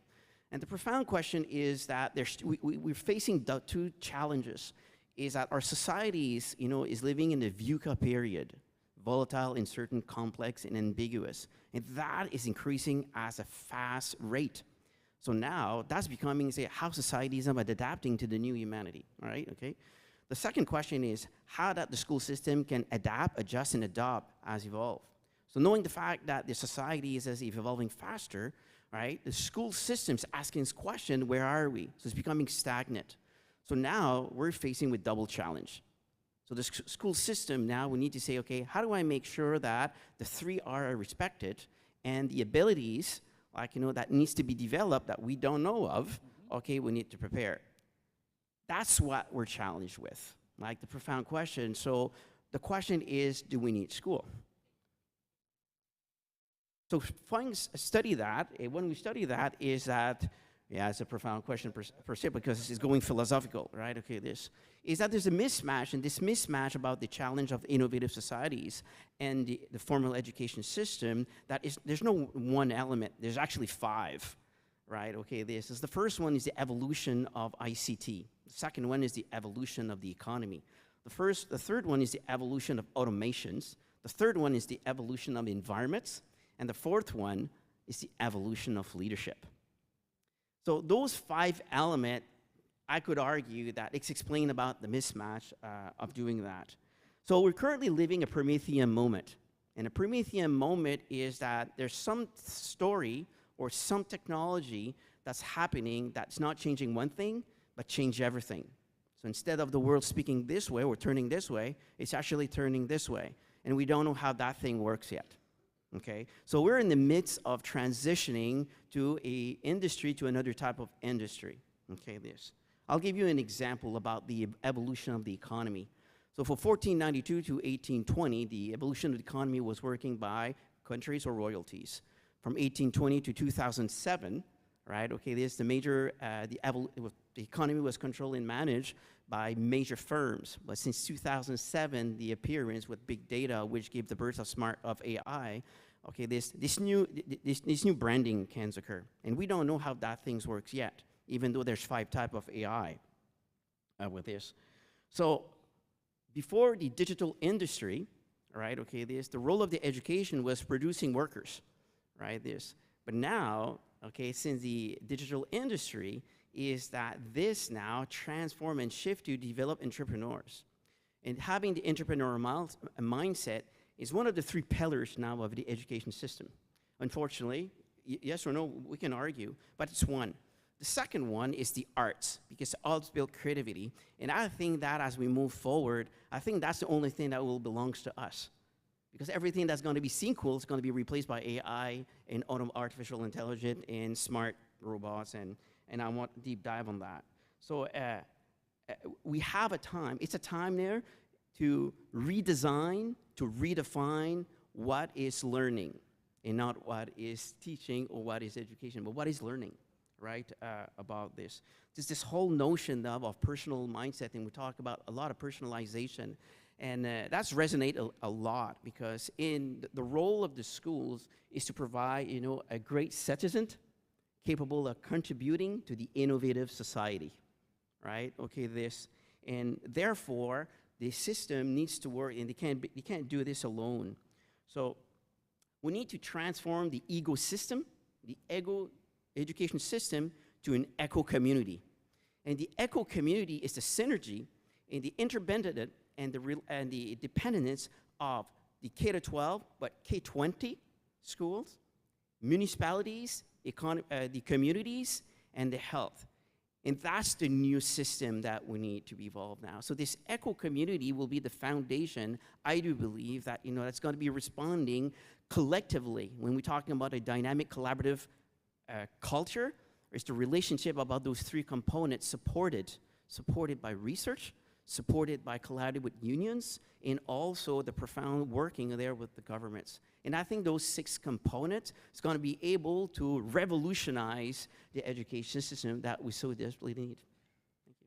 Wow, thank you so much. This is really great insights. And when I hear about all the wonderful experts which have shared their feed forward, I would say, because these comments make us or puts us one step ahead, it's amazing.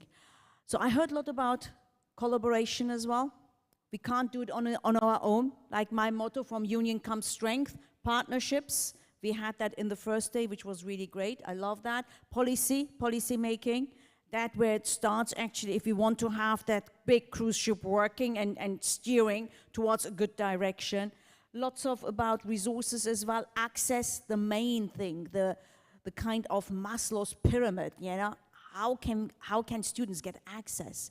Absolutely amazing. So before we jump on a kind of question, I want to ask something else because I'm a bit, results oriented as well. So yeah, what do you think needs to happen? What would be first steps or one step ahead that would bring us, towards a better, how shall I say, improved learning experience?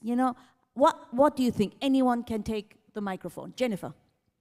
I think we go to the source. We go to the students and we find out what that is. We spend a lot of time creating certain programs and things like that. What I have found is when I go directly to the students, and that's where you have to start. The teachers that deal with the students on a daily basis, go there, right? I don't think we need governments deciding anything about education. The bureaucracy gets a little overwhelming and we forget about student success. And they're the best ones to tell us what they need. They want to learn differently. They don't want to learn the way we did. And we have to adapt to that.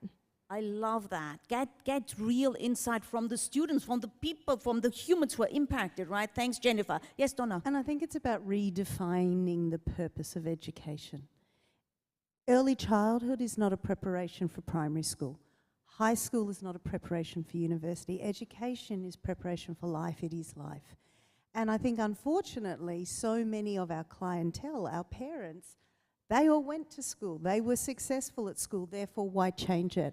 Yet we have to help, as you said, look to the future. When I started teaching, a wonderful educator said to me, imagine 2000, and that seemed like a very long time ago. What sort of things are your children going to be able to know, do and understand? And it blew me out of it just changed the way I see education. And for parents, they want their children to be successful. But what is success defined as? And that, I think, is the big change for me, is what is the purpose of what we're doing? What are we preparing our kids for?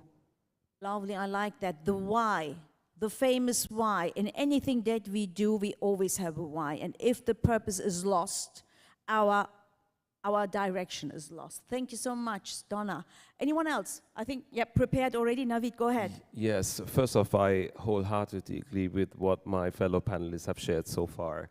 I would like to pick up on something that Bilal mentioned earlier, which is applying a data-driven approach.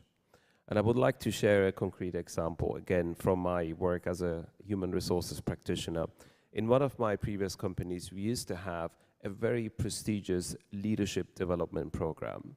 This program had been designed with one of the most famous universities that is famous for executive education in London, in the UK. And we had spent a mini fortune, designing that program. And it had the highest net promoter score rating. So participants who went through the program, I think the lowest we ever had was a 93, which, you know, as if you work in the HR function, you get a 93 for anything you do, you would be a very happy man or woman. Now, when I came into my role, I started digging into the actual data, and not the data necessarily related to what is the satisfaction with this training course, but really, what is the outcome of this, right? Now, this program, bear in mind, was set up with a very particular focus, which was to fast-track middle managers into senior leadership roles, right? Okay, so let's look at what is the actual products, what is the actual outcomes of this? And believe it or not, and I had to hire a data scientist to help me with this exercise. And what we found out, because again, the issue you have in any large corporate is you have lots of data, but you don't necessarily have access to the right set of data the way you like to have it. And so the data scientists helped us as a project team to look into that. And what we found out is, and believe it or not, over a course of 7 years, this is as far as we could go back into having reliable data to base our decision going forward on, we had 3 individual cases of promotions, of which 2 had already left the company and 1 was still working there. Now imagine we spend over £1 million per year on this very fancy, expensive program. And this is where I would like to circle back on. If we had one lever to pull, if we had one shot to make, where would we put the money behind? I think it should be a data-driven approach, right? Don't try to copy and paste a successful model into a new country or into a new education system. Go to the data points, and the data will give you the right insights in order so you can design and develop from there. Wow, lovely. So I heard data, facts and figures, and someone who can make sense out of these facts and figures. Because facts and figures, you know, you give me a chart, I wouldn't understand anything. Someone needs to explain to me what I need to do here, right? So that's good. Therefore, I would like to turn, sorry, Zina, to actually Bilal, because it's about data. What do you think? Or you give the word to Zina, that's fine as well. Well, okay, go ahead. Are you sure? Okay. So I agree with what everybody else said. I think that a lot of it has to do with curriculum development, really studying different students and understanding the different ways that various students learn. I think there's always a lot of expectations put on students to constantly adjust to different teaching styles, which could be multiple times a day, right? If you have multiple lectures, different professors, and they all teach differently, as a student, you already have a lot of responsibility to absorb as much material as you possibly can. As a medical student, it's like information overload all the time, right? So that's your main priority. But if you have a lot of other responsibilities, like experiential learning is important, right? We want to prioritize that. And make sure students are doing extracurriculars as well. Those are all responsibilities. If you're having to adjust to different teaching styles, that takes effort. And it takes away from the time that students can actually absorb material. So if we can create curriculums, you know, develop curriculums that can meet students where they are and meet different learning styles, then I think we could see a lot of improvements in outcomes, in learning outcomes specifically. Yeah, thank you. And back to the point about data. So, and we're talking about massive amounts of data. We're not talking about, you know, the top level data. We need to dig deeper into this. So imagine, forget higher education. Let's focus on K-12 for now. And imagine all the quizzes, tests, and homework assignments and exams that we have all done throughout our K-12 journey, right? It's a massive number, okay? Across all subjects, of course, and so on. Now imagine every question on these assessments, okay? Every one of these questions that we've ever answered measures a specific learning outcome and our attainment level of that learning outcome. And it's carefully designed to measure a certain cognitive skill in our head, Where is this data now? Vanished, evaporated, because nobody's collecting it. Nobody's capturing this data. These are valuable data points that we can use. We can use to analyze in real time and provide insights to the educators as well as the learners and the stakeholders in education, whomever they may be, okay? It's to drive informed data-driven decisions in real time about what needs to change now, okay? What is our next lesson plan? What is our next assessment plan? And so on. And this can be done, okay? A few years ago, the technology to do this wasn't practical or feasible, but now it is, okay? And all of these data points collected over all these years of education can be very informative to the learner themselves. I mean, look, with most high school graduates until today, most high school graduates graduate, they get their diploma, and they're happy and they're excited, okay, and now they're lost. They have no idea what to do for the rest of their lives, right? In the US, some statistics, up to 30% in the US drop out within the first year in college, right? And 80% of the remaining students end up changing their majors at least once, which increases the time and the cost of obtaining a 4-year college degree, okay? The average 4-year college degree takes 4.8 years to accomplish. And 61% of college graduates with a degree say that if they had the option, they would go back and choose a different major, okay? Now, if you think about it, every single one of these students has been measured, tested, and assessed in every possible way for the previous 12 years of their lives. And they've certainly passed all the standardized assessments that were required of them. And most likely, they've received and acted upon guidance counseling. Yet, this problem exists. But we had the data for them. We had the data to tell them. So great. So I hear data, I hear technology, use the systems that we have at hand to assess first facts and figures and also get human feedback, feed forward. I call it Mario, yes. Very good, thank you. My God, lots of passion here. You guys feel the energy here? I feel it here anyway, this. Great story. So yeah, we'll take the data, and I think I'm going back to the original question. What would be the simplest thing to do? Right, okay, like to me, is it right, okay? Engagement, but system engagement, right? By empowering every learners. And when I'm talking about every learner, it's not only the learner itself, everyone, because everybody is a learner now in the digital industry. So how you can take data, which is dynamic, static data that tells the story. And from my understanding, the story is becoming 4 elements.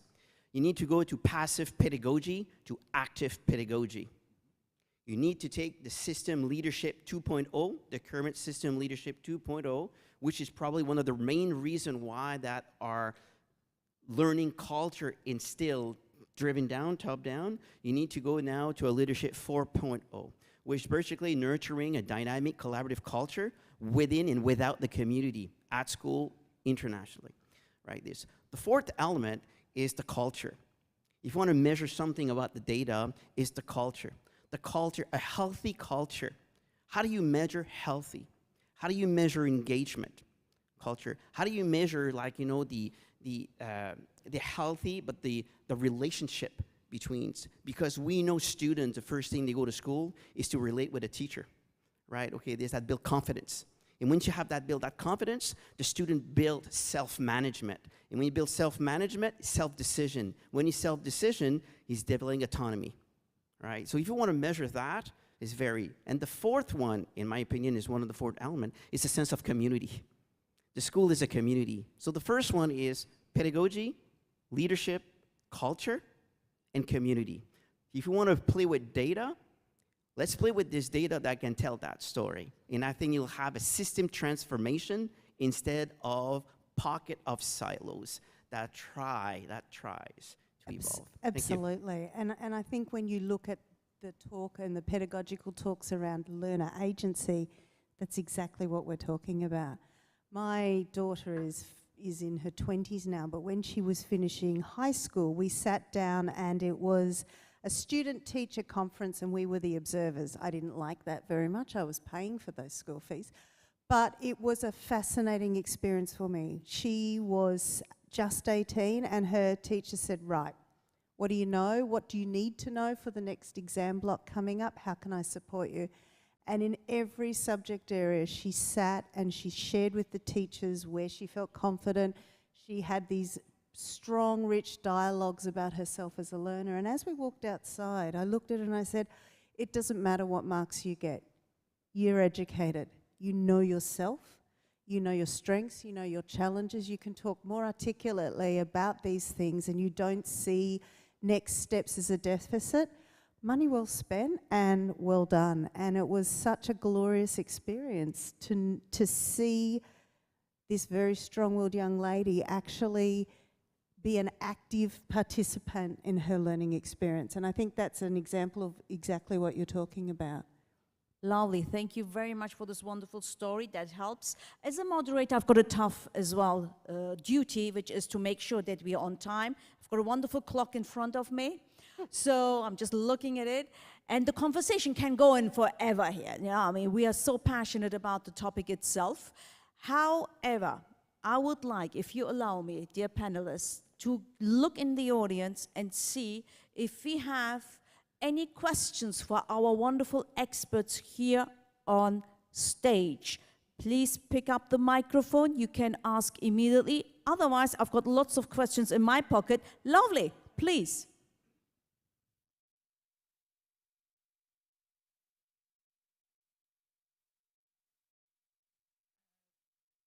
Yeah, here it is. Thank you. First of all, thank you for an absolutely lovely panel discussion here. I was really passionate listening to you.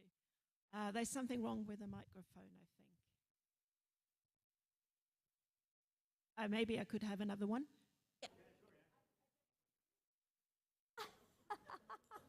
There's a lot about me, I think. So thank you. This one works much better. I got really stuck on something here. Someone here said, because I was sitting, after the food here, it's not any longer that you look for a job, the job will come to you, yeah? And the reason I got stuck with that is because I work as a career and leadership coach and I work with PhDs, transforming them for a career beyond the academic context. And that means you have to change the mindset, you have to start to look at your transferable skills, etc. And what I struggle a lot with, and I developed something that I call an agile job search. That means headhunt your dream job, headhunt your dream job. So you headhunt your dream job. And I have a really hard time with PhDs, and particularly if they stayed a very long time and they are postdocs. Because the thing is, they look for a job and they say, yeah, I find a job, but I don't think I like it. And then I say, yeah, but you have to look the other way around. You have to start to use the algorithms and the AI, and you have to start to write down and find the skills for things that you love to do. So you feed the machines with things you love to do. And for me, I think that that's obvious, but I really struggle with particularly PhDs and postdocs that stayed very long time in academic context to see the difference between love to do and can do. And I can take hours of coaching and connecting brain and heart and stomach and everything, not can do, love to do. And I like to hear from you, what is it? What happened on the way from a master student dreaming to from a master students, because they are dreaming and they have no problem to say what they love to do because, oh yeah, blah, blah, blah, blah, it goes on for half an hour. And then you do a PhD. And the longer you stay, suddenly it's much more can do. And I have two big eyes when I said, I know you can do, but I would like to hear what you love to do, so you feed the system with that. I like to hear some comments around that, because I believe we need to change the academic context here. Something happened on the way. Thank you so much for that question. So I turn around to the wonderful panelists here. I think Jennifer's already turned immediately on it. Yes. Always on it. Because my big thing is, you know what, find their passion and what you're talking about.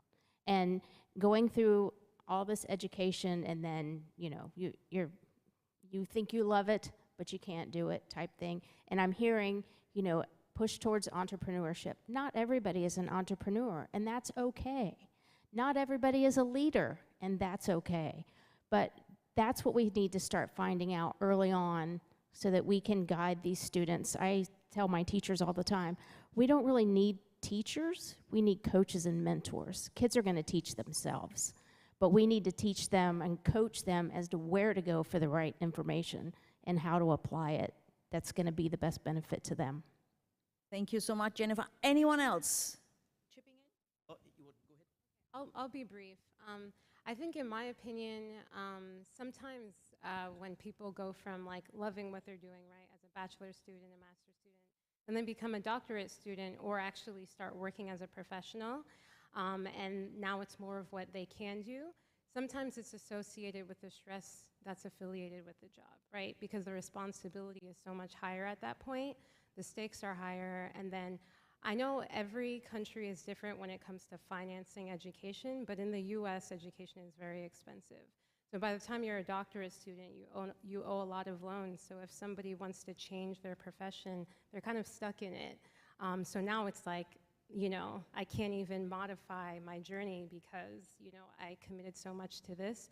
So like I said, also once they start working under institutions and you're not really like being catered to as much as students, you're kind of, the schools work for you. Once you're working, or even a doctorate student, you're working for the institution, it becomes more stressful, and now people are just kind of pushing through. Not everybody, but some people. So what you say, they move into a stress mode, and that blocks, because that is what I believe, sort of. Yeah, so you start to lose the side of the view, but I'm happy to hear that you're on the same track here. Thank you for your question. Just a moment. I'm just checking the time, so thank you very much. Just to interrupt, I'm sorry. Is there any other questions that maybe any other panelist can and will answer? There is one more in the audience because we want to have some interaction. We had already the response, so let's see what will be the question here. Yes, please. Thank you for the lovely panel discussion. Passion, you guys. Can you hear me? Oh, yeah. Yeah, I really felt the passion in you guys about education. I really loved the discussion. Because I'm also in the special education field, when we look at big data and we want to prioritize and measure what education should be, there's, you know, amongst teachers, some people believe in inclusive education, and some people want to differentiate these people. Because, you know, for some people, the education might be good, and for some, it wouldn't be good. And I think that's looking at data as well. But maybe the assessment we do, because, you know, when humans measure, like we might ask the artificial intelligence to come up with some other assessment priority, but I don't know how that is possible yet. So I don't know what the question is now, but. That was a comment, and thank you for the comment, though. But I think someone is already, you know, Donna, please. Diversity isn't easier, okay? But what we know is when people, students, humans are exposed to a variety of provocations, we rise and we're inspired. And so for me, it's worth the effort. Thank you so much. And I look at the wonderful watch which says your time is up. We can discuss for hours here.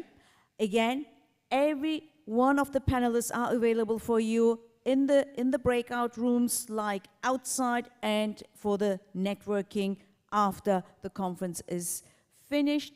I really thank you from my heart for your engagement, for your wonderful, passionate, you know, insights. It was really great. And with that, we close Reimagine Education, how the system should work for all. Because if we say all, we mean inclusivity. Inclusive means everyone included, whatever you are, whoever you are, what type of human you are. And that's what the learning experience should be. With that, Closing remarks. Thank you so much. And we shall hand over to a wonderful host. Thank you. Thank you so much to our wonderful panel, ladies and gentlemen. As I was watching you then, it felt like you could have your own TV show, all of you. I could see this as a weekly episode. I really could. It was brilliant. Thank you so much. We're going to move on to a fireside chat next, ladies and gentlemen. This topic is positive psychology in teaching and how it can be used to create positive interaction and prevent bullying. So this is going to be another interesting chat. And I'd like to welcome back to the stage Diego Nunez, a head teacher and partner, Limitless Minds International College. Round of applause, please, everyone.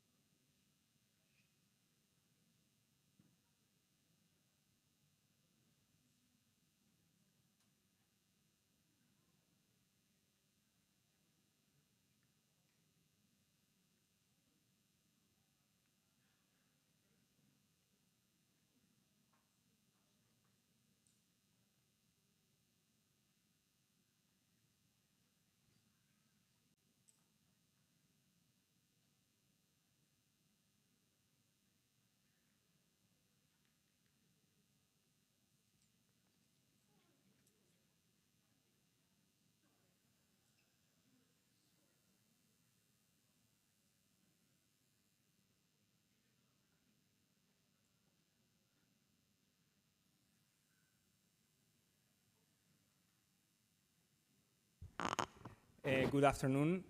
Sorry for the delay. We were tasked, and I'm honored to lead this fireside chat about positive psychology in teaching and how to use it in order to prevent bullying. Okay. I would like to allow Ms. Tina Thorner, which is a philanthropist, a coach, and an expert on student development, to join me here. And I would also like to have Binu Siva, which is an academic and expert in technology and development, also in this far side of panel.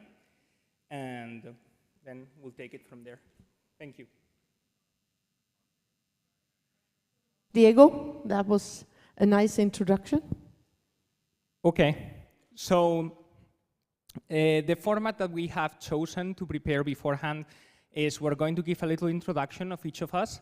Then we're going to begin working on the content of this topic, and then we'll leave a little bit of time in order to finish, and we'll try to make it like focused, okay? So as a little introduction, I'm a head teacher of an international school in Madrid. The basic aspects that are a little bit different from anyone else is that we have an amount of 60% of students that have special needs. So there is a huge amount of population with students that have autism or difficulty of learning, and it's quite unique in that sense. And we work with different types of spectrums. So we work with like professional athletes, we work with people that have been in hospitals, usually students that do not follow the traditional standards of education. And we also offer a huge amount of subjects in order for our students to be motivated. And we try to do it in a quite innovative way. And the main point, just to let you know, is that in our school, each student has a unique program that is basically given by the computer, by an algorithm, no? And the idea is that each student has its own development and program. So now I'm going to let Tina do her introduction. Tina. Thank you so much, Diego. Yes, I was born and raised in Sweden. I actually left Sweden when I was 16, and after that I've been a globetrotter, you can say. I've been traveling the world, I've lived in different countries, and of course, as a female, my background is that I have competed in rally sport since the age of, I don't remember how young I was, because in Sweden we drive, and I have competed in the sport, and I was one of the I was, together with my driver, the first world champion in rally sport. I come from this environment, and of course, when you are starting to have success as a female and taking spaces out from the male-dominated motorsport area, it was a type of bullying, I would say. And that led me into finding that it was really, why should people, we work together in multicultural teams, and suddenly because of your sex, you are sort of put on the side. So I was investing in this, I have supported it. Throughout my years, I have learned that this is something that I want to change. And for the introduction here, that's how I came into this panel. Because of it, I invested, and I'm a philanthrope and an entrepreneur, and I have invested in an educational platform called Your Academy, where we have used for students around the world to overcome, and in a very early age, connect with each other. And that actually is one of the topics why I'm here, and I will let you know about some of the projects and how we did that later on after my presentation. But so you know how I came to be on this panel. So my background is actually developing tools to overcome, but most of all work with the young student of today, connecting them and letting students help each other to develop more than anything else. Okay, so thank you, Tina. We're going to be happy to hear about your projects in a minute. Now, Mr. Binu, would you like to do a little presentation? Yeah, thank you, Diego. This is Binu Siva Singh, SK, Registrar of JPR University. As an academician and administrative officer, we as a team, we are to bridge the gap between the academic and the corporate world. We have signed more than 60 to 70 MOUs in a year to overcome the gap between the academic and the industry. Not only for students, for our faculty also, we have continuous faculty development training, and we are particularly involve the faculty into research. Thank you. Okay, so I think we have a little introduction. Let's go into the topic. Okay, so regarding bullying and regarding positive psychology, which is a complex topic, the first thing that I have basically prepared for you is a little bit of data, just 1 minute, but I think it's important because it's a really complex topic that affects all of us. So you basically go to the biggest source of data, official data, I mean, for example, UNESCO, 2020, 2022, you go online right now, you search Google, it basically tells you that 30% of students, 1 out of 3, is going to suffer bullying at a certain point in life, period. So that's the data. The data is 1 out of 3 students will suffer bullying. It's a huge percentage of the student population. Huge. That means in a class of 30 students, 10 students are going to have bullying, like that. And I'm not telling you, UNESCO is telling you, okay? Out of that data, you can distinguish 3 things that I think are relevant. First difference, bullying is equal in percentage between females and males. So this idea of males have less bullying, females have more bullying, or the other way around, statistics up to now show that they are more or less similar. There's small discrepancies, but more or less similar. And there's a high percentage of students that have bullying across all countries, all nationalities, which means bullying is not a European problem, it's not an Asian problem, it's not an American problem, it is not across continents, and it's not regarding any factor. It is something that is related to the human being. So it's something that is common on all cases, okay? So the first thing we need to be clear about is that bullying is an international problem. It's an international problem that is happening to every one of us, and every head teacher, every member of the community of education is going to likely have to tackle this situation as well. So once we get the international content and the international idea going forward, now let's go into details on how we can do things and how we can solve things. So I would like to ask my colleague Tina a little bit about her experience in Sweden regarding bullying, and especially regarding platforms or ideas that could actually reduce bullying. Tina, please. Thank you. Yes, as I said before, in Sweden, we know also for the figures, if I just cut it down to the Swedish numbers, the biggest challenge we have with bullying in Sweden is the racism problem, and that is on the first place. And for me, then, being a globetrotter, see myself as a world citizen, I wanted to overcome that early. I know that not all students can travel the world, and especially now we have the environmental problems. For me, it was, how can I overcome that? How can students work together earlier? Because what we have seen with the work that they have done around, we actually 2015 used the 17 global goals as the main core on the platform to connect around. And one of the exercises on the platform was actually called the Abu Dhabi Desert Challenge. And that's why it's so nice to be here to receive this award here in the UAE. Because that was the first big exchange we had between students. They learned about, of course, motorsports since I was competing, but at the same time about the culture, about the people. We interacted with them. We had people from here interacting.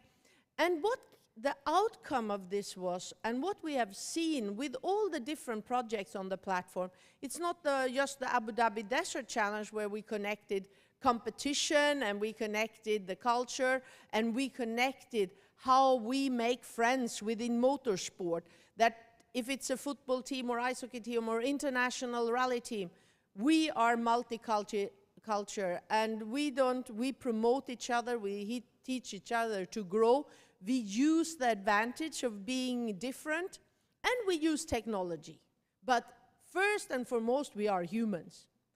And that then encouraged the students, and what I have seen later on when we have had the crisis, where we have had refugees coming up to Scandinavia, the students that have worked with those projects, connecting with other students around the world, they were actually embracing the new young people coming to our schools. They did not care about it. They were supporting, they were helping each other.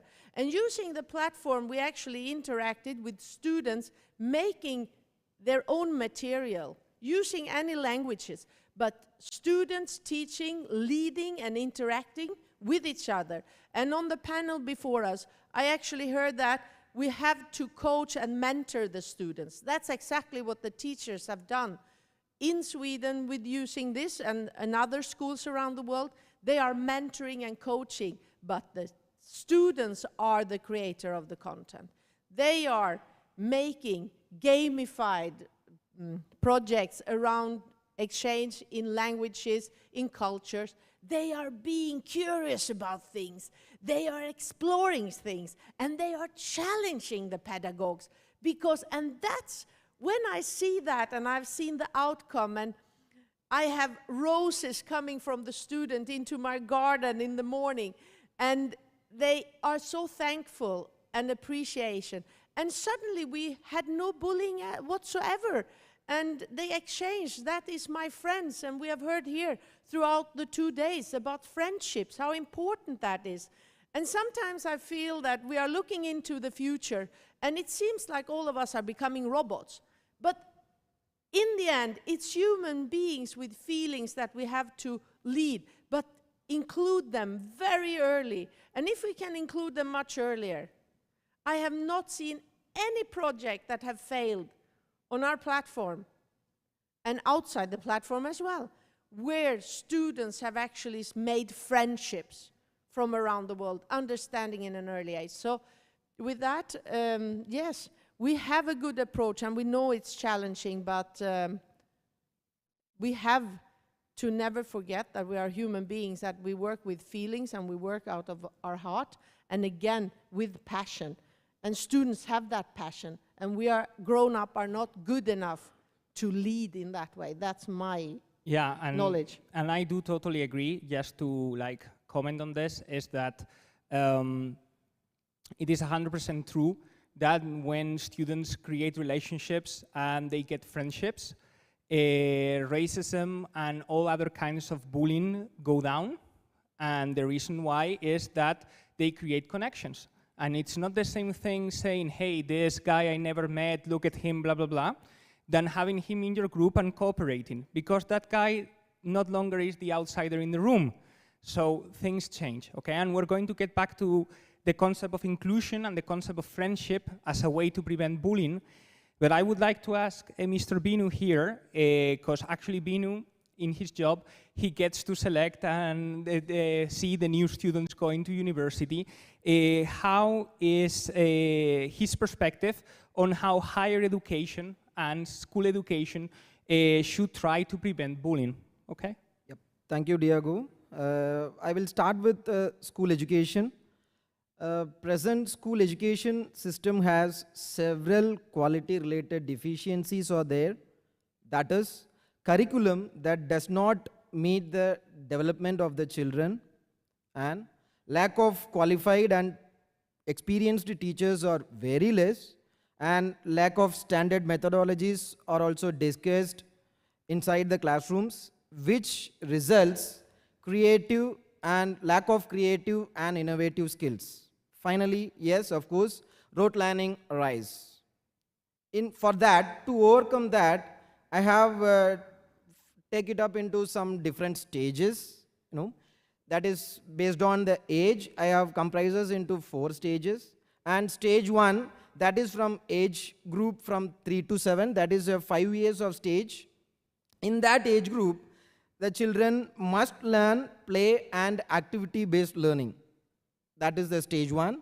And stage 2, students continues their activity-based learning, and they're laying the basic subjects like arts, science, and mathematics.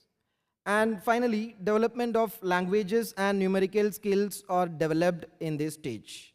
Also, they can learn by using their own mother tongue, as well as whatever the language they can use, they can. And in stage 3, that is the age group from 11 to 13. In that stage, the deep knowledge of about arts, science, and mathematics is encouraged, including the practical exposure. Practical exposure is much important for them to rethink, to create more innovation skill. And here, introduction of vocational courses also, it's done in this stage, which will eliminate the rote learning. And in stage 4, which age factor from 14 to 17, it's a very, very important stage. So here, each year we have divided into 2 semesters. In that 2 semesters, children must learn around 5 to 6 subjects, which include a vocational subject as a compulsion, as well as the elective subject. Why vocational subject? Because students can showcase their own talent to maybe the future they can be an entrepreneur X, Y, or Z, right? Which result, children can improve their critical thinking, ethical reasoning, quantitative and logical reasoning, as well as the communication skill. Diego, I am very clear that if the students are encouraged in these kind of activities, the students won't interfere with the word called bullying. Since they are totally engaged in different interesting structure, they won't come up with the word called bullying or any other unwanted things. Thank you. Okay, so just to summarize it a little bit, the idea that we're trying to give here is that bullying is a mixture, and I'll talk a little bit about this in the future. Psychologically speaking, it's a mixture of a lot of factors. It's a really complex concept. And communication, friendship, mentoring, platforms of sharing, having students engage in classrooms, all of these things reduce bullying significantly, okay? Now, I'm going to tell you something which I think is also going to give you a perspective, okay? Within this room is one friend of mine when we prepared this, which is Tina Wagenhammer. She basically is the head teacher of an international school in Sweden. And she basically has a top school in relationship to low levels of bullying, and basically also has a huge program for professional athletes. So when we were preparing this conference, I was looking at countries in the list of UNESCO that are basically identified as countries that do not have high percentages of bullying, okay? I come from Spain, it wasn't going really well. So the thing is, I wanted to learn from people that were doing things in a different way, okay? As Tina is going to explain now, in a different way of approach, no? And when I was speaking with her, she told me that there's 3 things that basically trigger, or it's supposed to trigger events of bullying, okay? And the 3 main reasons of bullying, which are obviously hugely controversial, are racism, and you know that racism can produce bullying in schools. Disabilities, so I think we talked about this. Any student has a learning difficulty is in a risk of suffering bullying automatically because they have this disability. The bigger the disability, the bigger the chance of suffering bullying in school. That's why, as we have other head teachers as well in this conference, these students require special safeguarding protocols because they are more vulnerable than the traditional student. And other factors like sexual orientation or wealth or other kinds of things can influence this effect. So when I asked her for this, she basically said, the moment you begin working with the students and you try to lower this effect from happening, from getting them to work in groups, in PBL or anything like this, and you try to bridge that gap using students that are from older ages with students with lower ages, you get some kind of environment working. And the thing that I have noticed, and at least in my school, and I can tell you directly, is, for example, in my school, although we have a lot of different international nationalities, it is different for me to create a group of students that have people from many races. Because although I have international students, I do not have enough international students. So how do I get one student from each nationality so they feel represented? And this is really important. So Tina has and I'm going to tell her to explain you, has a great way of bridging this kind of issue with nationalities and sharing. Okay, so Tina, let them know. Yes, when we started this, I told you about, I said I will give you some storytelling, but we have had these challenges and we have tried to overcome them. And we also spoke about positive psychiatry, but for me it's also to teach and be a role model as a leader, to actually implement this passion and overcome the challenges. Because I think when we have had the discussion with the young people, what actually gives you the courage to leave your comfort zone, to try new things. We know that every student is different, and Diego and Bino knows that as well. And how can we find ways for them? And we also started with the passion. We talk about positive psychiatry, but I would say positive mindset. And on the platform, we actually made the education built around each and one of the students' passion. If it was riding or ice hockey or building something or driving cars or whatever it was, the education was actually out of them. And I got challenged, and they say, yeah, but Tina, you come from motorsport, what can you actually contribute? So they gave me a challenge in a school in Sweden, and we had 22% of dropouts. And that's actually when we talk about higher education. If they are dropouts from the ground level or their normal education, that's a big step then to take them into higher education. And we started that project, and nobody really believed in it. And that's something, again, that I feel that grown-ups are not good enough to encourage the younger people to overcome the things that they don't believe it's possible. I have done it so many times by challenging the insights what people have had before. So I also want to encourage the students with that. And that's what we focused on. We actually focused on them becoming, overcoming, and learning how they can actually grow within with a positive mindset, to be more curious about things. When they came into doubt, what can we help them with? And when they used their own digital tools and they were a part of creating it, and they could actually create small things that helped them, sharing that challenge with other students. Other students came along and supported them and gave input from their own knowledge at their own age, at their own time in life. And that, I think, because we cannot talk to the kids about the future, because they are so much in the momentum of here and now with themselves, focused on themselves. And that's where they need to get the courage and the inspiration.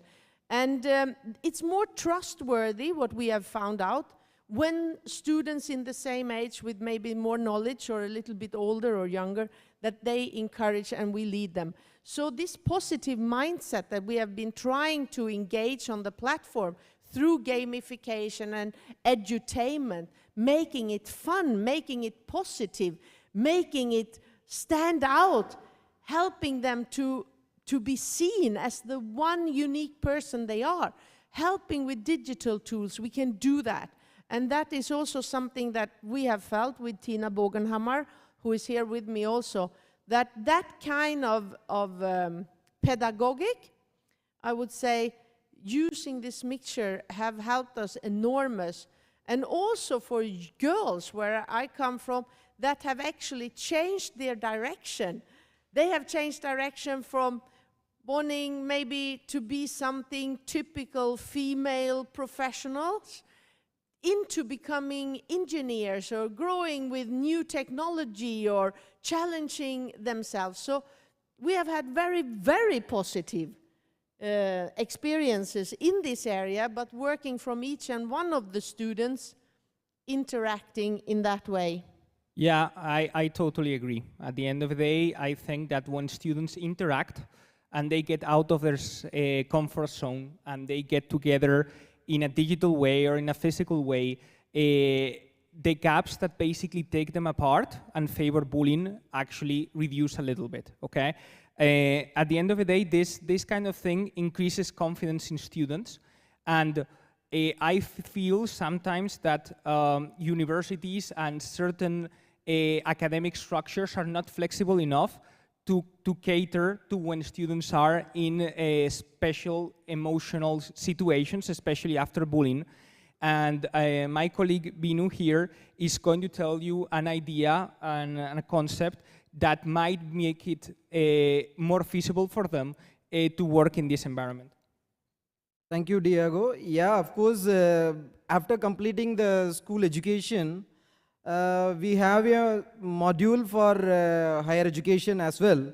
That is a 4-year multi-entry exit degree program.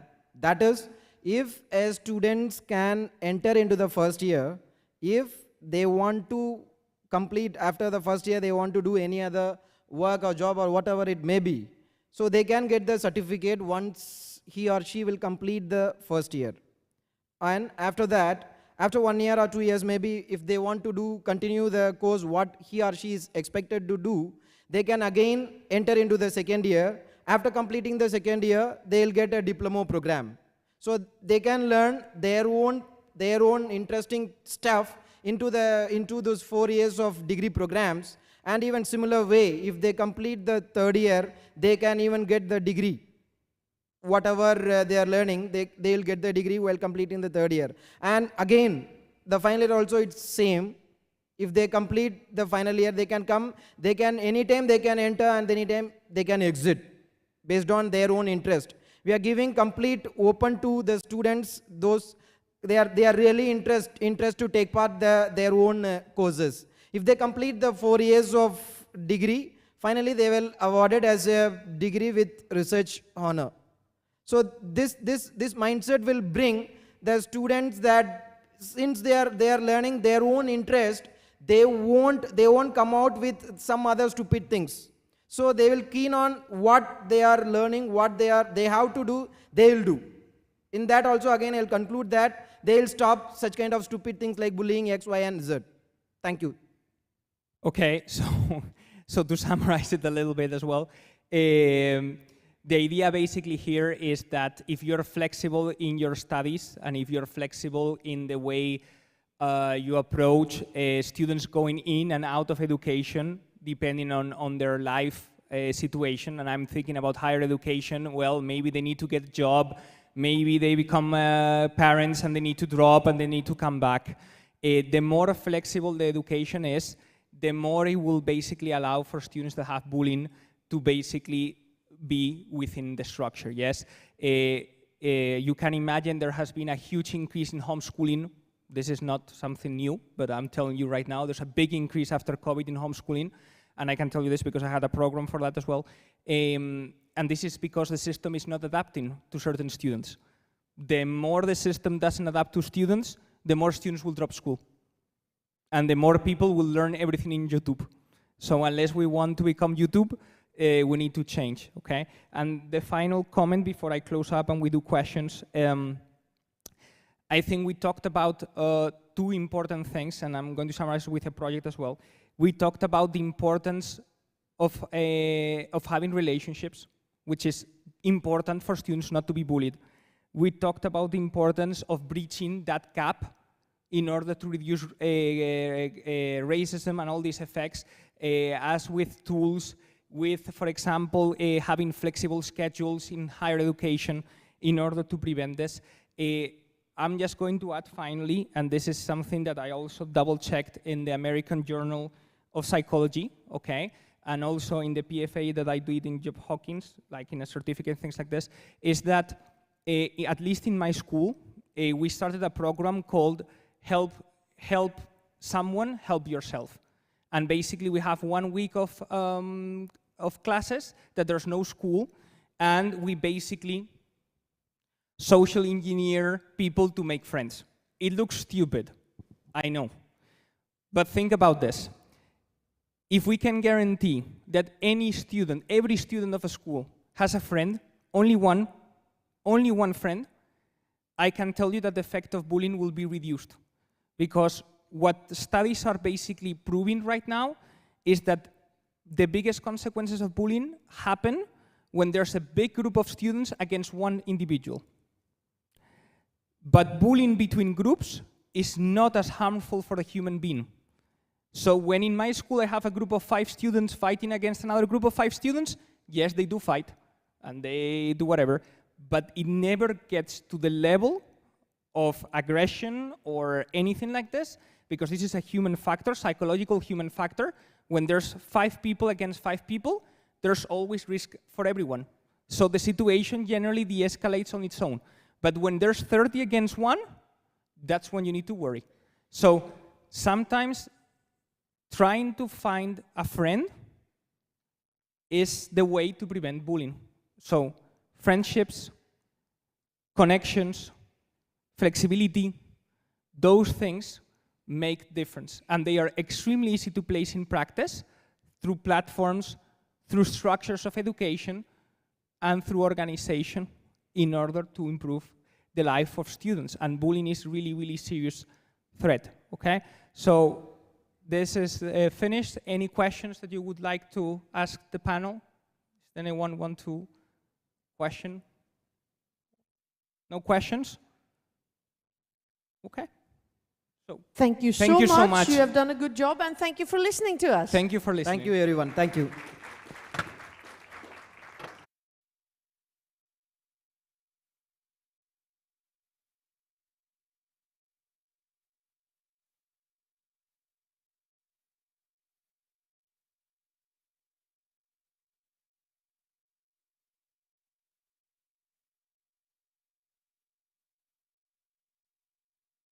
Could we please have another round of applause, everybody,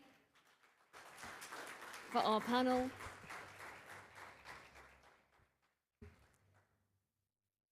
And the next panel discussion this afternoon, ladies and gentlemen, is Genius Hour.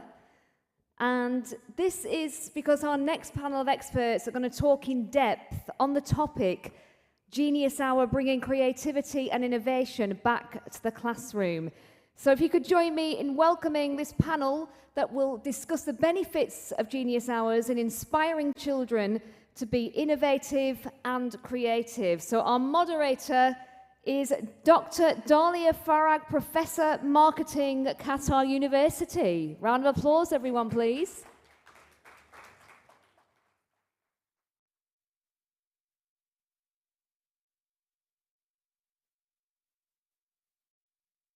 Good evening, everybody. Hope you're having a great time. Well, it's time for some creativity, innovation, breaking the routine of the classroom. First of all, just quickly, briefly, I want to introduce myself because I'm going to be introducing my colleagues. I'm a professor of marketing at Qatar University. I've been in this career since 1997. It's a long time. And I'm also chairing the Branding and Visibility Committee on our college level. And I'm also working closely with the Center of Excellence for Teaching and Learning at Qatar University. And I'm happy to be here. Since I started teaching, actually, my philosophy has always been around experiential learning. And experiential learning really makes the students all the time, on their feet, challenged, thinking out of the box, brainstorming. I also integrate it with project-based learning. I used to work in the industry for a couple of years, so I always bring the industry into the class. In all my classes, regardless what I'm teaching. If I'm teaching principles of marketing, I'm teaching integrated marketing communications, I always have the industry. I think it's really beneficial for the students in the higher education to get this flavor of what's real life about and what really happens in the real world. So Genius Hour is a great idea to do that, because if you allow them once a week, or I do it more than once, but if you allow them once a week to sit together in even the way that they're seated actually inside the class, I let them sit in groups, in clusters, work together in the groups. Most of the time they have something to do, but even though sometimes I just give them basic a tip of some, just some idea or exercise related to our curriculum, and then they start innovating, thinking, wondering, and then reflecting on what they're doing together.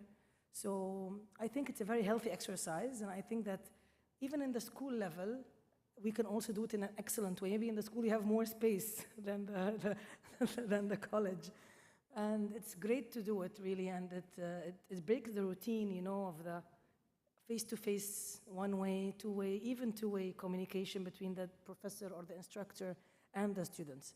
And I'm sure that my great colleagues, who I'm going to invite on stage right now, I'm going to give so much inspiring ideas about that, and of course, the great crowd. So allow me please to welcome on stage our first panelist, Mr. Umar Qureshi. We've already listened to his lovely notes a couple of minutes ago. It was great. He's a teacher and educationalist and edupreneur, sorry. He has more than 22 years of experience. He's presently working as Executive Director of Pakistan ASCD and CEO of the Thinking Schools Pakistan. Thank you for coming. Welcome. Thank you.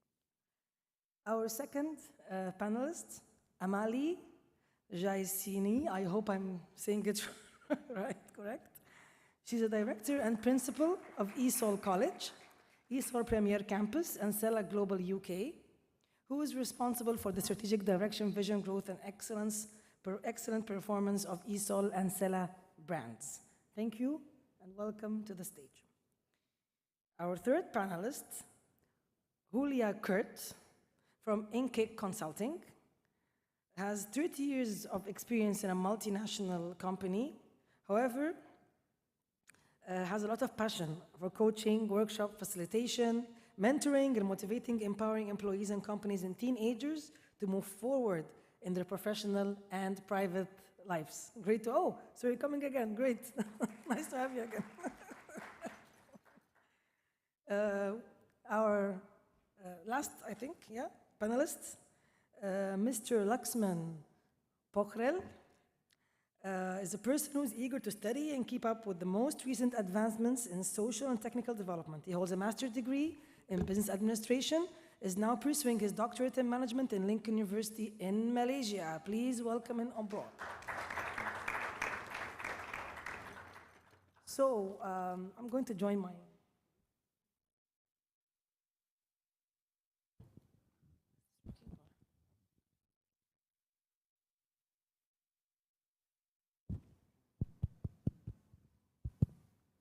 Hello? Yeah, it's working, okay. First of all, I'm going to allow each of my lovely panelists and colleagues to give some opening remarks about the topic, if you don't mind. So we can start, ladies first, if you don't mind. Sure. Please go ahead. So we are privileged, thank you very much. Creativity and innovation, innovation, creativity. What is that? Is that the same or is it different? And why do we have such a huge spin or weight on this? That's what I'm always asking. Oh my God, we need to be innovative. Oh God, we need to be creative. Oh God. All right, so my really steer on this is innovation or creativity is not something extraordinary. Anything can be innovation. Anything can be creativity. Because if we question the status quo of anything that we do in the school, in a company, to even change a little thing which makes our system of processes easier for human beings, eliminate maybe double checking, eliminate maybe some more mistakes, automate, because we're talking about artificial intelligence, right? And technology and all that stuff. Let's use it. Any idea is welcome. Continuous improvement needs to be embedded in our DNA now, because we are in this wonderful era of always thinking how we can improve things. Therefore, we don't need to be Einstein. We don't need to be. Don't think that creative innovation is, oh, I'm not innovative, I'm not creative. That's what we think. That's what the students think as well. If we come up, you need to be creative, think out of the box. And they're like, what's the box? What's creativity, right? I mean, I have no clue. I'm not creative. Anything is creative. Even little things to, I don't know, put the glass instead of there because it's easier, it's innovation. It's improvement of the processes that we have, and the same counts in classrooms. I know, classrooms, we have got an embedded curriculum we need to follow, unfortunately. Therefore, it's very difficult to get some space for our students. That's why we have got this kind of wonderful, hour, maybe once a week, twice a week, a space where the students can live their imagination, which is great. But do we really need to have an hour for that? I question that. I'm a bit controversial on this, right? I mean, can't we just have that in every day? When the student comes to class to think, instead of hanging my coat on this because the hanger is there, which is difficult because you need to get out of the classroom, maybe do something else. So my steer on innovation, creativity in the educational system or learning is day to day to actually seed the plants in our wonderful, encourage and empower our wonderful little human beings, our young generation, already from little on, when they're in crash, to say, hey, you know what? Do you think this is practical? What do you think about this? And they come with the craziest ideas because they don't have any boundaries. They have no misbeliefs because everything is possible for them. Use them. And that's what I think. We don't even need an hour. What we need is empowerment, that they have the feeling that they have a say in the classroom creation, in maybe the curriculum, maybe in when they get out and play outside on the playground, everywhere. So we really need to have our students with us side by side, walking and saying, hey, this is your school. That's your school. It's not my school. That's your session.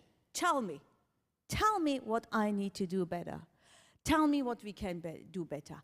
That's my steer on innovation and creativity. Because if we start to feed these type of thinking, that mindset on, what does this make? When you are growing up, you have that mindset already. And when you're going to be in a wonderful workforce, you're going to be, you don't even think about creativity. That's in it already, because you always think to make things better. Little things are actually the ones who puts us and moves us forward. So that's my little, opening remark on creativity and innovation. And then thank you. On the hour. Thank you. Thank you, Julia. It's great. Yeah, it's getting exciting now. Okay, Emily, please go ahead. Hi, everyone, and it's a pleasure to be here. As my co-colleague mentioned, yes, different people, like different opinions are there about creativity and innovation.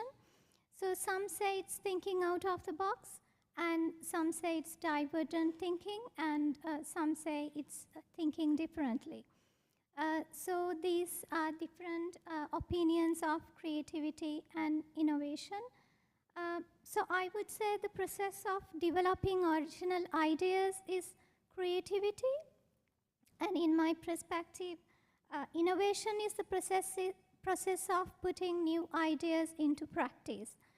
So this is creativity and innovation comes with imagination. So imagination plays a major role there with creativity and innovation. So thinking about creativity, why we need to be creative and why the students need to be creative in classes. The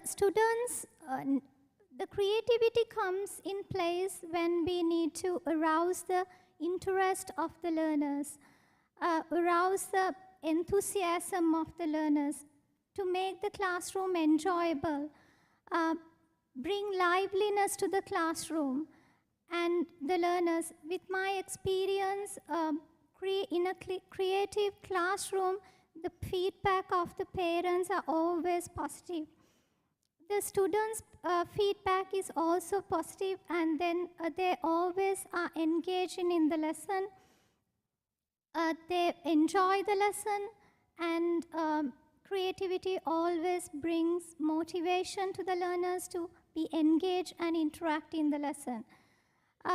So activity-based learning is something that we could implement to be creative and innovative in classrooms.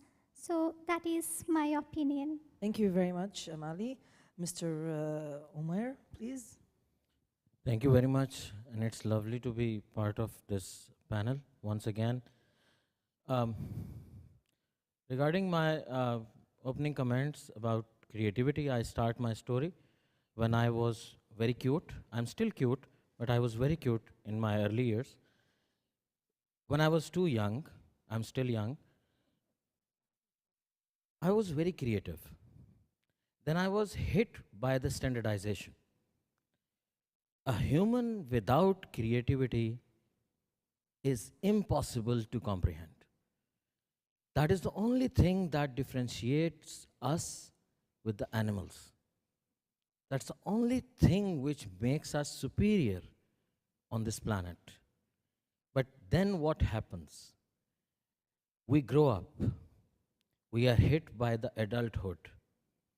We are hit by the standardization. I always insist, let's be open. Let's talk about the things which are actually on the ground. So it's impossible for me to understand or comprehend a classroom without creativity. Like, you look at the topic of this discussion, bringing the creativity back to the classrooms. That means one fine day, the creativity had silently left the classrooms. And since then till today, we are having non-creative classrooms. So what's the point? It's like in my kitchen, I have only one pressure cooker, and that's it. That is called standardization. So it will be used for every food to be cooked inside that pressure cooker, We close the lid, we lock it, we wait for the whistle. And when the whistle blows, we call it graduation. And the creativity dies there. That is my opening remarks. Thank you. Great opening remark. Thank you very much, Mr. Omer. And please, Mr. Laxman. Thank you. How many of you believe that you are creative? Can see only a few hands. Okay, good. Creativity, as my fellow panelists also already talked about it, like human brain, every human brain, they are creative. So it started with the early development of early human development. Like when people at that ancient age identified fire and heat, that became knowledge for them.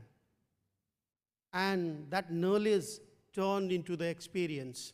Like when there is a heat, it can cook food. So after that, they started cooking food and eating the cooked food. That became application of creativity into innovation. So creativity is simply the combination of knowledge and experience. When we combine knowledge and experience, then anyone in this world with a human brain can be creative and can innovate. That's all for my opening remarks. Thank you. Thank you, thank you. Okay, before we leave the floor to the lovely crowd for their insights and comments and maybe questions, I would like to ask you guys a question, if you don't mind, about your, because me personally as an educator, there's challenges in implementing this kind of, of learning, of giving some space to the students in class to sit together and think out of the box and all that. I agree, of course, with Mr. Luxman about this knowledge and the skills and the knowledge and the, what was the second one? Experience. I want to add skills actually also to that, because I believe that this kind of learning really works on the students' skills. They have the knowledge in the books, even if they don't take it from you, they can read. And now, mashallah, we have the, the world is at your fingertips, as they say, so it's easy to get any kind of knowledge about basically anything. But really skills comes from practice, comes from, doing things with your hand, getting your hands dirty, as they say. So I think this kind of learning really gets the students to sit together and get their hands dirty and give them room to make mistakes as well. This is something that I personally see very challenging, because they're always concerned, the students, about doing mistakes. And they're always concerned about your reaction as an instructor or as an educator. Are they allowed to make mistakes or no? This kind of learning must be flexible enough to give some space to students to make mistakes and to think out of the box and to learn from these mistakes. My biggest challenge, I'll start with myself, is integrating this in our curriculums and our learning outcomes, because we come from very vigorous, educational systems, talking about Qatar University, and we have to follow, learning outcomes, course outline, and and this is the worst part that I really hate. You have to follow something. So the challenge is to integrate this kind of learning into our, organizational, culture and curriculum and all that. So let's. Who wants to start, Mr. Omar? You want to go ahead? Okay. I would like to add one thing. I need your 2 to 3 minutes to explain this part. The first thing is, let's laugh a little. It becomes so boring for me when everybody is talking very serious. But when I was in the college, I was taught differentiation and integration in mathematics. I'm very good at differentiation, So I used to teach advanced differential equations at a university. So one fine day I asked my teacher, I said, okay, fine, I have filled all my registers by doing lots of questions and questions and questions. Exercise 2.2, question number 6, and the star questions and genius questions and all that stuff. What's the point of doing all this stuff? Where I'm heading to with this all stuff? And you know what he said? He was a very funny guy. He said, whatever he said, it was written with the golden words in the history. He said, get lost. and I left the room. I spent half of my school life and college life out of my classrooms because I was normally thrown out of my class by the teachers. The creativity needs patience, the first thing. People actually, the teachers especially, get burdened by the mandates given by the state, given by the governments, given by the curricula. Under those situations, a teacher has to save the students' creativity from the heat that is produced by the agenda of the state and the superintendents and all that stuff. That is the first thing. The second thing is, the great teachers, someone said, it's not my personal quotation, someone said the great teachers do not teach from the book, they teach from the heart. Today, my legal firm that actually takes care of my company is owned by my students. That student was taught back in 2002. And the bond with that student is still there, as strong as it was in 2002. Because they thought I'm a funny guy. So they stayed in touch with me. The third thing is, to become a wonderful teacher, you don't need a horrible face. You should be jolly. You should be fun-loving. And you should be able to understand what a child thinks. I was teaching a class. I'm giving an example of original creativity. You know, originality and creativity are always moving side by side. I was teaching about the angles. I said, you know, the door is at 90 degrees to the ground. Imagine what will happen if the door is not at 90 degrees. I was just asking a question, and someone stood up in the class and he said, okay, we can tolerate the door standing at 90 degrees. But imagine, I said, try to laugh in this conference. The guy was so original and so creative. He said, sir, did you ever imagine kissing a woman at 90 degrees? It will go horrible. I didn't throw that child out of the classroom. When you are actually dealing with creativity, you will be dealing with weird most ideas. And here comes the passion and the patience of the teacher. The fourth thing is, to bring creativity and originality, the teacher must be creative and original. In my previous panel discussion, I said that teaching is not a recipe. It cannot be copied. To become an excellent teacher, you shouldn't look like a horrible monster. To become a very jolly loving thing, a species that is very fun-loving, very caring, you don't need to pretend like a candy. Be original. Be creative. Now, when the high mandates come, like the curriculum, the teacher has to save the students from those heats. So we teach every day. We do have limited time, especially in the higher secondary school. One more thing, the most neglected section across the world in schools is the middle school. That is from grade 6 till grade 8. We appoint best teachers in Montessori. We appoint average teachers in primary. We ignore middle school. And then we appoint the fantastic teachers with the brilliant ideas in grade 9, 10, and then 11. K9, K10, and 11 and 12. So that time period of grade 8, 6, and 7, it's a very vulnerable time for the teenagers. And that is the time, that is the age group where the creativity has to be decided in the classroom, whether it's going for a positive side or it's going to the negative side. So may I just build on that, because that's a good point, specifically in terms of the pressure on teachers. Am I an educator? No, I'm not, but I know because I'm working with teachers. So therefore, for example, in the kind of, how shall you say, when you're in a teenager, right? You've got the pressure to perform. The teachers are brilliant, but they also have mandates. Therefore, how can the student get that support? So therefore, because I'm I'm providing that kind of, coaching services. We need to handle as well teachers. Teachers need to be equipped as well. They have lots of pressure on their shoulders to make sure that the curriculum is done, get the exams, control them, give the marks, and then at the same time being creative. It's difficult. Therefore, additional resources in the schooling system, which is taking off the heat and the pressure of creativity or self-growth, of self-development of our students, is essential. Therefore, each of the schools need to have not even counselors or psychologists or something, because it has got this negative steer. But if you talk about a coach at school, it's a different story. Why? Because we've got a positive association in our brain. Where is this coming from? It's coming actually from sports coach, right? Our sports, yay, we do that. I want to, run one. I can run 1 kilometer, but I want to run 5. Yeah, let's get a sports coach. Nice.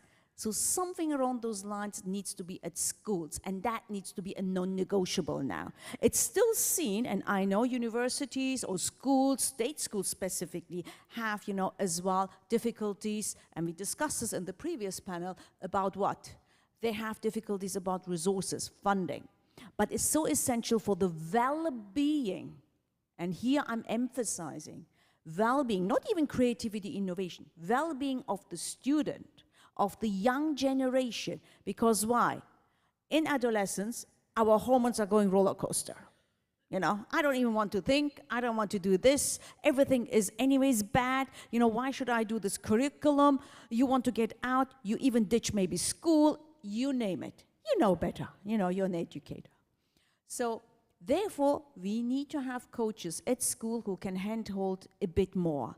Give that space of freedom. Give that space of self-creativity, of self-realization, of being themselves, because teachers have got lots to stem as well.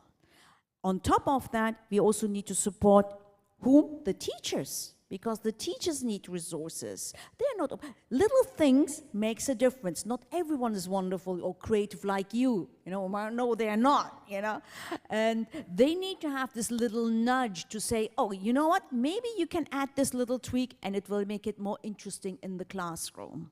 So there's a lot that can be done with little adds on, which is existing already, but this needs to be like a status quo. It needs to be in the curriculum, like coaching sessions, go in, creativity rooms, whatever you call it, that needs to be there, and also constant observation, or how shall I say this? Not observation, it's bad.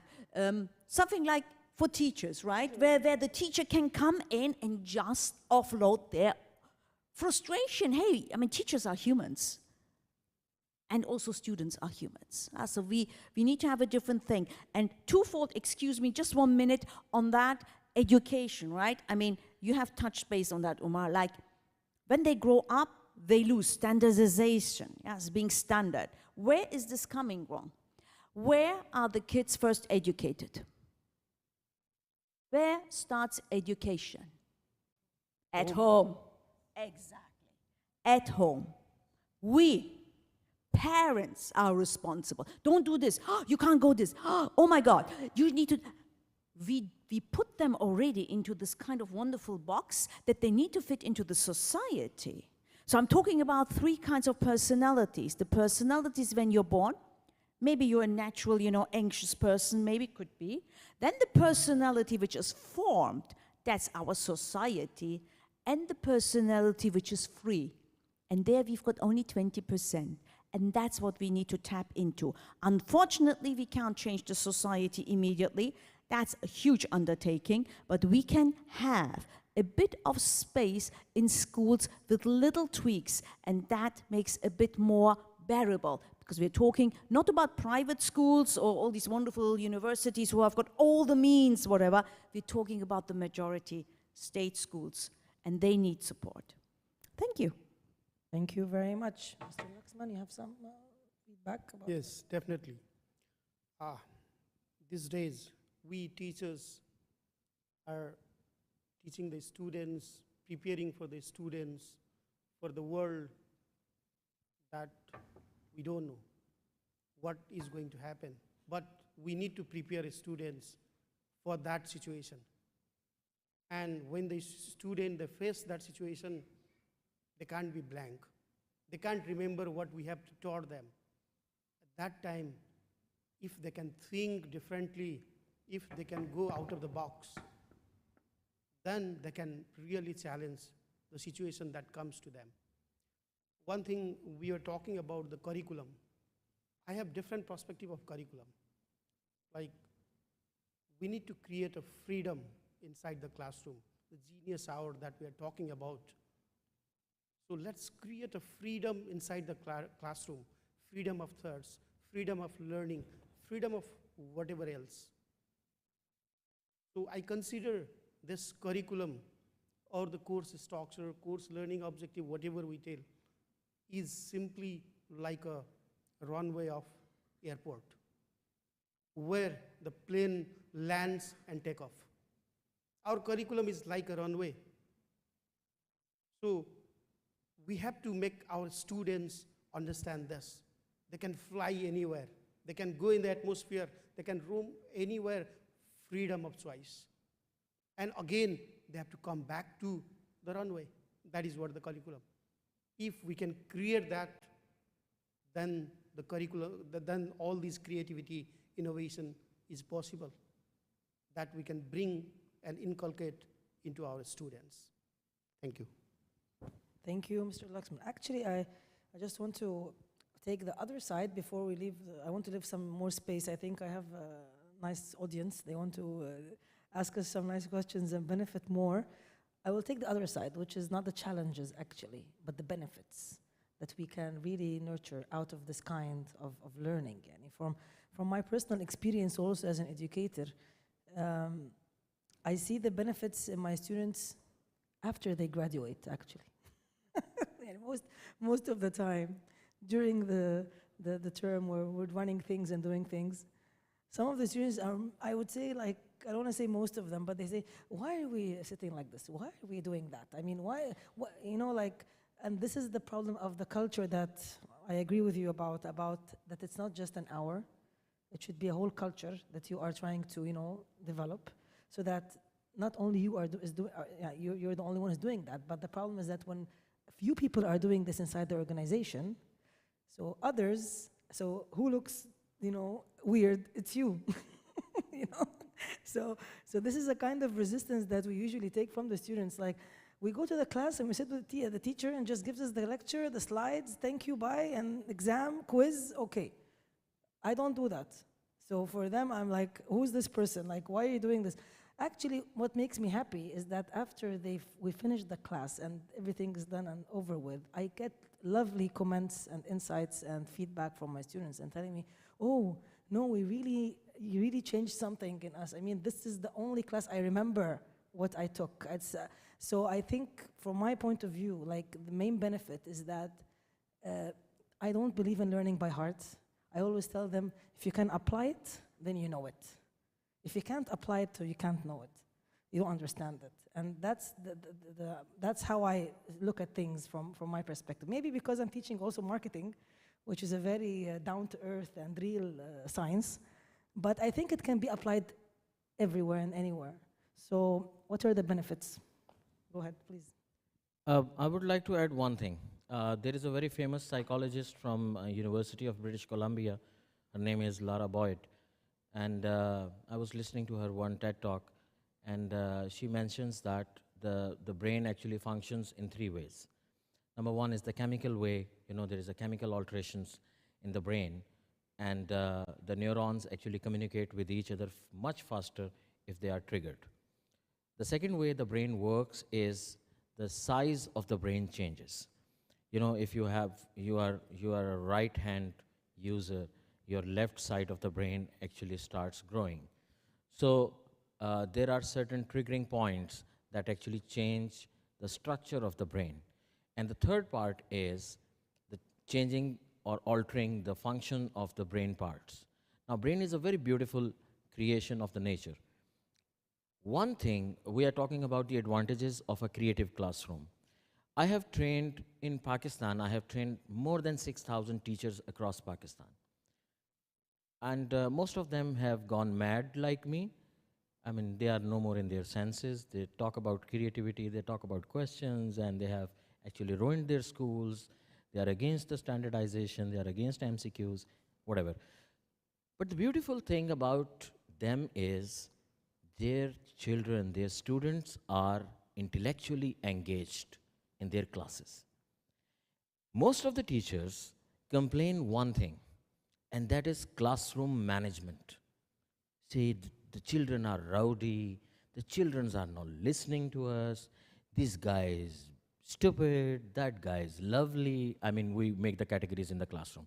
The front row is genius, and the last row is duffers, stupids, and goofs. We do this thing. But one thing I always taught while teaching those teachers, I always said that the classroom management never ever appears if there is intellectual engagement. You all are sitting here and you are listening to us because we pretend to be good thinkers, right? We are very good at this thing. I don't claim big. But imagine for a while, if you are not intellectually engaged, the coffee outside this ballroom will be much more attractive than my talk or my words. So, when a teacher speaks, he or she hooks intellectually. And not only hooks, because hooking is not the purpose. The purpose is to hook and deliver. And that doesn't happen until you are intellectually engaged. The biggest advantage of a thoughtful, creative classroom is you don't worry about the mandates. In any curriculum, look at the curriculum of your country, and if you are familiar with the Bloom's taxonomy, the first thing is knowledge, then there is understanding, then there is analysis, synthesis. You move up the ladder, and the final one is the creativity. The creativity is on the top of the Bloom's taxonomy. Most of the curriculum in the countries are focused on knowledge, max on understanding. Rare are focused on analysis and synthesis. Now here comes the part of the teacher. Here comes the role of the teacher. Knowledge is available on YouTube. Understanding is available on YouTube. What is your use as a teacher in the classroom?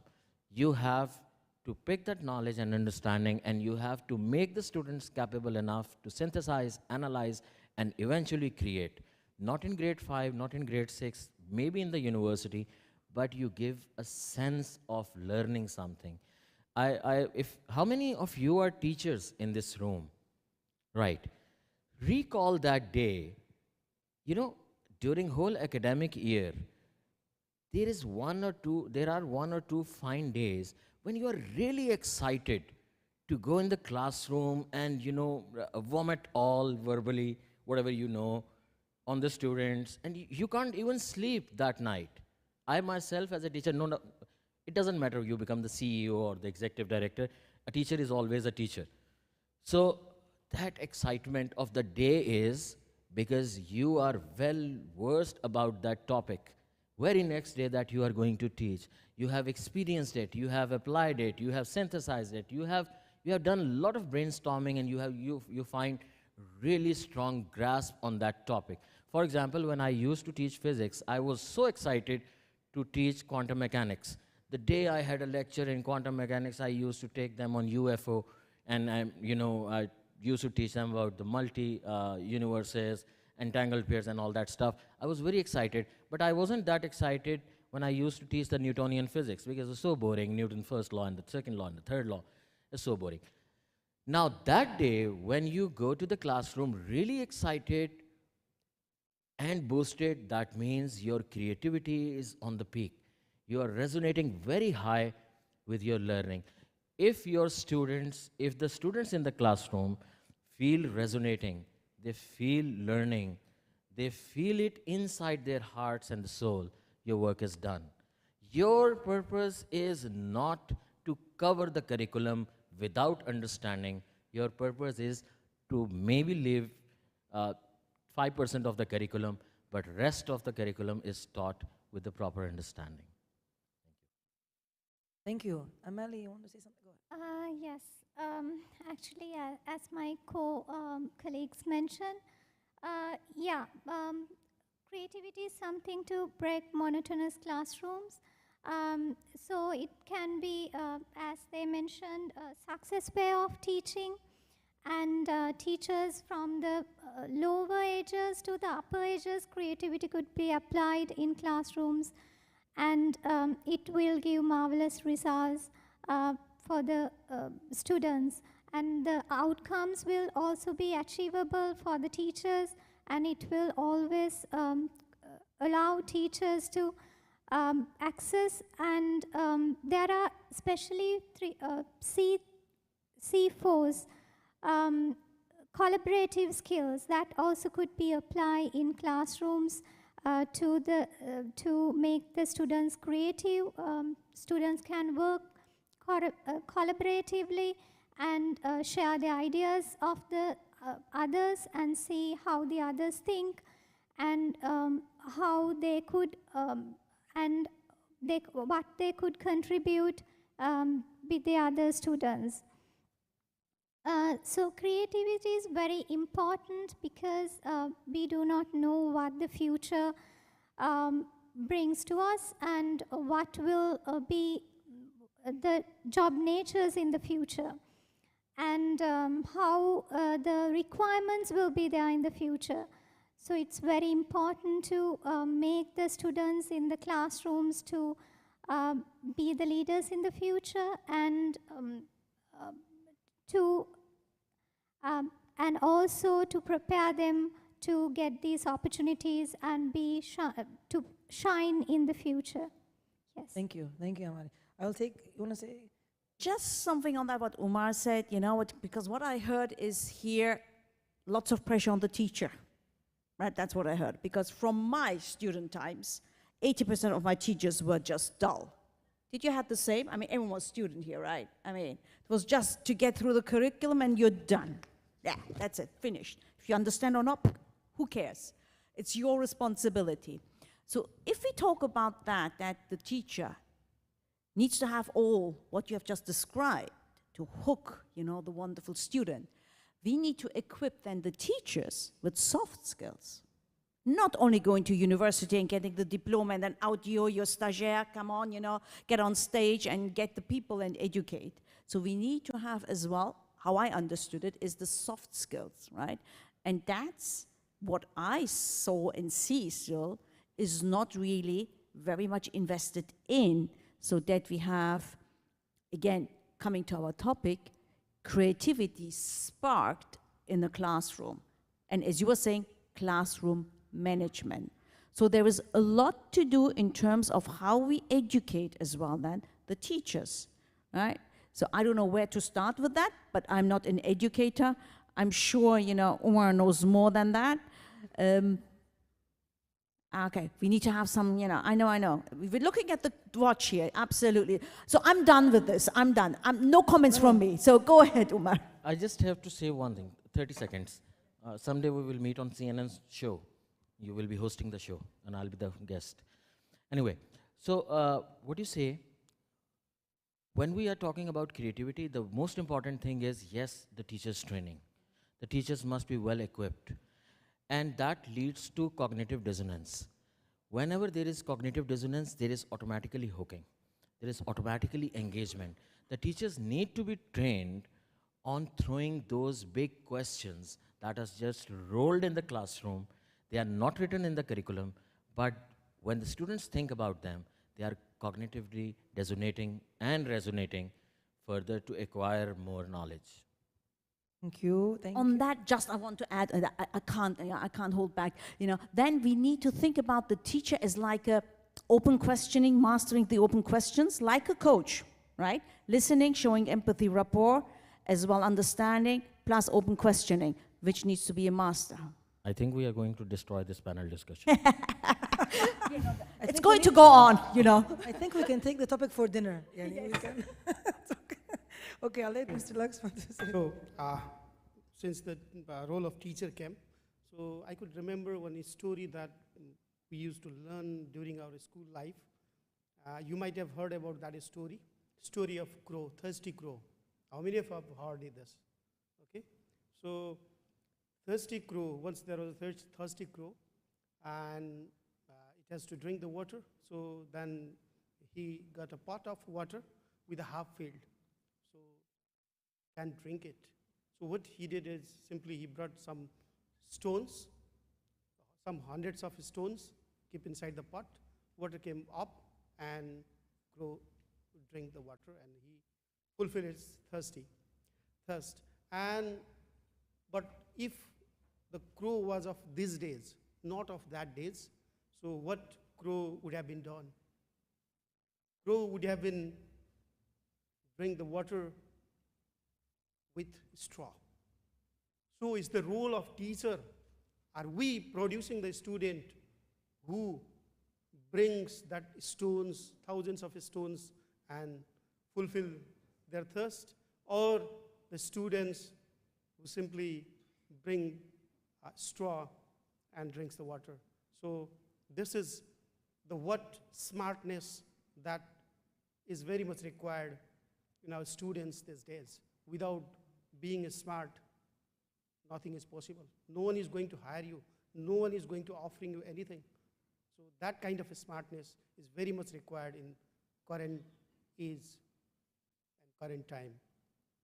So it's a teacher role to make students more smarter and lead the world.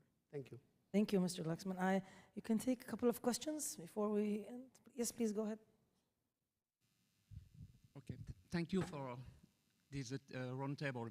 My name is Jean-Charles Caillet. I'm professor in genetics in university, and I have a question concerning the relation between innovation in pedagogy and academic methods. 10 years ago, I had a really creative idea. I asked to my student to be my professor. So in my classroom, I'm the only student.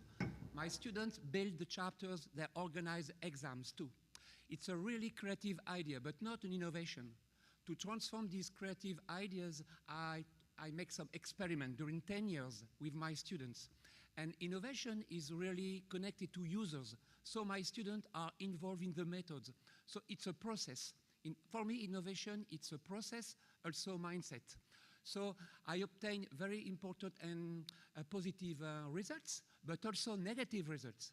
Because 20% of my students are not adapted to innovation because they like to listen to the professors, the transmission of knowledge. And we have a very strong curriculum. So my question is, it's not easy to make articulation between innovation and academic method. I think that innovation is not the contrary of academic methods. We need to success in hybridization. And what is very difficult for teachers is to make this kind of hybridization. I observe that teachers who are really involved in innovation are the same teachers who like to teach normally. And teachers who have a lot of problems in normal teaching, they are afraid by innovation. So the last thing is you talk about positive return from the students. Personally, I don't use positive feedback of my students. All my sessions I am evaluated. Each session, the student evaluated their professor, becoming students. And I obtain positive results. I don't use this positive return to progress in innovation. I only use negative feedback of students because negative feedbacks help me to progress with them in the innovation. So my question is, how it's possible, what is your opinion? Because we talk about innovation like, I don't innovate just to innovate. My innovation has a goal to increase the interaction between students. So my question is, what is your opinion of the articulation of innovative approaches and academic approaches? So, thank you. Professor, it's wonderful to listen to your question. It's great that the practices you are following. There are 3 levels, as per my understanding. I might be wrong. The first one is a thinker. A higher level is creative. And the third one is innovative. Thomas Edison did 90 failed experiments. And the 100th one was the bulb. So every creative thought cannot be an innovator as well. It's okay to not to be an innovative person. It's okay even to not be a highest cognitive level creative person, but it's not okay to be a thinker. The purpose of the schools and the academia is just to provide the guidelines. What we teach, the purpose is not what to think, but how to think. That is a famous quotation that we normally quote in the educational conferences. So, what we are striving here, we focus on creativity. Probably 2% will be the innovative people, emerging later in 20 years. Because then and there, you will not be getting the innovation. It's not like, you know, if you are familiar with the literature and you are familiar with the poems, there are some poems which, with the poets write, suddenly, they start writing it suddenly because they are getting a lot of intuition and they have the words and they write. And some people actually fabricate it. So innovation cannot be fabricated. It is actually something which emerges from inside. Here comes the philosophy of education. So a teacher's role, an academia role, and all these stuff that we have in the world, in the name of schools and colleges and the universities, is to provide a pathway, and that's it. My role, if I have 100 students, my role is not to make all of them innovative, but to provide them, to show them a guideline that this is the way, you can follow this way, and you can become innovative as well. Now that's luck. If you get a wonderful idea, you work on the experiments, and you get the innovation. But if you can think even about the wrong idea, wrong innovation, wrong invention, you are still creative. You have ability to think. That's what I think. So we don't need to mix up all these things. I'm very clear about it. In my whole academic year, my teaching career, I was always focused on one thing, that when the students step out of my classroom, at least they should be thinkers. They should be creative. Rest is their luck if they can innovate anything, and they come up as innovative humans. Thank you, Mr. Omar. It's great insights. Can we have another question? One more, just one more. No more? No more questions? Does anybody want to say any closing remarks? Okay. What I did, I summarized all the lovely insights that we had from our very, very knowledgeable and insightful panelists. And I would say that we started by talking about, like, okay, 1 hour is not enough. We have to create a culture. That's very important. It's not just 1 hour. And actually, it's not right to, I mean, if you want to be innovative, as my colleagues just said, and all of you, I think, we're starting to think in a different way, it's not just about throwing an exercise or a game in the middle of the curriculum or in the class. It doesn't how it works, because you have to, what I can say, like, it's like, I'm innovative, I have to, like, walk my talk. I mean, like, I have to make the whole curriculum integrated, as you just mentioned, to show that. And that's very important. Like, from the whole curriculum has to be built around the idea of integrating such lovely, creativity and innovation all together. So it's a cultural thing. Teachers, they have to be trained, and they have to be able to commit to this type of learning, because not anybody has this ability. Some people are born creative, some people acquire it and learn it, and that's not, that's great. I mean, that's why we have people like Mr. Omar, like those people who can really add value to us. So I think we should work on that as well. I would say also the element of fun. I mean, there's a lovely saying by Mary Poppins. I love this saying, I always say it in my classes. In every job that must be done, there is an element of fun. I mean, let your students have fun. That's very important. I personally believe in that, and I tell them that. Try to have fun as well. Resistance, of course, there's always resistance from your boss, from your colleagues, from the students themselves, from the society. We have to find a way to overcome these resistance and keep on going, because this is the right way. Teaching students the way that we were taught, I don't know how many years ago, is not the same like teaching students now who have internet, social media, this and that. And for them, this is more important than you as a teacher. So we have to try to motivate them and let them listen to you as much as we can. Measuring results, I think it's very, very important that to measure, and I totally agree with my colleague here, that it's important to learn from both good and bad feedback. I believe feedback is key, especially when it comes to these types of learning. So measuring results, evaluation, I think that's very important. And I would close it by my colleague's remark that learning really starts from home. So us as parents, we also have a responsibility in bringing up creative and students, kids that can really face the world, rather than, you know, that's right, that's wrong, you know, you're punished, you're, I don't know what, you're, so on. So thank you very much for having us today. Please give a very huge round of applause to my panelists. Thank you very much. Thank you very much, everyone. Please put your hands together one more time for our final panel discussion of the day. And please, ladies and gentlemen, keep that applause going for all our speakers and for all our panelists today. They've been absolutely fantastic. And we have come to that time again. It is time to give out some more awards. And as it is the end of the day, we can clap louder, we can cheer, we can whoop even, if you want to. That is also allowed. But I hope you've enjoyed the day so far. I'd like to invite onto the stage Dr. Rob Conrad, a CEO Biolytica, who is going to give out the awards tonight. Round of applause, everybody, please. So it's time for us all to join together and to celebrate some of the sector's change makers' fantastic work, journeys and contributions now. And we start with the Outstanding Leadership Awards. And our first winner of this session this afternoon, please put your hands together, everybody, for Dr. Yaki Dayan.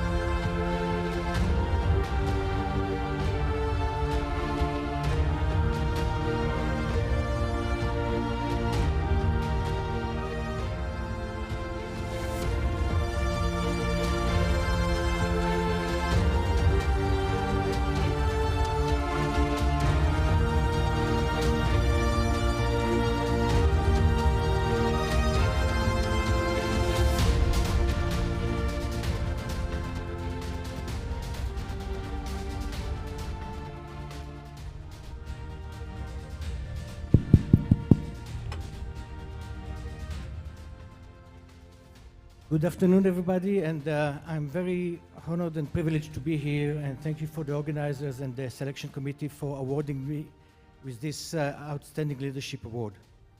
When I started Edtech Israel in 2014, I had a vision of creating a change in education by inspiring a lot of entrepreneurs and business people to do their business into this industry. For me, when we speak about industry, that's the industry of education technologies. We had earlier today a session about Edtech investment. And with, I hope that you don't mind, I would like to correct two misconceptions that were placed over there. One, there was a notion by many of the speakers that those technologies existed for decades. This is not correct. Let me give you some data. In 2010, the entire VC investment in education all around the world was only 300 million US. In 2014, when I started Edtech Israel, all around the world, investment in Edtech was 1.4 billion US dollars. 2022 finished with, or supposed to be finished with, over $22 billion. This is an industry that is racing, but over the time since 2014 until today, I monitored, mentored, and escorted many, many CEOs that took their companies from maybe zero to bankruptcy, or maybe from 0 to 500, 600 million US dollar valuation. All of them are doing this with the vision to create change in education. I would like to stand before you as their ambassador and to dedicate this award to all the Edtech entrepreneurs around the world that understand that education is not an easy market to operate in. And yet they innovate day and night, hoping to be able at the end of the day also to make some return on their investment in order to change this industry. So for all the Edtech educators and entrepreneurs around the world, thank you very much. Thank you.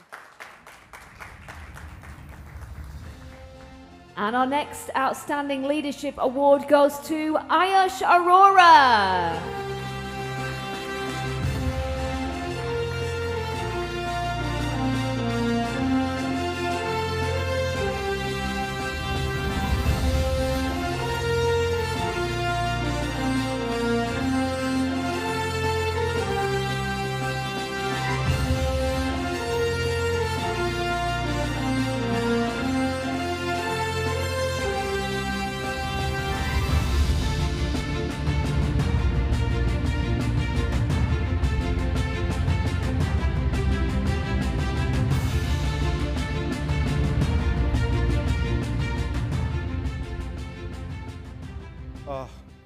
Finally, the big moment. Thank you all. Thanks to my mentors, thanks to my family, thanks to the company, GSL Edu Excellence, who brought me up here. Dr. Kavita Monga, Mr. Puneet Monga, who have been my mentors throughout my career journey, a long one. Obviously, my wife, for bearing me and bringing out the best in me.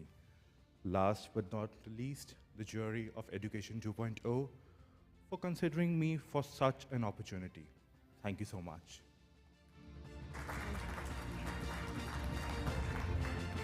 Ladies and gentlemen, please put your hands together for our next winner, Dr. Mario Kiason.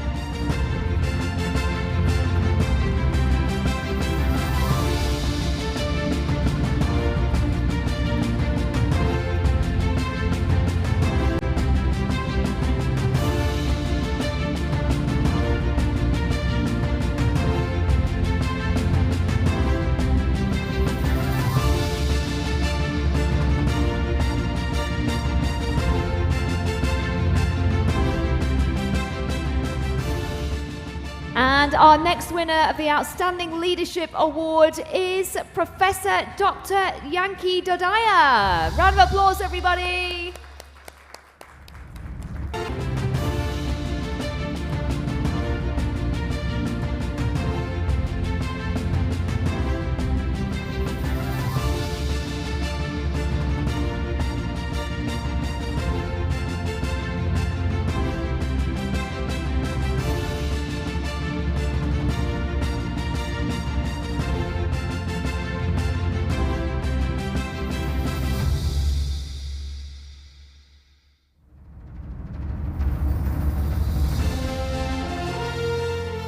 Ladies and gentlemen, this is a time to celebrate, and we're going to keep our applause going for our next winner.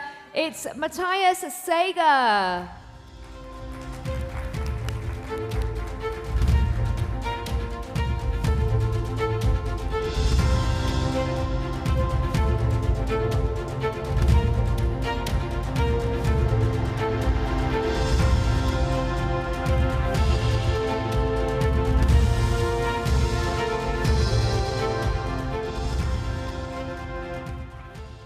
Many thanks. There is a saying, it's easy to be smart, but difficult to be kind. I think both is important, and I feel in this conference, both aspects, smartness and kindness, are covered. That's fantastic. Thank you, everybody.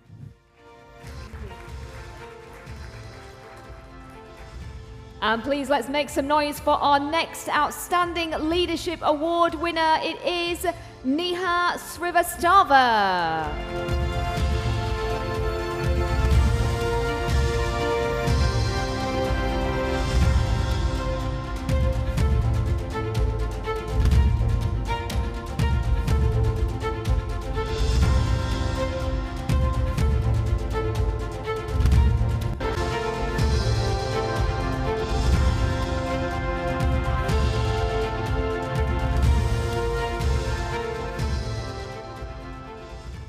Thank you so much.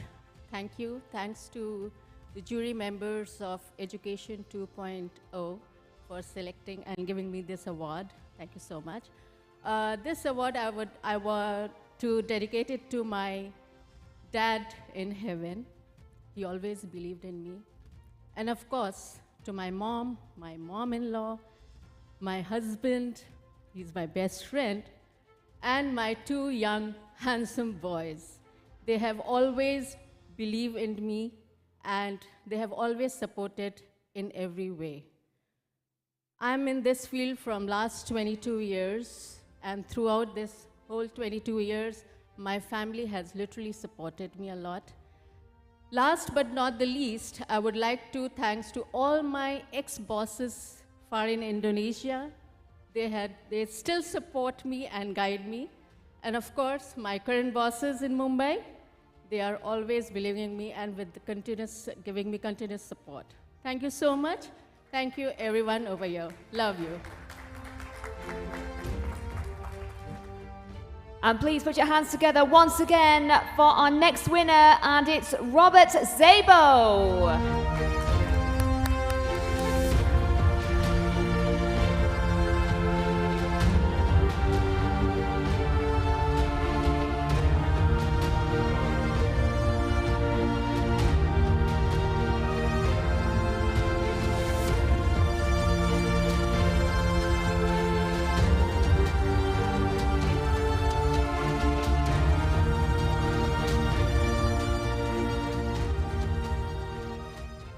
Thank you very much. I'd like to dedicate this award to Learnship, to the founders and management who gave me my first managerial position in education. I was a teacher for years. And then to my team, past and present, the writers, editors, media producers, the translators, all of you. And it's been great to walk this road together and to the years that are coming. Thank you again. Cheers. And our Outstanding Leadership Award winners continue now. Please, let's make some noise as we welcome to the stage Rohan Tanksail.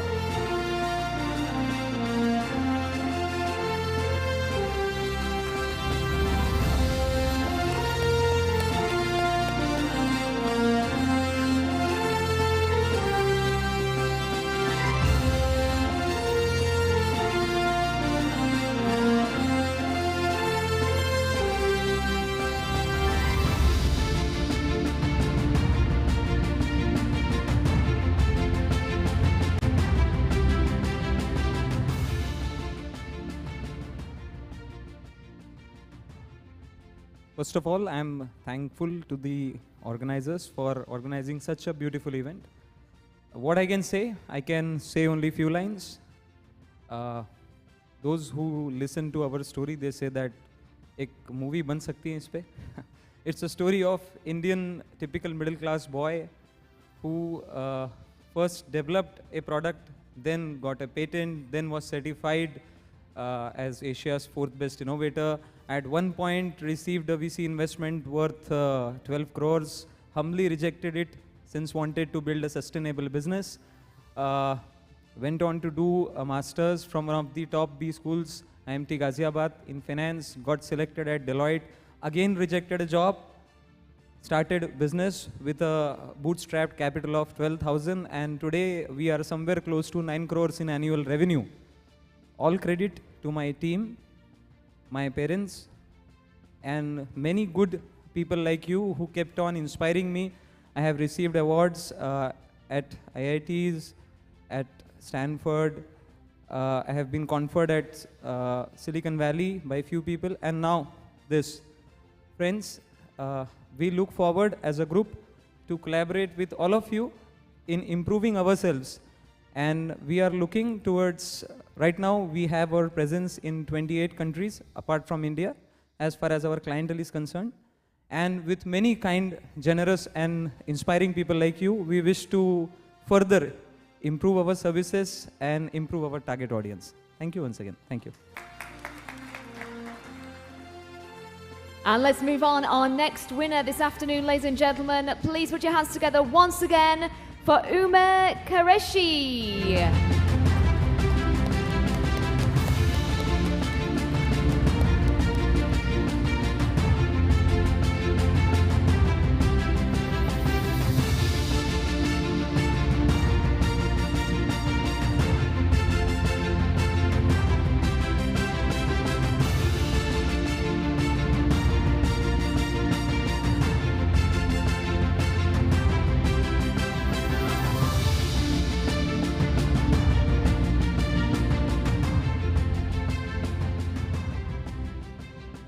Thank you very much, everyone. Thank you, Education 2.0, for selecting me for this award.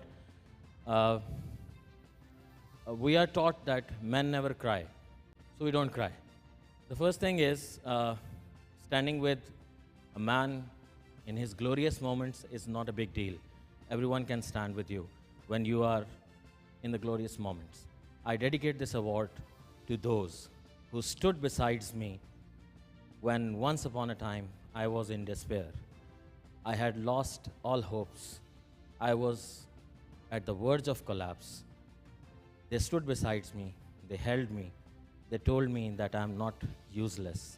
I'm not a human who should be used and abused. I thank them all, and I thank you all. Stay blessed. I love you. And the next winner of the Outstanding Leadership Award is Binu Siva Singh. Round of applause, everyone.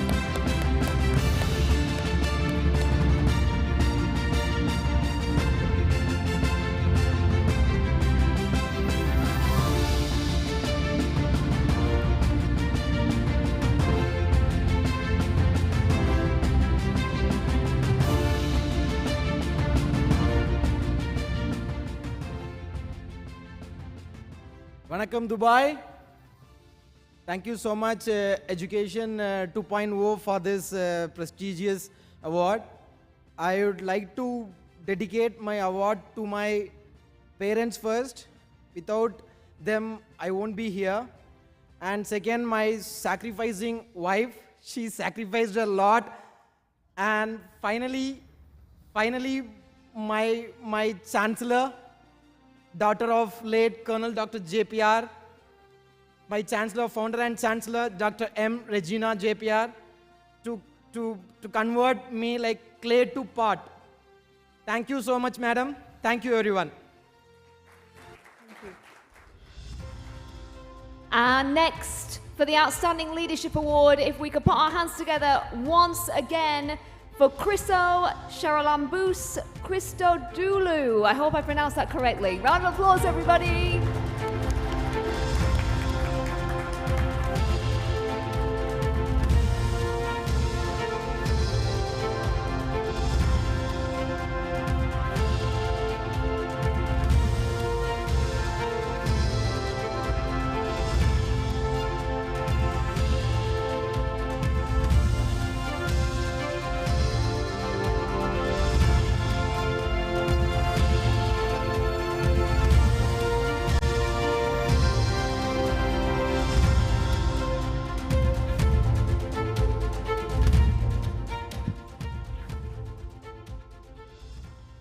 Hello everyone, thank you for the award, the third actually in Dubai that we are receiving.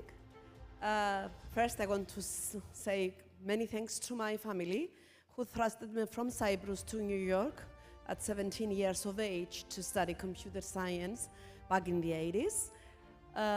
My family, my husband, my sons, and the best of it is my grandson, my firstborn grandson, Christian, whom I dedicated this award, and of course to all the children of the world through the platform that we created at the company. And I want to thank my company, DigiPro Education, and the FANECOL Creative Learning Research Institute. Thank you very much. Thank you. Ladies and gentlemen, we carry on now. We have a few more awards to give out this afternoon. The Outstanding Leadership Awards continue. Let's make some noise for Ainam Tariq.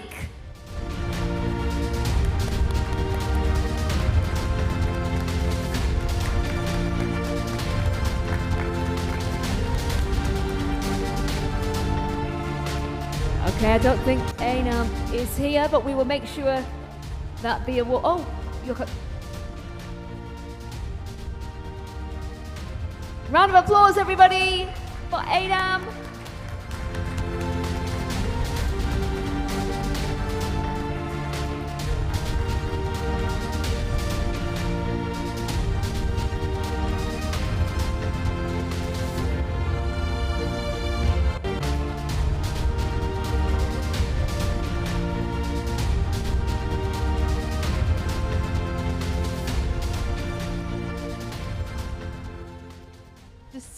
quick thank you to the organization committee of Education 2.0, my mentor, who's also receiving the award in Las Vegas, the director and principal of my school, and dedicate this award to my family and to all my colleagues and the students who've always supported me at school. Thank you so much.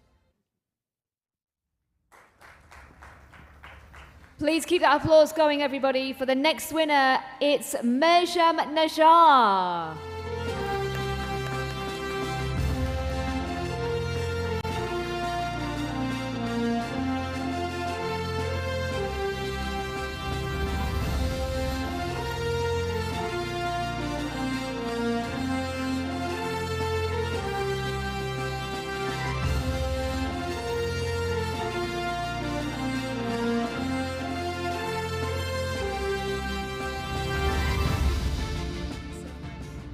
Hello, everybody. Thank you so much for having me here. And I'm so honored, humbled to receive this great award for outstanding leadership. First of all, I want to thank God for being here. He made this opportunity for me to be here. It was predestined. Otherwise, I wouldn't be here. So, alhamdulillah for being here. Secondly, I want to thank my husband who is filming me because he is so supportive and he came along with me and took care of our girls whenever I started a new project or some new education. So thank you. And I want to thank my parents for giving me all the opportunities and great valuable lessons, and my father for always working 2 jobs, for giving us everything. Thank you all.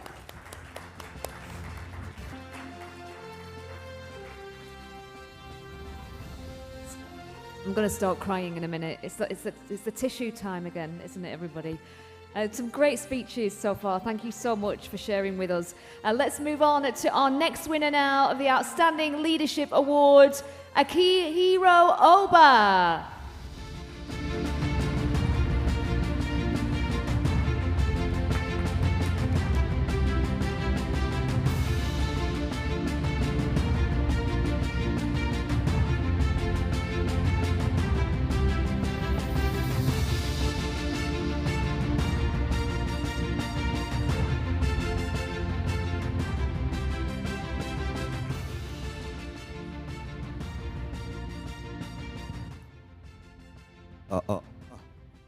Hello everyone. So my name is Akihiro Oba, and thank you for everything, the Education 2.0 organizers and management and the sponsors. So I'm very honored to receive this great award.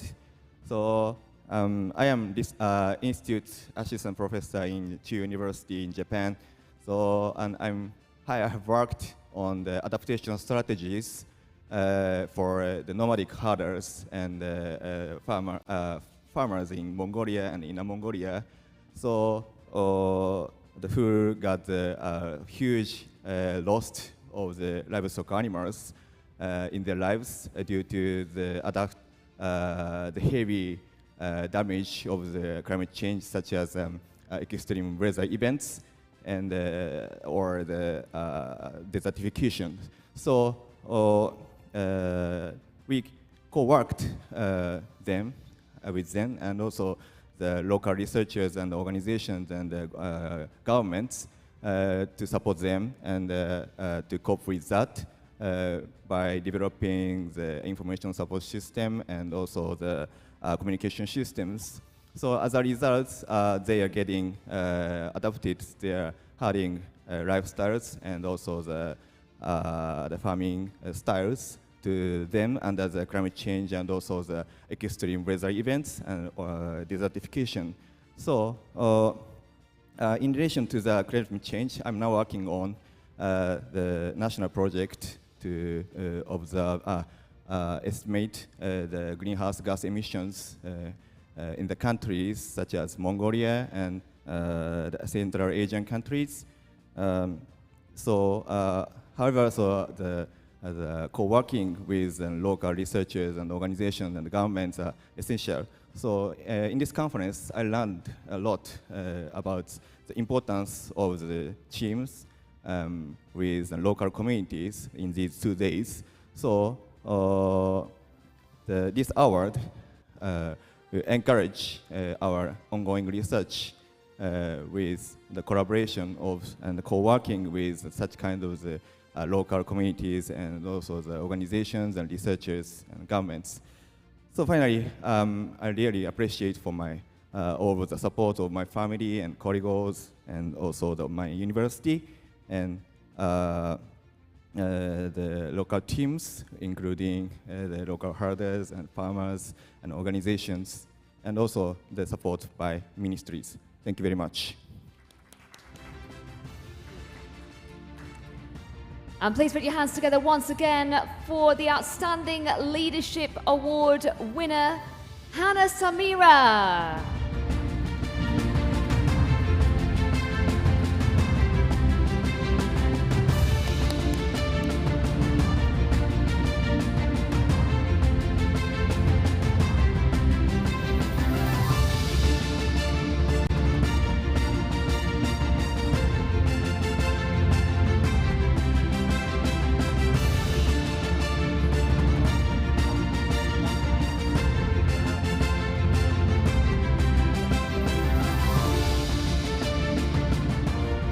And our next winner, ladies and gentlemen, please put your hands together for Dr. Asli Hassan.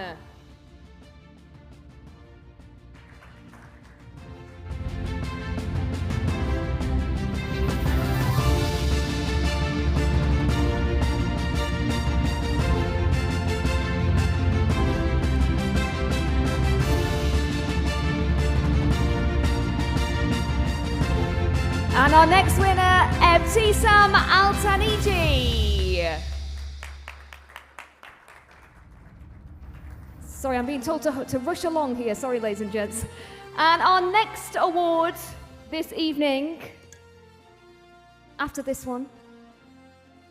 I can wait now. Thank you.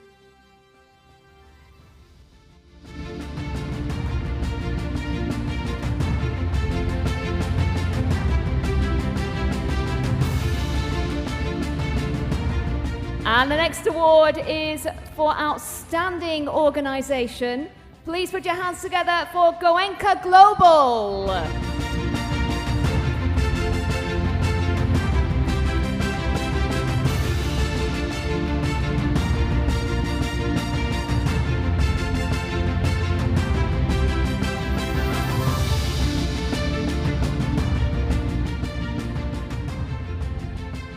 And our final award today, everybody, Outstanding Leadership Award, Professor Dr. Janki Dadaya.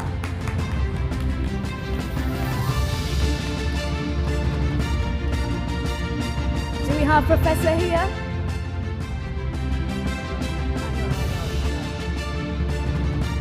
Ladies and gentlemen, please put your hands together for all our winners. And please keep the applause going for Dr. Rob Conrad, who gave out the awards this evening. And we have come to the end of day number 2, ladies and gents. I hope you enjoyed yourselves. Don't forget, it is time for networking now, if you'd like to stay. If you'd like to join us on the stage, I think that's why we were rushing, so everybody could come up for a photograph. So come on up, winners, up to the stage for a photograph before we finish, if you would. And let's have a round of applause, everybody, for all our winners.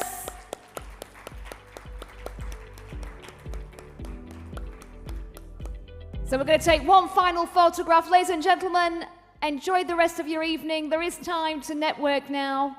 Have a fantastic night, and we look forward to seeing you back here again tomorrow. Thank you, everyone, and well done, winners. Woo!